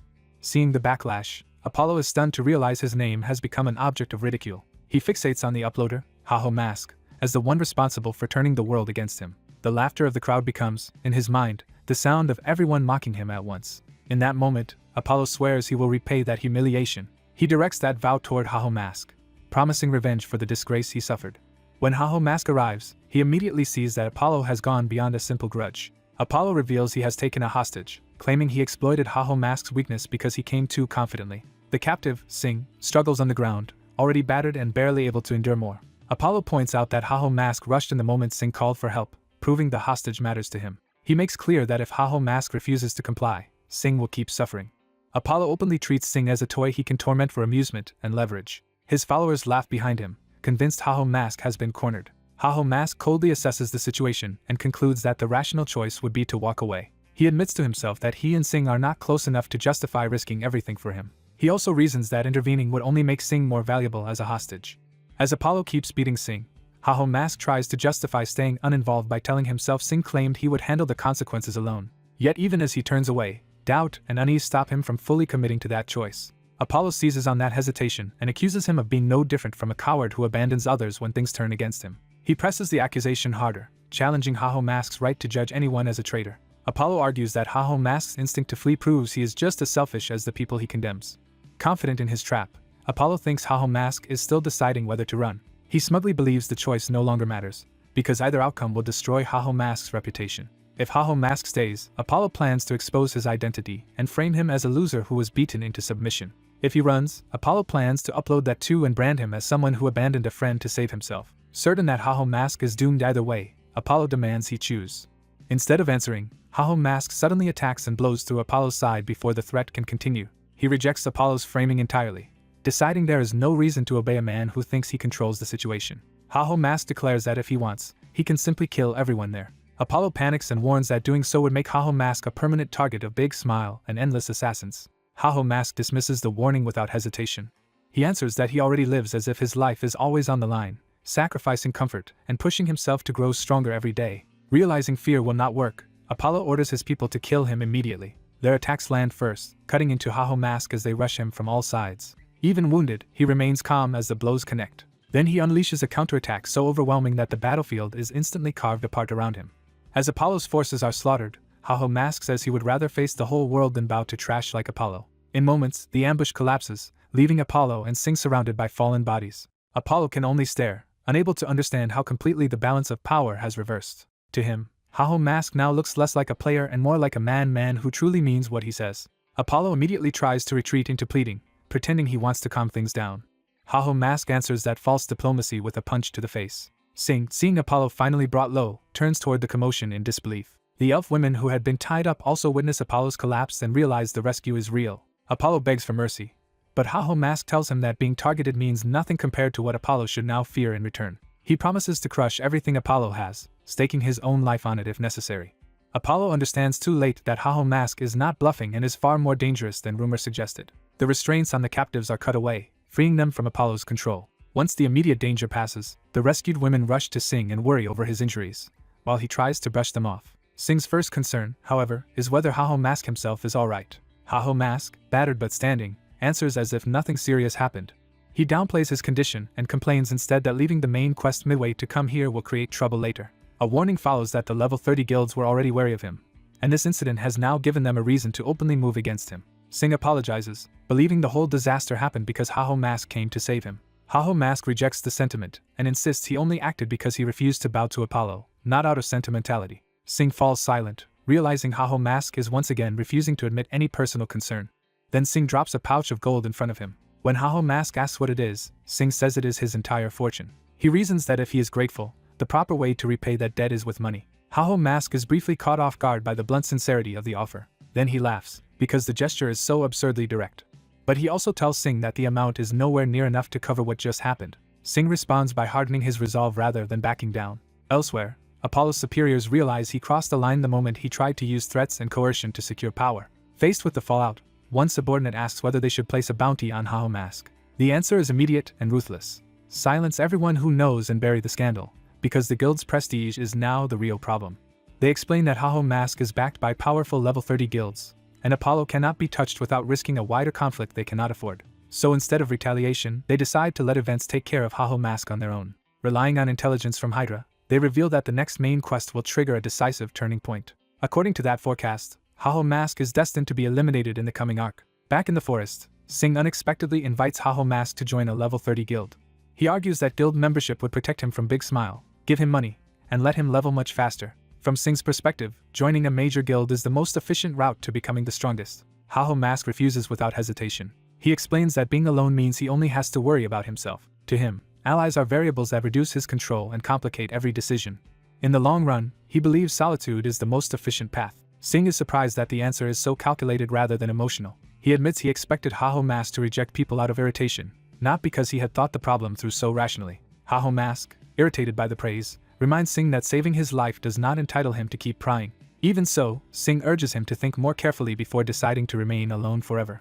He warns that talent alone will not be enough when Haho Mask eventually faces problems too large to overcome by himself. Haho Mask cuts him off and insists he will take care of himself. Before the argument can continue, an urgent message reaches him through his device. He immediately senses that something serious has happened. Without another word, he launches himself away at full speed. He is alarmed that someone has already advanced the main quest farther than he expected. The message orders him to return to Sarabo at once because Prince Din has committed treason. At Haben Castle, the crisis is already underway as the fortress falls under violent occupation. A spear rises toward the crimson-lit sky, signaling the start of open war. Inside the castle grounds, defenders clash desperately against the invading force. One fighter curses as the enemy pressure overwhelms them. The invaders cut through armored resistance with brutal efficiency. Bodies fall across the battlefield as the defenders are driven back. A veteran fighter admits he expected a hard battle, but not this kind of enemy. He realizes too late that the occupying force is no longer truly human. The defenders see that the enemy numbers are effectively endless. Haho Mask arrives and carves through the monsters in a sweeping counterattack. A captain recognizes him and urgently asks for explanations to be saved for later, because they need a path opened immediately. Together they surge deeper into the occupied castle. The captain explains that an army appeared without warning and seized the royal castle. Prince Din had already anticipated their movements, and the castle has now been cut off from outside communication. From the evidence, the captain concludes Din intends to seize the throne by force. He thanks Haho Mask for coming so quickly, saying his arrival made it possible to break into the castle at all. That remark shocks Haho Mask, because he realizes this occupation marks the beginning of the final arc of the second chapter of the main quest. If the final arc has already begun, then someone else must have triggered it before he did. He demands to know who advanced the story that far. Inside the throne hall, the answer becomes clear as Hydra stands present among the forces surrounding the royal family. The sight stuns the others, who cannot believe Hydra is involved. Haho Mask is especially shaken, because Hydra had recently failed a key raid and should not have been able to reach this stage first. At the center of the hall stands a monstrous armored knight, enforcing Prince Din's rule through sheer violence. A wounded captain of the guard begs Prince Din to stop before the kingdom is destroyed. Prince Din mocks the plea and treats the accusation of cruelty as hypocrisy from the very system that denied him. He argues that taking the throne through strength is no cruelty at all. To Din, the true injustice was being barred from kingship simply because he was born third. He declares that since the world refused to recognize his worth, he will destroy that world instead. Din reveals he has already ordered monster armies to attack every fortress in the kingdom. He boasts that the entire nation will soon be consumed by fire. He frames the coming catastrophe as punishment for a kingdom that failed to choose him. The wounded guard still begs him to reconsider, even as he is dragged back. Realizing the situation is hopeless, Sarabo orders everyone to retreat at once. The injured prince protests, unable to accept fleeing while his kingdom collapses around him. But the strongest knight in the kingdom, Agardo, stands with Din, making direct victory impossible. As they withdraw, Sarabo warns that if Din is telling the truth, every fortress must be warned immediately. He says they need to order all defenses reinforced before the monster armies overrun the realm. The surviving group races through the castle to escape and spread the warning. While running, Haho Mask quietly recognizes how extraordinary this development is. A red-haired Hydra executive praises him for reaching this point in the main quest without guild backing. She introduces herself as Sohank, Hydra's second-in-command, and says she wants to test herself against him personally. Haho Mask identifies her from reputation and realizes this is their first direct meeting. Before he can engage, her ally reminds her that Hydra's priorities come first. Sohank laments that if they had joined the battle against Din, she might have gotten the chance to fight Haho Mask there. That remark makes Haho Mask realize Hydra never intended to oppose Din at all. When pressed, Sohank casually confirms that Hydra will not participate in the battle. She goes further and reveals that none of the level 30 guilds plan to intervene against Prince Din. Haho Mask is stunned by the scale of that abandonment. Sohank admits she has heard the reason, though she treats it with careless indifference. Haho Mask stops her and demands to know whether the level 30 guilds are truly refusing to fight. He forces the question because the answer changes everything about the kingdom's chances. The scene shifts to the source of that decision, where the matter is being discussed with cold detachment. In a separate chamber, a level 30 guild member again asks why they are refusing to join the battle. The reply is that Hydra's intelligence predicts the user's side will suffer an overwhelming defeat in this war, after which the raid on the final boss, Prince Din, will begin. From that perspective, joining now would only waste guild strength before the real objective appears. Another listener objects that Hydra could be lying, but the strategist insists the circumstances make the information highly plausible. A more cautious leader concludes that the report may be true even if Hydra's motives and source cannot be trusted. She warns that Hydra's information is believable, but neither where it came from nor why they shared it can be confirmed. A shadowy negotiator offers future knowledge about the main quest in exchange for cooperation, leaving the others suspicious of Hydra's true motive. Even so, they decide the offer is too elaborate to dismiss as a simple betrayal and agree to play along for now. Their leader concludes that staying close to Hydra is the best way to uncover the truth, so they must at least pretend to be allies. The tense strategy talk briefly breaks into bickering until the leader cuts everyone off. She orders the entire guild assembled and announces they are preparing for a hunt, startling the others.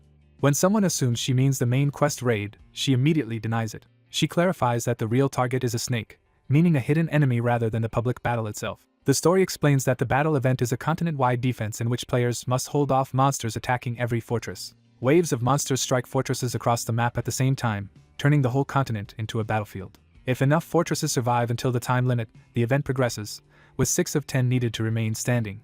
Only then does the final boss raid appear, making the defense phase the gateway to the true objective. Although the event looks entertaining on the surface, it hides a deadly trap. The trap is that the event lures players into underestimating how dangerous it really is. Each wave strengthens the monsters, and by the 4th wave most ordinary users can no longer handle them. Past battles turned into massacres once the later waves arrived.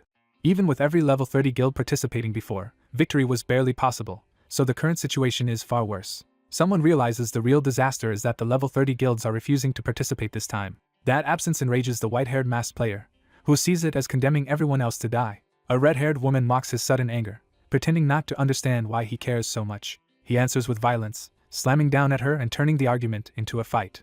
Rather than back down, she welcomes the clash and treats his attack as an invitation. He accepts the challenge without hesitation and dares her to continue. They exchange a rapid flurry of blows, either gaining an immediate edge. The duel escalates into a violent shockwave that throws them apart across the corridor. The woman enjoys the fight, revealing she has been itching for a real battle.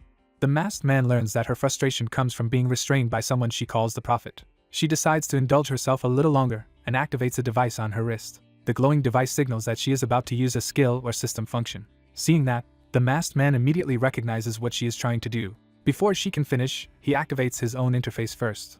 At that exact moment, the battle event begins across the continent and emergency notices appear everywhere. A countdown starts, and one panicked player realizes they are already late to the invasion. The red-haired woman is dragged away by an ally who insists they must leave immediately for the battle. She reluctantly gives up the duel, annoyed that the fun is ending just as it began. As she departs, she promises the masked man a proper rematch later. She also repeats the prophet's claim that the future will not change, trying to unsettle him before leaving. That warning lingers with him and deepens his suspicion about this mysterious prophet. He becomes determined to find out who this prophet really is. News spreads that the Level 30 Guild Alliance has officially declared non-participation in the battle, abandoning the event to lower-ranked players. At the fortresses, the first monsters arrive in a frenzy and the defense begins in chaos.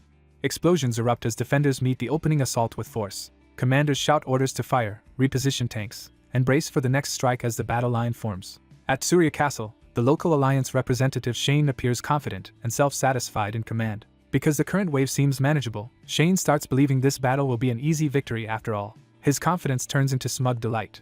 He privately celebrates the situation as ideal for himself. Since the top guilds stayed away, he rushed to a beginner fortress where the danger seemed low and the rewards easy. He boasts that he gained the representative title through level alone and is now earning money and experience for doing almost nothing. He even thanks the absent level 30 guilds for handing him such an effortless opportunity. That smug mood lasts only until the battlefield suddenly changes. Without warning, stronger monsters break through and the defenders are thrown into panic as the fortress starts collapsing. Among the new arrivals is a black lamia, far beyond what this fortress expected. No-tailed dragons appear as well, sending players fleeing in terror. The defenders realize these monsters are field boss level threats even individually, let alone together. Shane is jolted out of his arrogance as his men call desperately for guidance. His subordinates beg for orders because the remaining gates are about to fall. But Shane freezes, unable to understand how the battle escalated so catastrophically. One subordinate tries to steady him, insisting they have held on this long and can still recover. He argues that if they endure a little longer, reinforcements from other fortresses should arrive. That reminder finally snaps Shane out of his panic for a moment. He starts to rally himself, only for an even greater monster to appear beside him. The sight leaves him paralyzed with fear. A monstrous dragon with multiple glowing eyes looms over the battlefield like certain death. Shane makes a desperate charge, but it is more panic than courage. The moment terror overwhelms him again, he tries to escape by logging out. When the system refuses, he breaks down completely. Just then, a burst of blue power tears through the battlefield. A pillar of energy crashes down and wipes out the monsters surrounding Shane. Shane survives only because he is suddenly shielded by that intervention. The masked player appears and immediately asks whether Shane is the Alliance representative of this fortress. Shane can barely process the question in the middle of the carnage. The masked man makes the demand while standing calmly before the remaining monsters, as if the chaos means nothing to him. Terrified, Shane instantly surrenders the title and offers anything else he wants if only he will save him. The masked player accepts and unleashes a web of summoned skeleton warriors across the battlefield. Shane recognizes the summons and finally realizes that his rescuer is Haho Mask. The legendary solo player reveals himself openly, stunning everyone present. The system formally transfers command of the Tsurya Battle Alliance from Shane to Hirkin, Haho Mask's real name. Having taken control, Haho Mask tells Shane to leave if he wants, but to follow if he intends to keep fighting. Shane cannot believe anyone would continue when 3 gates have already fallen and defeat seems inevitable. Haho Mask rejects that defeatism, insisting the battle must be won no matter what because losing would ruin everything he knows. He explains that if the battle is lost, all the information he has gathered becomes worthless, confusing Shane further. For that reason, he is willing to use any means necessary to force a victory. Elsewhere, other defenders stare at the overwhelming monster tide and wonder whether survival is even possible. At the south gate, Don Quixote theatrically tries to inspire confidence while his companion remains unconvinced. A powerhouse finally gets his chance to fight and eagerly prepares himself. His equally overdramatic allies rush in beside him, treating the battle like a glorious brotherhood moment. At the east gate, another group looks exhausted and openly wishes the whole ordeal were over. Even so, the west gate also comes under heavy pressure as monsters close in from all sides. There, Singh promises to provide cover fire while his companions worry he will be overwhelmed. He answers their concern with flirtatious confidence instead of caution. His charm leaves the elf eunuch flustered even in the middle of battle. Back under Haho Mask's command, he checks his timing and decides the preparations are complete. Across the fortress, multiple groups brace themselves as if responding to a coordinated plan. Haho Mask, now armored in skeletal gear, gives the order to move. Shane watches in disbelief as the scattered defenders begin acting like a disciplined raid team around him.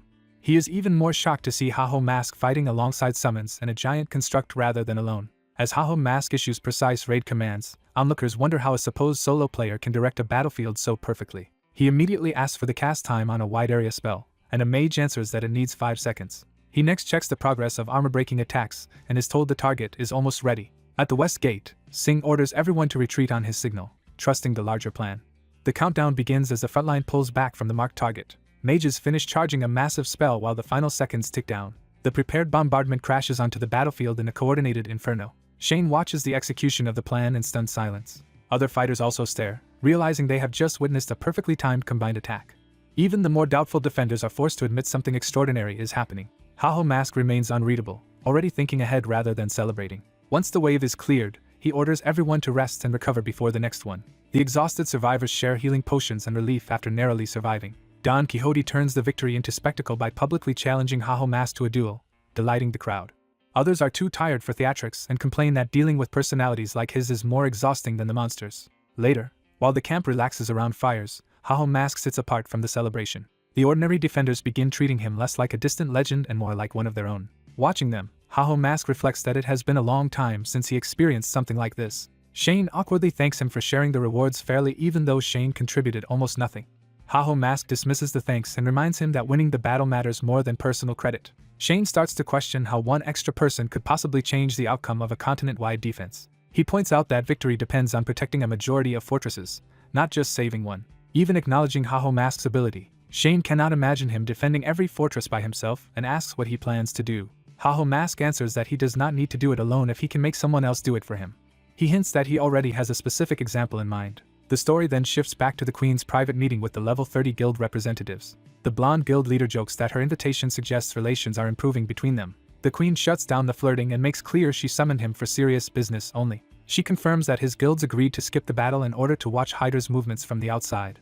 He admits she has seen through his intentions immediately. The Queen reveals that Hyder's executives have recently been meeting a suspicious outsider. She believes that man is likely the rumored prophet influencing events from the shadows. One observer judged the stranger to be at least rank level by his equipment, yet completely unknown, which should not be possible. That contradiction reminds the blonde leader of another mysterious high-level figure he encountered before. He recalls meeting an unfamiliar rank-level man who approached the Queen out of nowhere. That man had even offered to eliminate Haho Mask for her, making the resemblance hard to ignore. The blonde leader concludes that the current case mirrors that earlier encounter. The Queen agrees that the pattern is too similar to dismiss. She further suggests that this entire incident may also be aimed at Haho Mask himself. With the level 30 guilds absent, the burden on individual players would become crushing, creating the perfect trap. The blonde leader laughs off the idea that even Haho Mask could handle such a setup alone. But the Queen presses the deeper question. She asks who he thinks is truly behind everything happening now. He falls silent as the answer begins to form. He concludes that the Warlord main quest itself makes true future knowledge impossible. Because the main quest story is generated in real time by an AI responding to users' actions, no fixed future should exist to predict. So if someone can still provide future information, that person must be in a position to manipulate the system directly. Both he and the Queen arrive at the same conclusion. The one behind it is the operator, Toby Gwyn. The blonde leader accepts the possibility with grim amusement. He admits it sounds absurd for the operator to interfere with Warlord, but agrees caution is justified. The queen outwardly responds calmly, while one of her attendants relaxes in relief at what seems like a measured decision. That attendant reassures himself that the queen is not letting her feelings about Haho Mask cloud her judgment. Then a new development interrupts the meeting. Haho Mask has just uploaded a video. The blonde leader teases the queen for apparently setting alerts for Haho Mask's uploads, and she snaps back at him. The video begins with Haho Mask addressing the audience directly and announcing that he has a reason for speaking out now. A masked strategist interrupts the guild leaders with an unexpected proposal to recruit volunteers. He explains that the recent battle has shattered public order and left ordinary people exposed. With monsters still rampant, some users have turned predatory toward other users while others exploit shortages for profit. He argues that these opportunists are becoming a second crisis on top of the monsters themselves. So he asks for help under the banner of restoring order, even from those who claimed they would stay out of the battle. When someone asks whether volunteering pays, he bluntly says there is no reward, then hints he still expects them to come. He needles them by suggesting they will join anyway if only to stop him from monopolizing the main quest. After delivering that provocation, he leaves the room while pretending he would rather they stayed away. The remaining leaders are baffled by the strange broadcast until one of them suddenly realizes the trap hidden in it. The blonde guild master immediately commits to joining, treating the volunteer call as the perfect loophole. His ally confirms that the masked man has just handed them an excuse to enter the conflict without breaking their word. By framing their involvement as maintaining public order, they can fight after all while preserving their earlier stance. The hooded observer worries that if the masked man truly orchestrated this, they are walking into his design. Shira dismisses that hesitation and refuses to let her guild be manipulated into yielding. Her companions back her, insisting that strength alone matters to them, not whether someone is a user. They decide to participate in the battle anyway, leaving the hooded man to realize the masked strategist has won them over. News soon spreads that the Red Bulls and Thunder Hunters have reversed course and entered the fight. Elsewhere, another faction notes that more guilds are growing restless because none of them want to surrender the main quest. One subordinate fears that at this rate they will fail to kill Haho Mask and asks their leader for direction.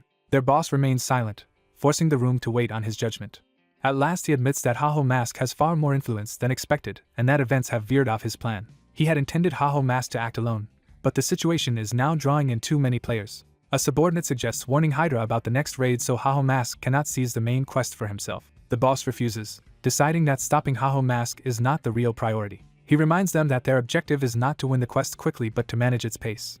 Their true goal is to slow the rate at which the main quest is consumed. Confident that no one can break through the coming raid anyway, he orders them to simply watch. His subordinate accepts the order and withdraws. Left alone, the boss studies Haho Mask's rise like a new piece on a game board. He turns his attention to the coming clash at Haben Castle, where the next decisive test will unfold. Rather than fear Haho Mask's popularity, he decides to see how long that public support will last. The scene shifts to Haben Castle, where the raid begins under a blood-red sky. Inside, a surviving raider stares in disbelief at the aftermath before him. He realizes that Hydra's elite strike force has been cut down. The survivors understand that Sir Agardo has annihilated the entire assault. Worse, they were destroyed by Agardo alone, without any visible support. One furious survivor accuses the prophet who guided them of lying about how easily the main quest could be advanced. He rages that they were never warned Agardo possessed such an overwhelming, unfair ability. Then he notices something strange and falters mid-complaint. The prophet apologizes with mocking calm and reminds him that prophecy was never a guarantee. Before the man can react, Agardo strikes him down. The survivor is thrown aside, helpless before the knight's effortless superiority. Broken on the floor, he can only stare at the monster he helped unleash. Agardo closes in, making it clear the slaughter is not over yet. The prophet treats the massacre as a failed strategy rather than a tragedy, still thinking in terms of outcomes. He casually asks his unseen master whether he will be blamed, only to be interrupted by a new arrival. A blonde volunteer bows deeply in gratitude, turning the disaster into an opportunity. He publicly credits the Thunder Hunters for supplying free potions and equipment that allowed the battle to be completed safely. Using that success, he immediately asks to join their side. The Thunder Hunters accept applications on the spot, and the masked strategist notes that events are going even better than expected. Their spokesman celebrates that they entered the battle without losses and even repaired their public image in the process. Shiru, however, is more concerned that Hydra has still made no visible move despite supposedly cutting ties with them. The spokesman urges her to enjoy the gains for now instead of worrying ahead. Their conversation is cut short when a system alert suddenly appears before them. The raid announces that the wave of fallen enemies has been repelled and the final page of the battle is beginning, with Sir Agardo as the target. Shiru immediately realizes Hydra lied when they claimed this battle was an unavoidable defeat for users. Before they can process that revelation, a violent impact sends one of their attendants flying. The group is told that Hydra has been annihilated, and the blow was no accident. The messenger's words leave the Thunder Hunter stunned. The blonde girl pieces together that Hydra must already have known about the raid on Sir Agardo. She concludes that while everyone else was occupied in the public battle, Hydra secretly launched their own raid. That hidden attempt ended with Agardo slaughtering them all by himself. The Thunder Hunters struggle to believe even a fully prepared Hydra could be wiped out so completely. The blonde girl hesitates, knowing there is more to explain. At that moment Haho Mask arrives and reveals that Agardo can only be defeated through a special method. His sudden appearance shocks the Thunder Hunters. He addresses Shiro directly, recognizing her as the Queen of Thunder. Then he offers a proposal to her and Shev regarding the raid on Sir Agardo. The focus returns to Haben Castle as the final confrontation looms. Another guild's failure against Agardo is announced, and the battlefield begins resetting for the next challengers.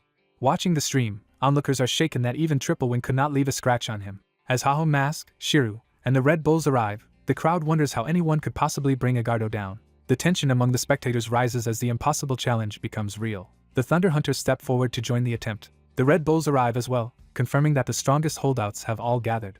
Haho Mask stands beside them, completing an alliance no one thought possible. Together they approach the sealed entrance to the castle's inner chamber. Even their allies are confused by how these former rivals ended up on the same side. Outside observers can hardly believe the three factions have truly agreed to cooperate. The public hails the combination of Thunder Hunters, Red Bulls, and Haho Mask as the ultimate alliance.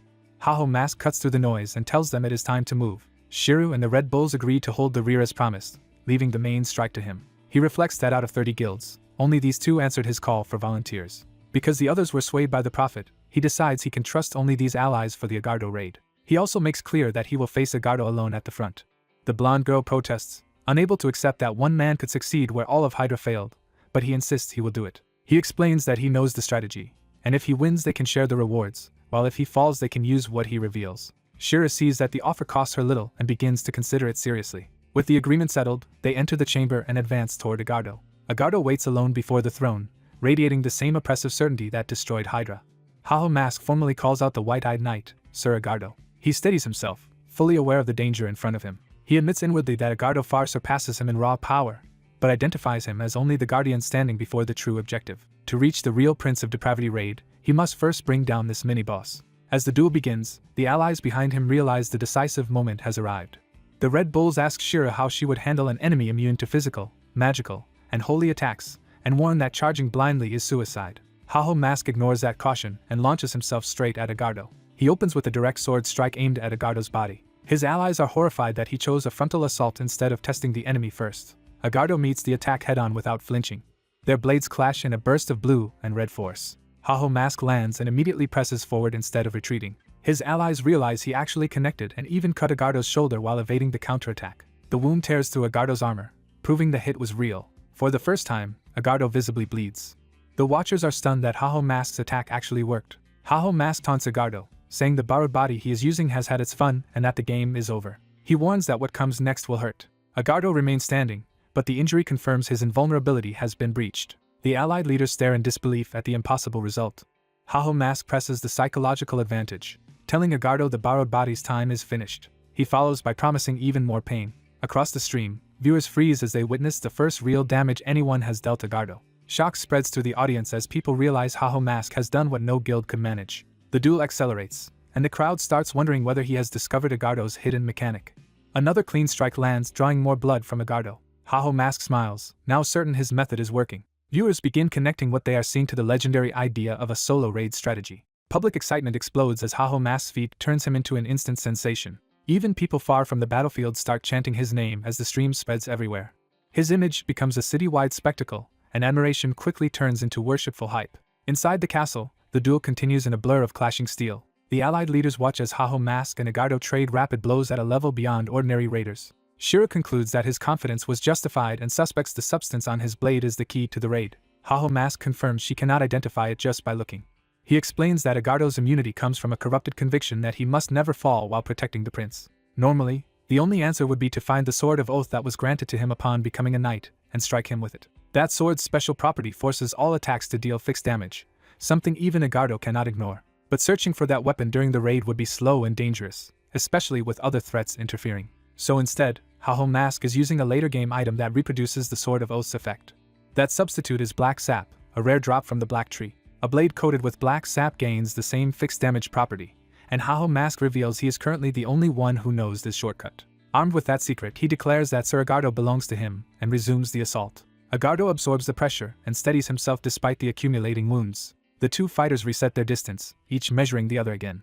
Haho Mask notices a subtle change in Agardo's expression and stance. Agardo abandons his reckless offense and raises a guarded defensive posture. The allies immediately recognize that he is no longer willing to simply tank the hits. They realize this means the fixed damage is stacking and slowly forcing Agardo onto the back foot. For the first time, they believe Haho Mask can actually win. Haho Mask, however, reads Agardo's caution as a dangerous sign rather than a simple advantage. A defensive Agardo gives him fewer openings, which could make finishing the fight much harder. He mocks Agardo for getting scared and challenges him to try surviving the next move. Then he unveils another tactic by summoning blue flame skulls into his hand. His armament skill activates, calling forth skeleton soldiers that will wield the weapon he chooses.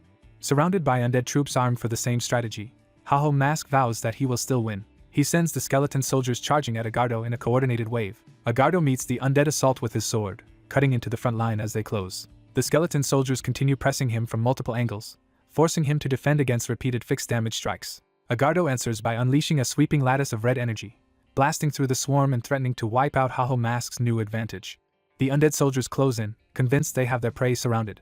Haho Mask bursts through the encirclement before they can lock him down, cutting a path through the swarm. He keeps his momentum and drives straight toward the true threat instead of wasting time on the lesser enemies. A wide crimson slash tears through the battlefield as he clears space and forces the enemy line apart. Even while the lesser undead reel, Sir Agardo notices the assassin suddenly shifting his attention behind him. Agardo turns to answer the move, sensing the real attack coming from his blind side. Haho Mask appears above him and reveals that Agardo's reaction has come too late. He dives in with a finishing strike, aiming to end the duel before Agardo can recover. Agardo's sword is knocked away in the clash, making it seem as if the knight has been decisively beaten. For a moment Haho Mask believes he has forced an opening too perfect for Agardo to survive. But Agardo blocks the killing blow with his bare armored hand, sacrificing his body instead of his life. Using that instant, Agardo counters at point-blank range with brutal precision. His counterattack drives through Haho Mask's torso and leaves him impaled. Haho Mask spits blood as the shock of the reversal hits him. The onlookers freeze, realizing the duel may have just turned against him. Even his allies watching from afar fear that Haho Mask has finally lost. Black blood pours over Agardo's arm where he struck through Haho Mask. Agardo suddenly feels something wrong spreading from the contact and hesitates. Wounded but still standing, Haho Mask reveals that Agardo celebrated too soon. He explains that being pierced was part of his winning move, because his blood now carries black tree sap that inflicts fixed damage on anyone it touches. The black corruption immediately begins eating into Agardo's armor and body. Haho Mask retreats just enough to let the poison-like effect keep working while preserving his own chance to survive. Agardo realizes too late that the damage is spreading through him from the inside out. The spectators are stunned by the sheer ruthlessness of turning his own impalement into a trap, though they worry Haho Mask may destroy himself first. Knowing he cannot endure much longer, Haho Mask calls on Life Vessel as his next gamble. Green energy floods him,